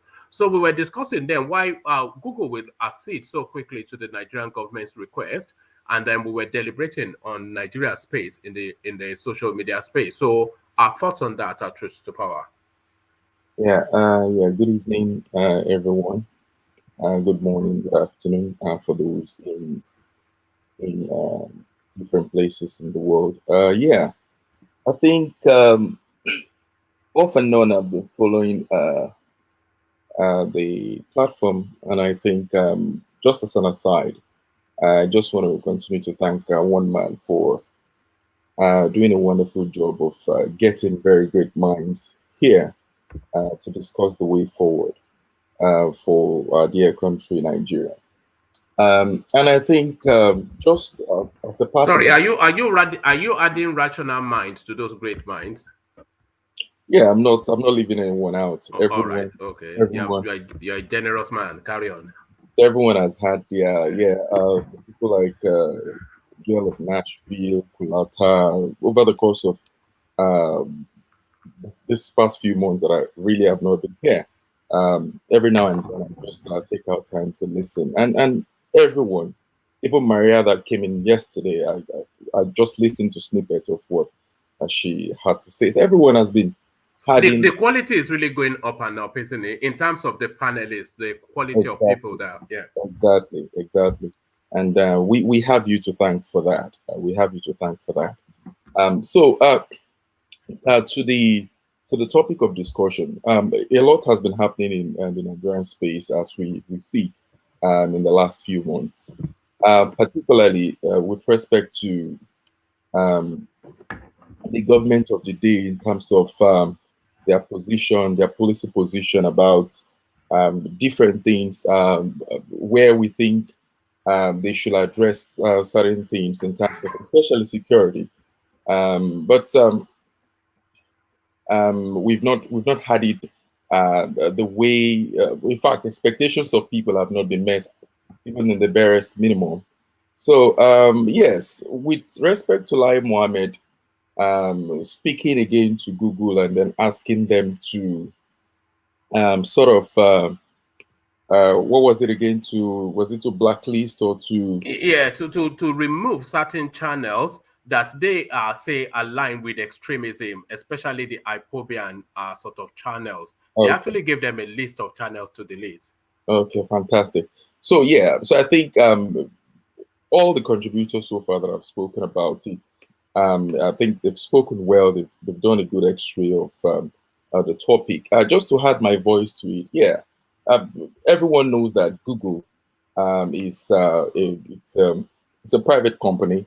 It's not in any way owned by the states, even though it's headquartered in the states. It's not really a state thing, and what drives Google will be the money that they can get from the business model that they run. And so much has been said for data and how data data is really the new oil in the 21st century. And of course, the critical mass of people in Nigeria, however literate we are, people will still use internet, people will still surf, people will still make their purchases. And this people power is what the big techs really cannot do without. So it goes without saying that while Google, like many other Western outfits, will want to give us the coloration of them trying to imbibe ethical measures or human rights measures or human rights practices. We know that what drives them deep down is really how they can rein in the cash, how they can get the money and really become bigger. So it's not strange to me at all that Google would want to pander to the Nigerian state. It's a given, it's commonsensical. But having said that, I think Google, on the other hand, would know that the current administration they're just biding their time. A good 10, 11, 12 months from now, they'll be gone. So it's really nothing Google cannot live without. They can, yeah, pander to them for now, and with the hope that when a new government comes into play, there will be some sanity in the Nigerian climate. So I'm not in any way shocked about that, even though some of us would want to think or make Google, like many other Western outfits, look like they are the police for the world. Google is a private business. They deal with data. They want to have access to the Nigerian market. They want to rake in their money. And as such, they will do all they can do, humanly possibly do, to ensure that the relationship between them and the Nigerian state don't go awry, and so that they can continue to make their I just believe that the Buhari government is just this wishy-washy government that would... You can't wait to see the back of them, can you? I really cannot wait. And I know that the vast majority of Nigerians cannot wait. So whatever Google does now, they know it's going to be just... Let's just pander to them. Let's play to the gallery. They can afford to do that. It's just about 11 months or thereabout. And then some sanity will come back to the Nigerian state. At least, as far as I know, 1999 ushered in the first large-scale use of the internet in Nigeria. And from 1999 up until 2014, we've never had it this bad. There has never been a situation where there is this bickering or this back and forth between the media or what the people feed on in the Nigerian state is a bone of contention between companies that provide these services and, of course, the Nigerian state. But since the inception of this Buhari government, it's been back and forth, back and forth, back and forth. We started first with Twitter, and now it's all about YouTube and Google. So I'm not in any way taken aback at all by Google's stance for the now, because I know that, of course, normalcy will return to Nigeria, at least to some degree, when we see the back of Buhari. All right, brilliant. Can I ask him a question, please? Go on. It's a truth to power. Truth to power. In the next dispensation, whoever is coming into office, what key areas are you looking forward to them focusing on? Like, because Buhari has failed clearly, everybody knows that. Yeah, fantastic. He comes in. What sector of the economy are you looking forward to that person focusing on that will help that country grow? Okay, I think that question you just posed now, any right thinking presidential candidate, that should be what really occupies their thoughts for the bulk of their 24 hours every day. If they would have any shot at redeeming or making any sort of redemption for the Nigerian people. So personally, I think the very first thing that we're grappling with now in Nigeria, it goes without saying, that is security. So I think that should be the very first focus. But of course, we know security will not just mend all the problems and begin to turn Nigeria to Malaysia or even China or Singapore. We know that we need to move, oftentimes, as people have said, from consumption to production. But before we get to even production at all, there has to be some sanity that comes back to the Nigerian climb. So security will be one of the first or the foremost important things. And oftentimes I hear rational minds speak about the fact that there is this imaginary dividing line that separates the people down south from the north. And I think it speaks well. And I think that is really, really true. That because we do not understand the place of nationhood as a people, it continues to drive a spanner into the works of critical development in that country called Nigeria. So there has to be a leader that will also come and begin to do something of a reorientation of our people. That you might speak Fufude down north, you speak Ijesha down south, you speak, it does not really matter. As a people, if we have that one national ethos, that thing that drives China, as many as the 1 point something billion people that straddle that space called China, everyone has this identity that when I wake up every fine morning, it is China first to the world. It is all about China, defending the cause of China. Do we have Nigerians that do that? Do we have Nigerians that even I follow the Commonwealth Games that is going on as we speak now in Birmingham.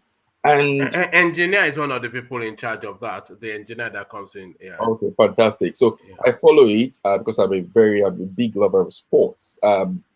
And I've been looking at the medals table. As I have the time, I look at the sports and what Nigerians are doing and what other nations are doing. And so far as we speak, we have 5 gold medals. And I was looking at the stats, looking at the people who have been able to bring us this level of exposure, of putting us on that pedestal.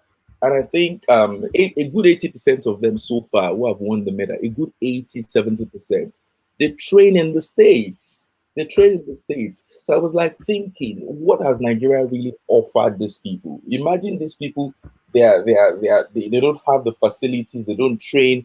How would they be able? So for love of country, these people are doing these things. Yet we don't give them the sort of recognition that we should give them back home. So I think something is really missing in the Nigerian person, that identity, the fact that the Hausa man, I think, oftentimes we talk about Buhari having this kinship to the man in Niamey. or the man in Maradi than somebody that is even in the southeast of Nigeria. And yet we say we are one people, one country. We say we sing one national anthem, something different from what they would sing in Niger. But yet Buhari feels that sense of kinship. So what is missing? The fact that as a people, we don't have that national identity. So a leader that comes into play now, it shouldn't be Oroye Milokomo. It is a matter of Nigeria Lokon. How do we forge that frontier? How do we begin to sell Nigeria to the world?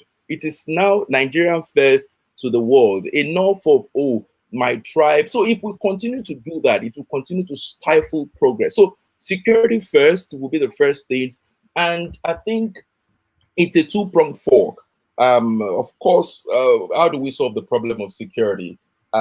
These people have cheap recruits, people who are not lettered, people who are suffering from economic hardship. And before they say Jack Robinson, they have the numbers coming in. If you give somebody 10,000 naira and say, oh, come and carry AK-47, they will gladly do that because the Nigerian state does not cater to them. So two-pronged fork.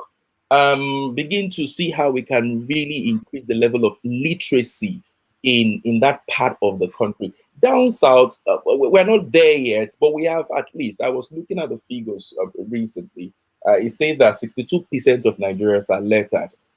I beg to differ, maybe slightly lower than that. And if we look at that 62% that are lettered, how many really have, how many would we say are high school graduates, secondary school graduates? I'm not talking about people who start off JSS1, JSS2, JSS3 and drop out. How many are graduates? I was comparing the figures with that of the states. The average, an average state in the states, one of the poorest states in the state in terms of literacy level, will still give you some good 82%, 81% of people who are high school graduates. But we cannot say the same thing for Nigeria. So the sooner we begin to say, okay, let's address the problems that are besetting our people. So before we start talking about high-falutin projects, infrastructures, let's first forge that identity, because we cannot do, we say peace and progress go together. We cannot do anything if the foundation is faulty. Even the good book says that. So for us to foster peace, we need to foster that sense of identity. Enough of these who serve your God. If you want to pray 5 times, no one is against that. If the man down south says he wants to go to church, he wants to believe in, he wants to be a traditional worshiper, let there be a freedom of choice to do things. But let the bigger thing bind us, which is the fact that we are Nigerians and we have the singularity of purpose. And which sense is paramount within you to power? Your Nigerianness or your ethnicity, whichever one it is, whichever ethnicity it is. So which one, how do you identify first? By your ethnicity or your nation? Okay. When I speak with, of course, when I speak with outsiders, my Nigerianness comes to the fore because they might not understand the fact that, oh, we have different tribes and all that. So my Nigerianness comes to the fore. But when I speak with insiders, of course, because we're going into the particularities of our identity, of course, I would say that I'm a Yoruba man, a proud one. But beyond looking at the lens of, if I stay in my cocoon and say I want to look at myself myopically just as a Yoruba man, then there is no point being in the larger country called Nigeria. So as long as we remain as one, I have to put that, relegate my Yoruba-ness to the background. Do you believe in secession? When you say, do I believe in, okay, your question will be, maybe I'll reword it. Are you asking me what would be my preference in terms of one Nigeria or? Yes. Are you a Yoruba nationalist? As the first option, like, or, you know. Yes, as a first option. Yeah, because there has been stagnation all through from 1960 till now. I have been slightly tilted to my Yoruba-ness in terms of the way forward. But everything is not all sealed up and it's not all gloom and doom yet. If we can get somebody in 2023 that begin to right those wrongs, yeah, we can. Yeah. Just a quick one, but beyond ethnicity, look at Yorubas and Igbos. We can live side by side for 5,000 years and we won't fight each other. I'm sure we'll get a lot of women pregnant side by side, but we're different ethnicity. Each group identifies with their ethnicity first, but we can coexist peacefully. I've not known of any major issue between Igbos and Yorubas, or maybe Yorubas and Delta or Ijaws, like nothing major. So I think it goes beyond just ethnicity. It's also political issue. Politics. What kind of system can then harness what you guys just said? What kind of system has divided the Yoruba and the Igbo? I'm saying that, but for us to have that kind of coexistence, what kind of system can better have us, have our own thing on the side? You say go back to 1963, for instance. But what kind of system do you think that we can have right now, where I, as a Yoruba person, will not feel endangered or feel anything I want to do stop by somebody from the north? Where if you're from the north, you can do your thing, and if I'm from Lagos, I can do my thing. What kind of system can we create right now where everybody can do their own thing without any hindrance from anybody else? Okay, I think that's a very good question. Yeah, for me personally, I think beyond the rhetoric of the so-called political systems in the world, beyond the presidential, the parliamentary, and things that we've chopped and changed with over time, because we started, of course, in 1963 with the parliamentary, and it worked for a while until everything became a disaster, and then we turned into the presidential system of government at some point, and so far we cannot really say that we enjoy the dividends of even that. So I think it's not going to be so much a matter of system, but a matter of justice, fairness. See, if somebody down south knows that if I do a thing, it does not matter who is at the top, whether we share the same last name or it's from my ethnic group, he knows or she knows that I will be dealt with, then the person will be level-headed, the person will do the right thing. So I think it's a matter of equity. Somebody who comes as a leader and is really ready to stamp their feet and say, my kinship is to Nigeria, my affiliation as a leader is to Nigeria.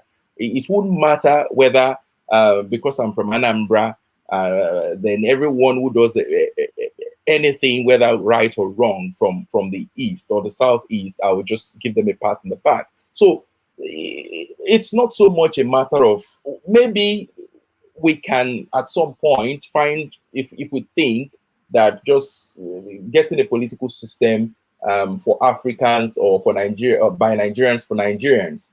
But I don't think that is the real crux of the problem. The real crux of the problem will be that as a people, we don't have leaders at that top. Because the Nigerian person, the average Nigerian boy, will not reorient himself or herself beyond what the leadership believes and what the leadership thinks. So at that level, leadership is what has gone awry, and it continues to plummet. That's the problem. You see, we've had half-baked leaders over time, or perhaps very superior leaders that never got into power. So people like Awolowo, I know that if that man had been given the chance and the leeway at that time, maybe some genius workings would have happened within at least the Southwest region. So we've had snippets of very exceptional people who were not allowed into the realms of leadership. And we've had half-baked people, ordinary people. But now I think Nigeria needs to move beyond just having half-baked people. For me personally, I consider people like Obasanjo, people like Yar'Adua. Yar'Adua had very honest intentions, but what was his cranial function like? So it's not so much about people with honest intention. Honest intentions is good. That is the bedrock, the beginning. But how do we become the state? How do we become America? Okay, let me make this suggestion. Let me see if it will work. Will a rotational presidency work whereby we rotate it amongst the 6 regions, and each region is in charge of bringing up competent people? Because I don't expect a Donbass to come out of region. Kulata. Yeah. How about we have 6 prime ministers for each region? That'll be fine too. And then we just have like we now those 6 now be in Abuja. You know, I think they operate something similar. They will now vote for, like, among the 6, they will now do their own election. I think that's a fantastic. They will now come up with this the prime minister among the 6. In South Africa, they have about 4 or 5 capitals. Exactly. So, I think they operate something similar in Somaliland as well. Right, where they all have their own prime minister that will come to Abuja together.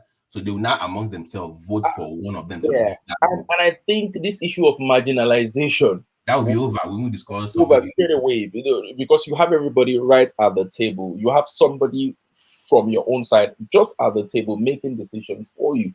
So I think that's a good thing. But is it going to happen to Nigeria in Nigeria of our time, of our life?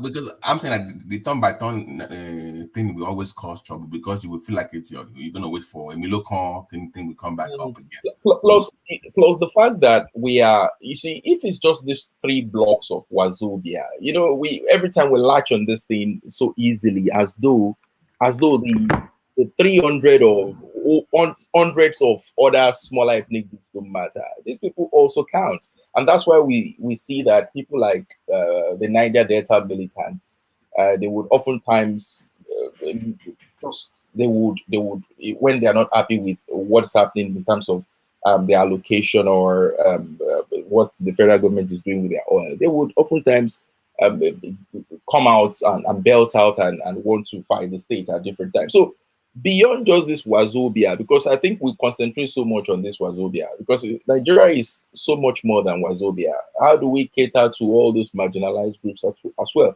So leadership that thinks in this regard is the leadership that brings solution to the Nigerian problem. We are a peculiar problem because we don't have our templates anywhere else in the world.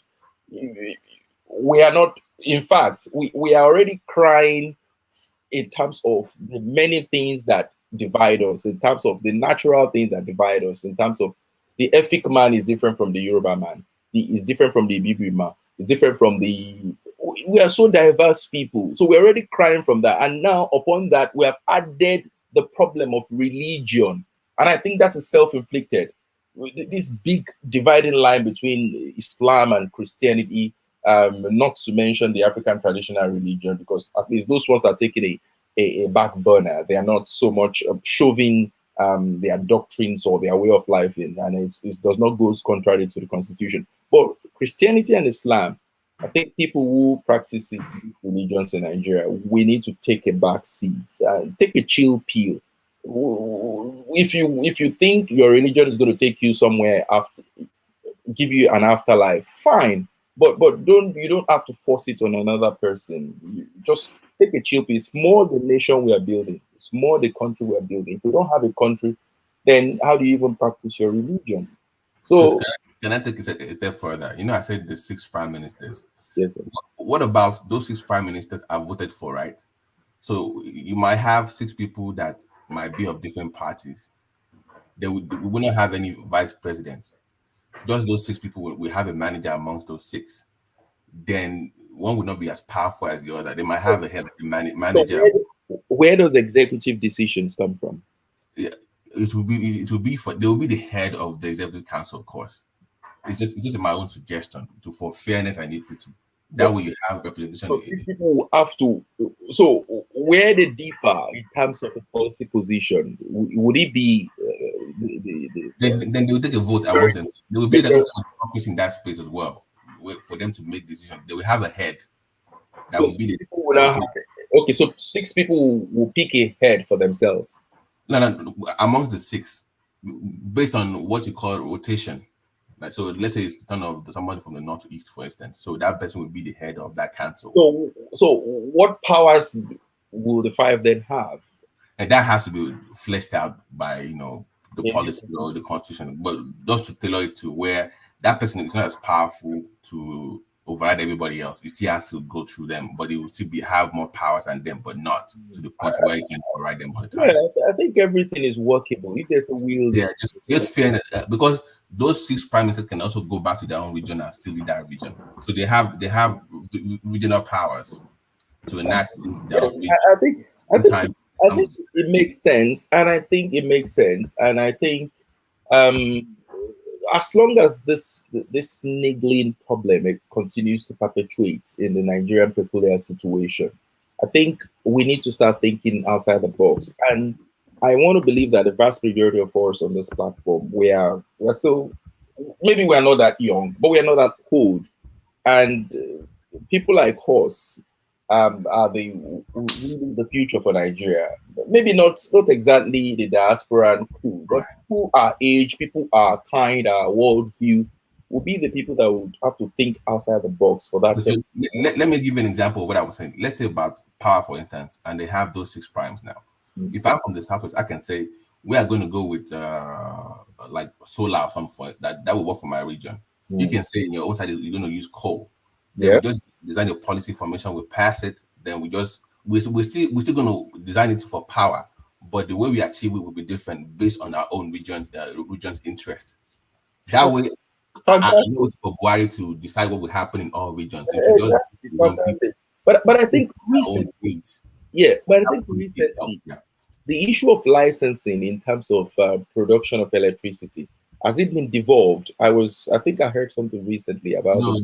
There's still some. I think if you can produce more than 10 or 15 kilowatts, then you have to share anything above. I think above 10. Above 10, if you produce above 10, you have to add the 5 or more to national grid. Okay. There's still a limit to what you can do. And like so, if we have those kind of things where we can say, okay, if you can make 300 or 400, then it will be for your locality. Anything above that must be to just a shift in those policies. But if you have your own person there that also controls your own region as a prime, then it can move that. It can move that motion or within that space to say, listen, in my own area we want to do 500, or we can create 1,000 in my area. So in Southwest, for example, we will do 1,000 first, then more than 1,000 will go to national grid. Maybe they can do 700, and so it will be based on the interest of that region. Yeah. I think it will make sense. I think it makes sense. So long as, like I said, there's a will, there will be a way. It will make sense. But people have to be well-meaning first. Right. And also, I find it very annoying that people that think that Lagos is hogging everything. I'm like, if I'm a neighboring state to Lagos, I should be tapping into the opportunities in Lagos. Ogun State should be tapping into what is going on in Lagos. True. You should be collaborating with Lagos. We should be seeing a lot of collaborations. Yeah, in that border region between Lagos and Ogun. Those Songo Taifo area should be like Lagos. Ogun is already benefiting from Lagos. Remember, Ogun on a bigger scale. I agree with not just by accident because people are moving up and down. Just actual policies to. Oh yeah, but from a lot of industries have spilled over to Ogun. So industry and population. That's why they have huge, massive IJR, and both states are actually working together on some joint road projects. Let me give you an example. Will be the Lagos rail line. I've said that before. That thing ends in Agbado or Abulegba. Sorry. So part of it can be okay. We can say, Lagos, we will start this turn from E4 to Songo to join that in Abulegba. So people living in E4 can actually work in VI. Exactly. That's what I'm talking about. Where you partner with them when it comes to train lines. That thing will go into. You are tapping on existing works and development that neighboring states are doing, and then you use you just add your own to it and tap into it. You can move your own people to enjoy the benefit of working in Lagos, but yet they are living in Ogun State. But they are making that money because they are paying more in Lagos, of course. So they make that high salary in Lagos without having to pay high rent in Lagos. But living in for where the rent is low and the cost of living is lower, but they make that high income in Lagos State, and you can work out taxation, within those two states. All right. Thank you, gentlemen. So thank you, gentlemen, and stay with us. Truth to Power. We have to hold on to you because it might well be maybe Christmas before we see you again. So let's hold on to you for as long as we can. But for time, let's go in the direction of Joel of Nashville, who's been with us all the way through. So Joel, are you still there? Oh yeah. So I think we may well have lost Joel. I saw his madam in the background just earlier on. So maybe she's making him watch dishes or something. Joel has gone to Abakaliki. He's going to Abakaliki to go and start the obedience movement there. Let's go on to Babati, and then after Babati, we start to round off. So Babati, to the space, then Wike and Atiku, they meet at last, but somewhat people getting bored with it now. We just want that space to end. We want to discuss serious matters, not Wike crying in his milk. Okay, so for the sake of time, let me give my time to Thomas, because he came in late and he's been bugging me in the comment section. So as one you back to another person, Thomas, I give my space. All right. So Thomas, then on the Wike space. Thank you, one man. I've said it times without number. Wike needs to go and lick his wood and get ill. Crying foul every time, to me, it doesn't make any sense to me. He contested, he lost, so be it. Let him move on. And as you rightly said, let him take a position. Are you supporting Atiku, or you are not supporting Atiku? Let him just make let him make what he wants to say. Let him come out. You remember the last time he was even calling some people dogs. He said Atiku dogs. He mentioned some name, like 3 or 4 names. That man is too bombastic for me. Why will you be calling somebody dogs because they are speaking for Atiku or they are in Atiku camp? No, that word is too much as a governor of a state, calling them dogs. No. I don't agree with him in any time. But meeting He called them attack dogs. Yeah, which is a metaphor. It's a metaphor now. Yeah. It's not. One man. I know it's a not metaphor. But one man, I know it's a metaphor. But one man, we are blacks. We choose our word rightly. One man.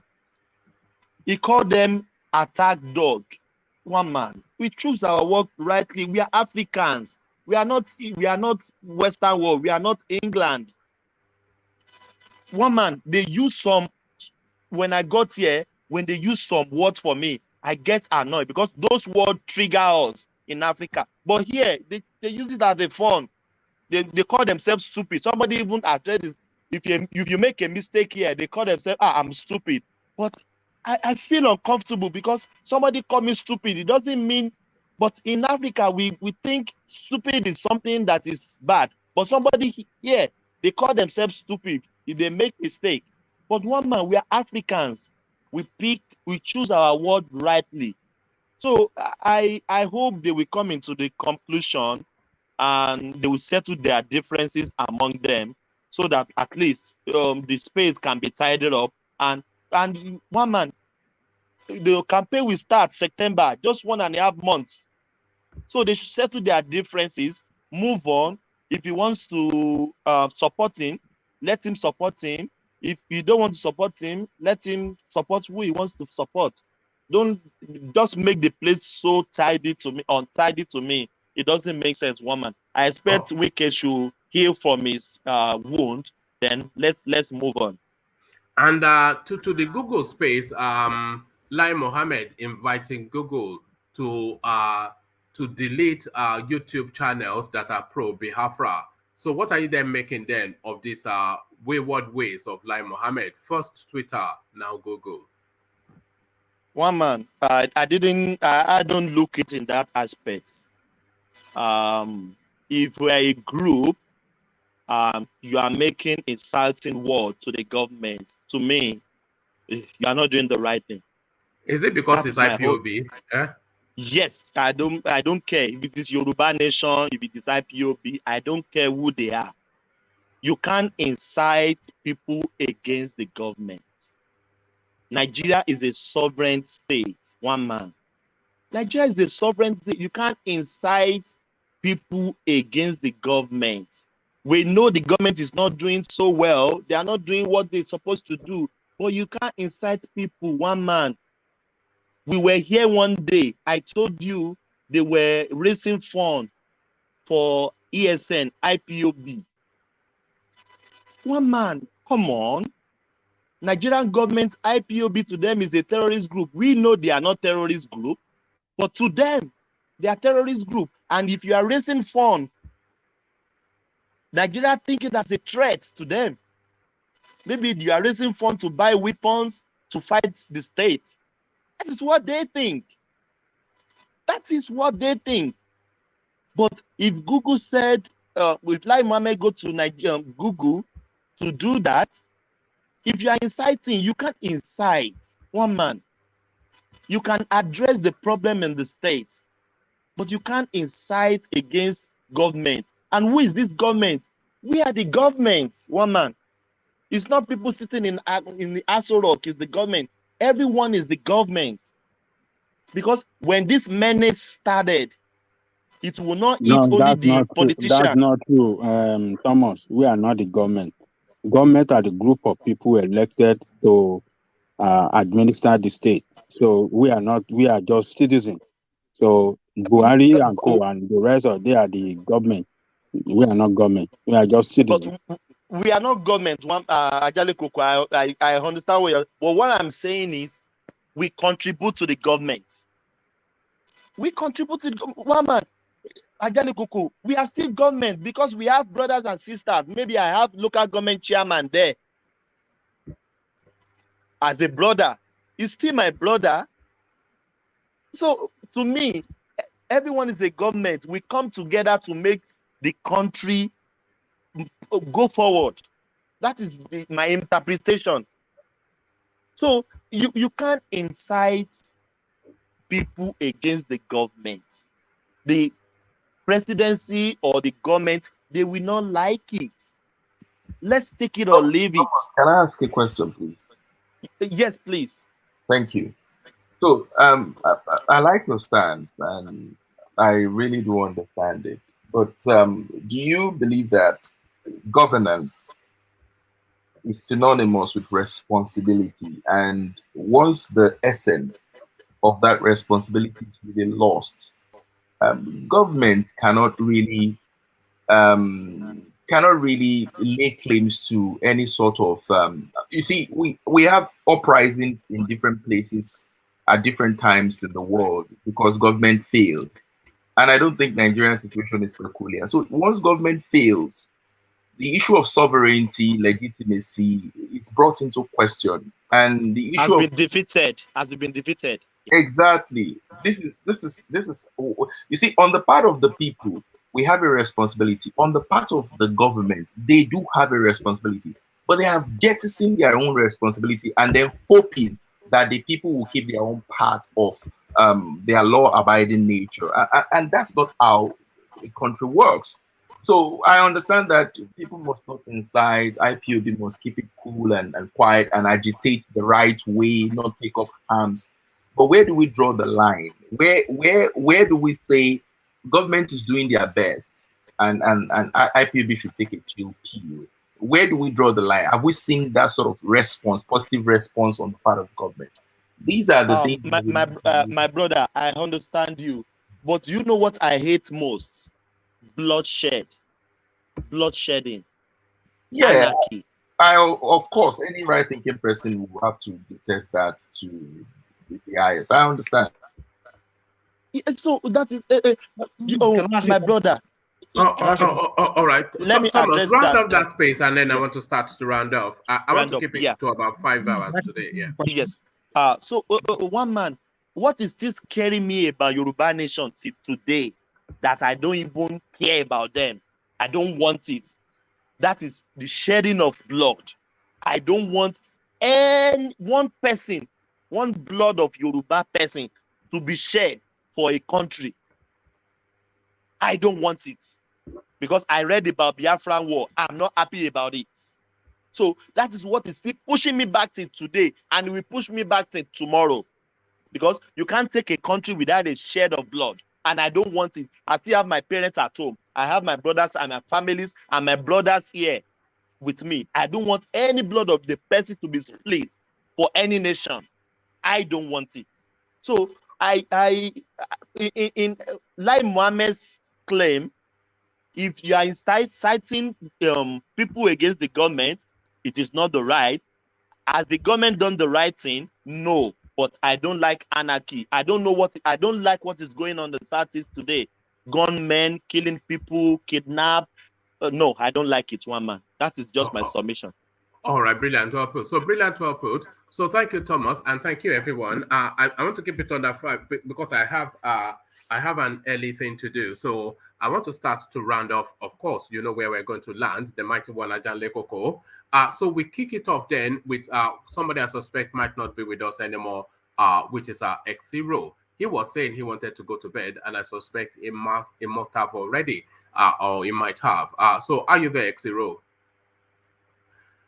All right, yes, I didn't imagine it was. So thank you, X0. So from X0, let's go on to Rational Mind. So Rational Mind, you came in laterally, but our closing remarks from you. Rational Mind.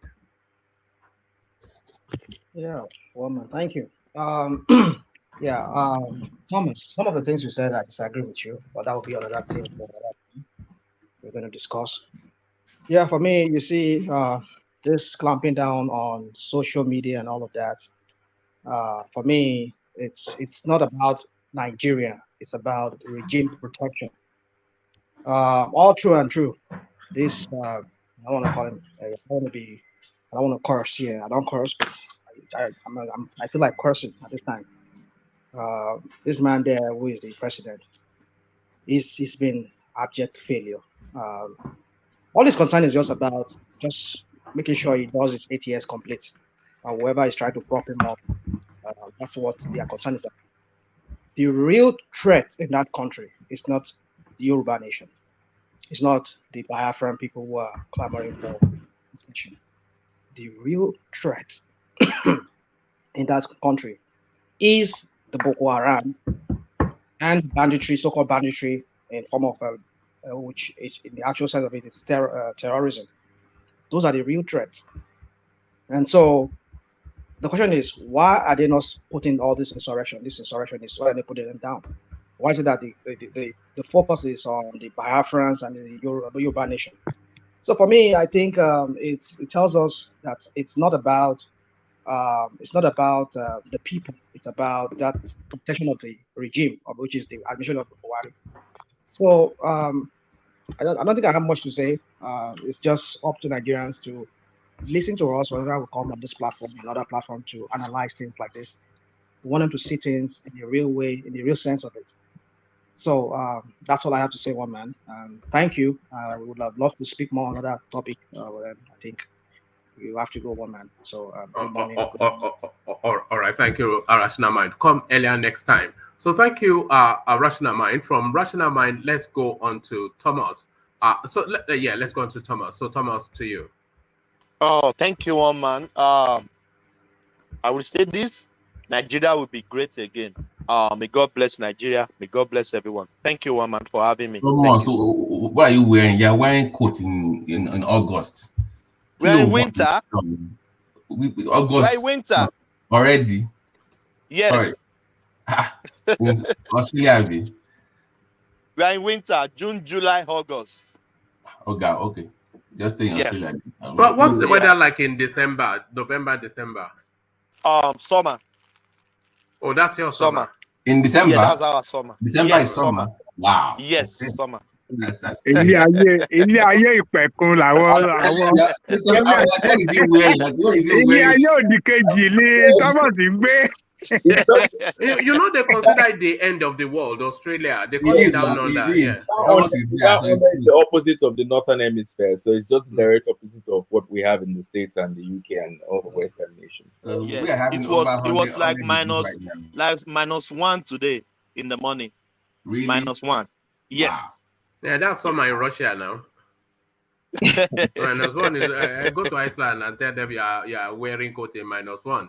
You know those people they swim in ice. Those yeah, but but one man, climate change is changing everything, even in Iceland. You know that. Yes, they're discovering new cultures that are. Once upon a time, those people they could drive. There are some more quad bike like things on frozen rivers. Exactly. Now, even when they walk on it, it starts to crack. Exactly. You know, so oh my God, you know, global warming. So global warming, but So there it is.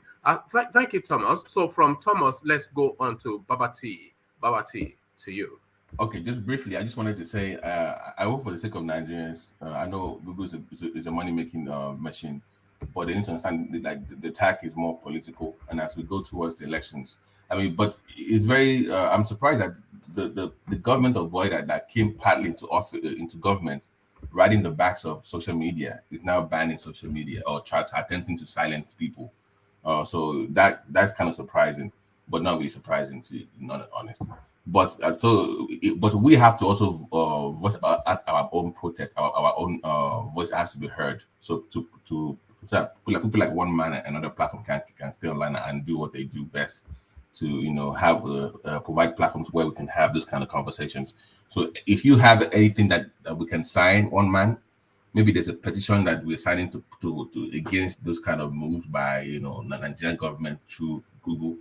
Send me the link. I'll sign it and I will share it to people as well, to at least put our own voice and our own opinions out there about that move. Because there's no point we should wait until it starts to happen to start complaining. So before they even make that move, we should also voice our own opinion out there. And if you have anything to sign to protest against it, I will be willing to sign it and also share with everybody else. Let's thumb up, like, and subscribe to the channel. And God bless everybody. We'll see you again tomorrow. Thank you. And thank you again for the mod thing. Just I'll be looking out to be on your platform as well. Yeah, start kicking all of them. All the people that you don't like, you can In start fact, now. you know what? I'm looking at the I use every. I will ban you to your own platform. Yeah, don't worry. I've put some measures in place for that one, because I anticipate. Okay. All right. Thank you, Babati. So that's Babati, who comes with his candidate, which is sorry, what's his name again? Let's highlight him. Just Adebayo. Adebayo. So there he is. That's Baba, and it's SDP, isn't it? SDP, yes.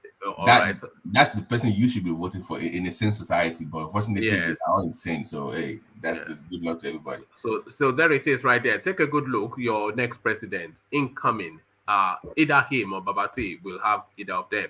So Prince, by the way, Prince Adewale. Let's vote Prince Adewale. Look at that. Now we see where your bias is coming from. So that's what it's all about. Omoba. All right.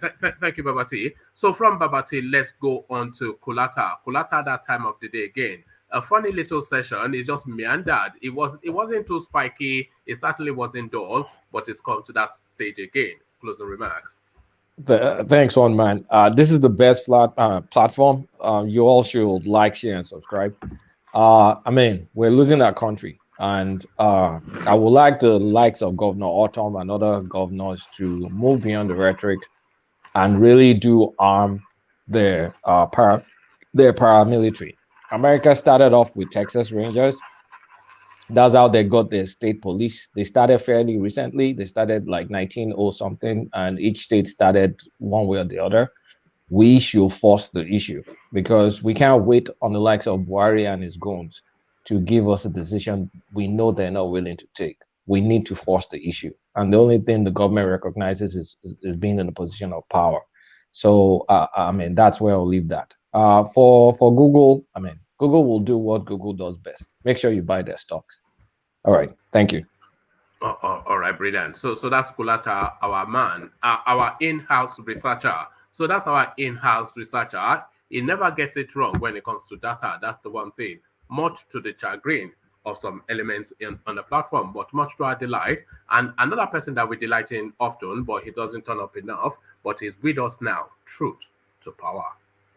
Thank you so much, Woman, and thank you everyone that has contributed.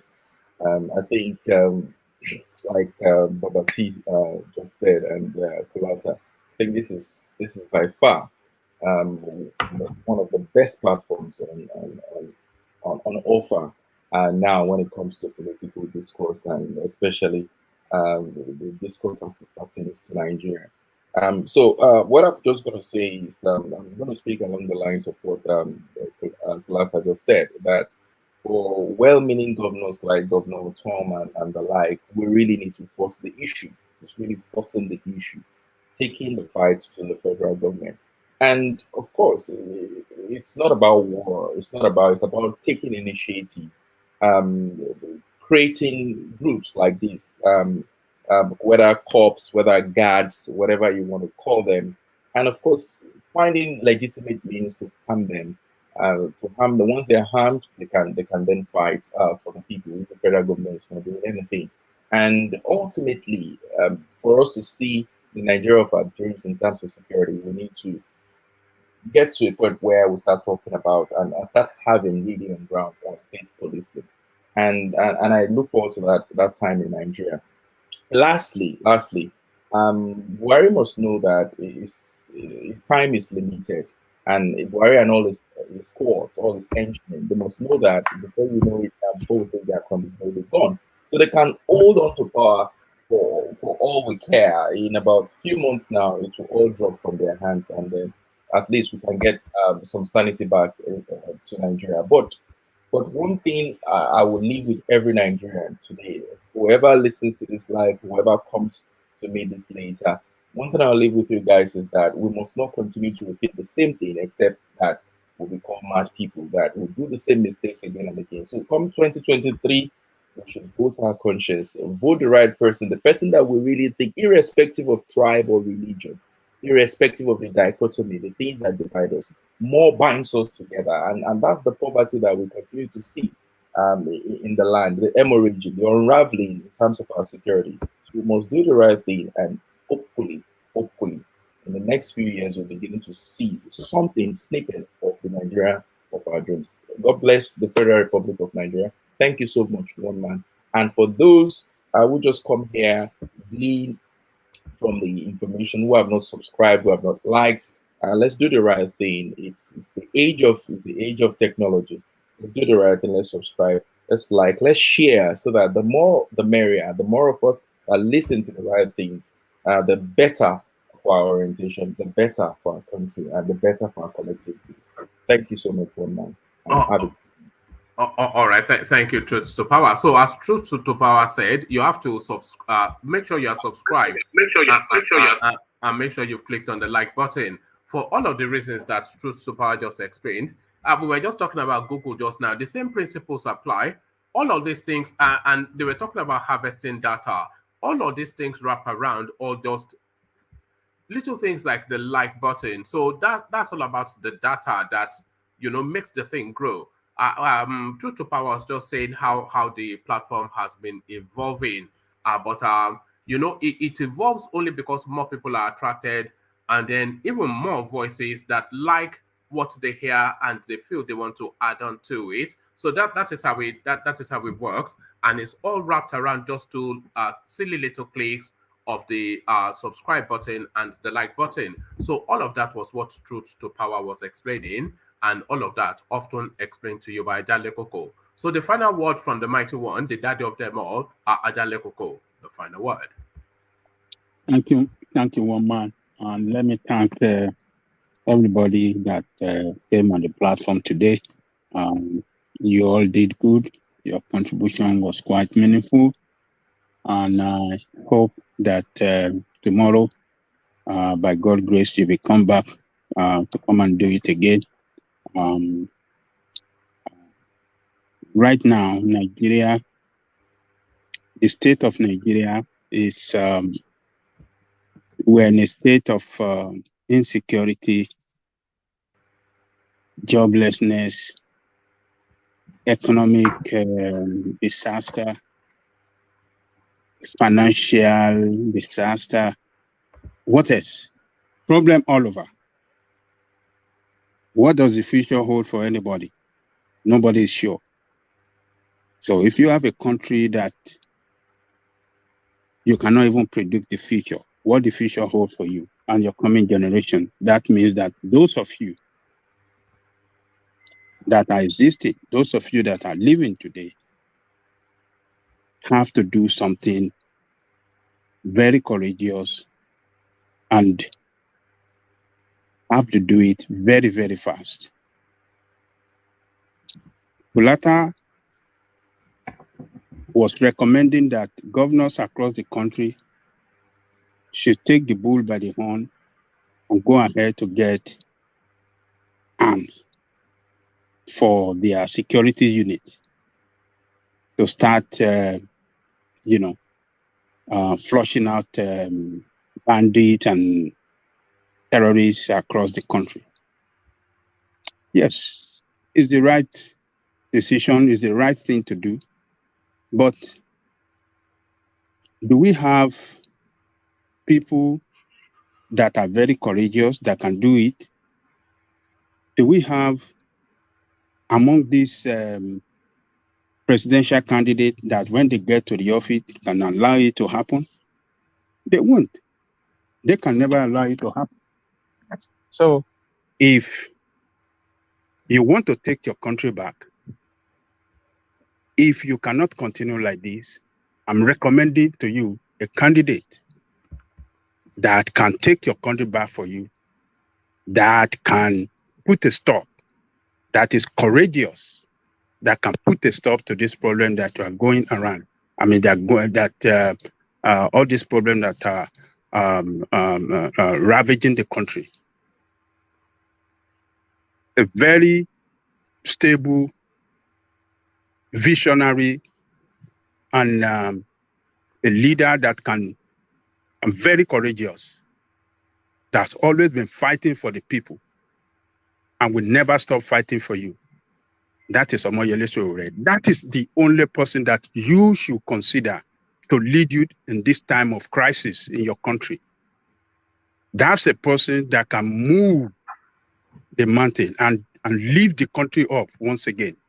So be courageous, throw away your sentiment, religious, tribal, and this is the guy that can take us on the right track, that can put together a very strong team, young, brilliant, across the country from diaspora and can do the job for us. Consider him. That is the person I'm recommending to you, Omoyele Sowore of AAC. Other than that, let me thank those at the commentary section for being with us from the beginning to this time, 5 hours along the line. You are the strength of the platform. From our brother Alessandra Gomez, chairman, board of trustee, one man went to Mo. I thank you. Alessandra Akashi, secretary, I thank you. Our Celebi, thank you. And thank you a lot for bringing our sister that was really, really fascinating with his presentation. With her presentation yesterday. Yes, a lot of people were commenting about her, since yesterday. So thank you. Izon, why didn't you come? Are you afraid of Kulata? Why are you running away? Come back. We want to see you. Just come back, Izon. I always have my dictionary ready every time. So don't worry. I have my dictionary. Come and blow all the grammar, but we are expecting you here.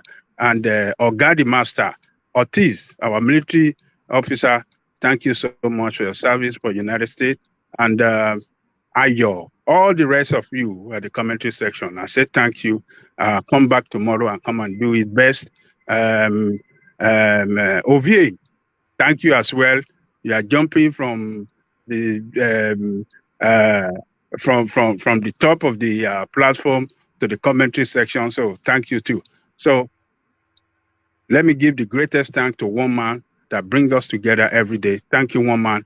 Tomorrow, I believe you will bring us another round of news of happening in our country. And I want to assure you, we are not going to disappoint you. We will join you and trash it out together. And I believe the struggle will continue from there. So, one man, the eagle. See you tomorrow. Have a good night. Thank you. All right, brilliant. Thank you, Ajanle Koko. So that's Ajanle Koko. Of course, you know that's Ajanle Koko. Why am I saying that's Ajanle Koko? Everybody knows Ajanle Koko, a global phenomenon. So the global phenomenon that is Ajanle Koko, he rounds it off, only for us to round it off at this point. So we're back to that space where we will try to cap it at 5 hours. So we're roughly 5 hours and just a tiny little bit over it. So I think that is decent enough. Maybe even still too much, but certainly decent enough. So hopefully, touch wood, we're not going to be hitting those 6 hour sessions anymore. It just gets, it's almost ugly going 6 hours. It's not right. So So we want to be knocking that on the head, but to be keeping it at the spot. But I thank you one and all. So let's see if you can click on the like button before the session actually finishes or before I stop talking. So click on the like button, and I'm saying it slowly so that you can move at speed. Let's see, because I'm looking at the numbers to see how many people actually get to that like button and the subscribe button before I stop to talk. So the clock counts down from here. So I leave it there.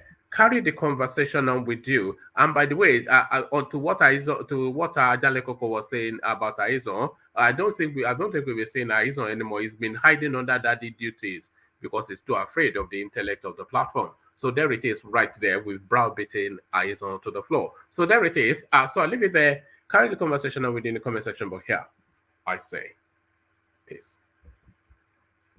I was only joking. Don't start, jumping up and down.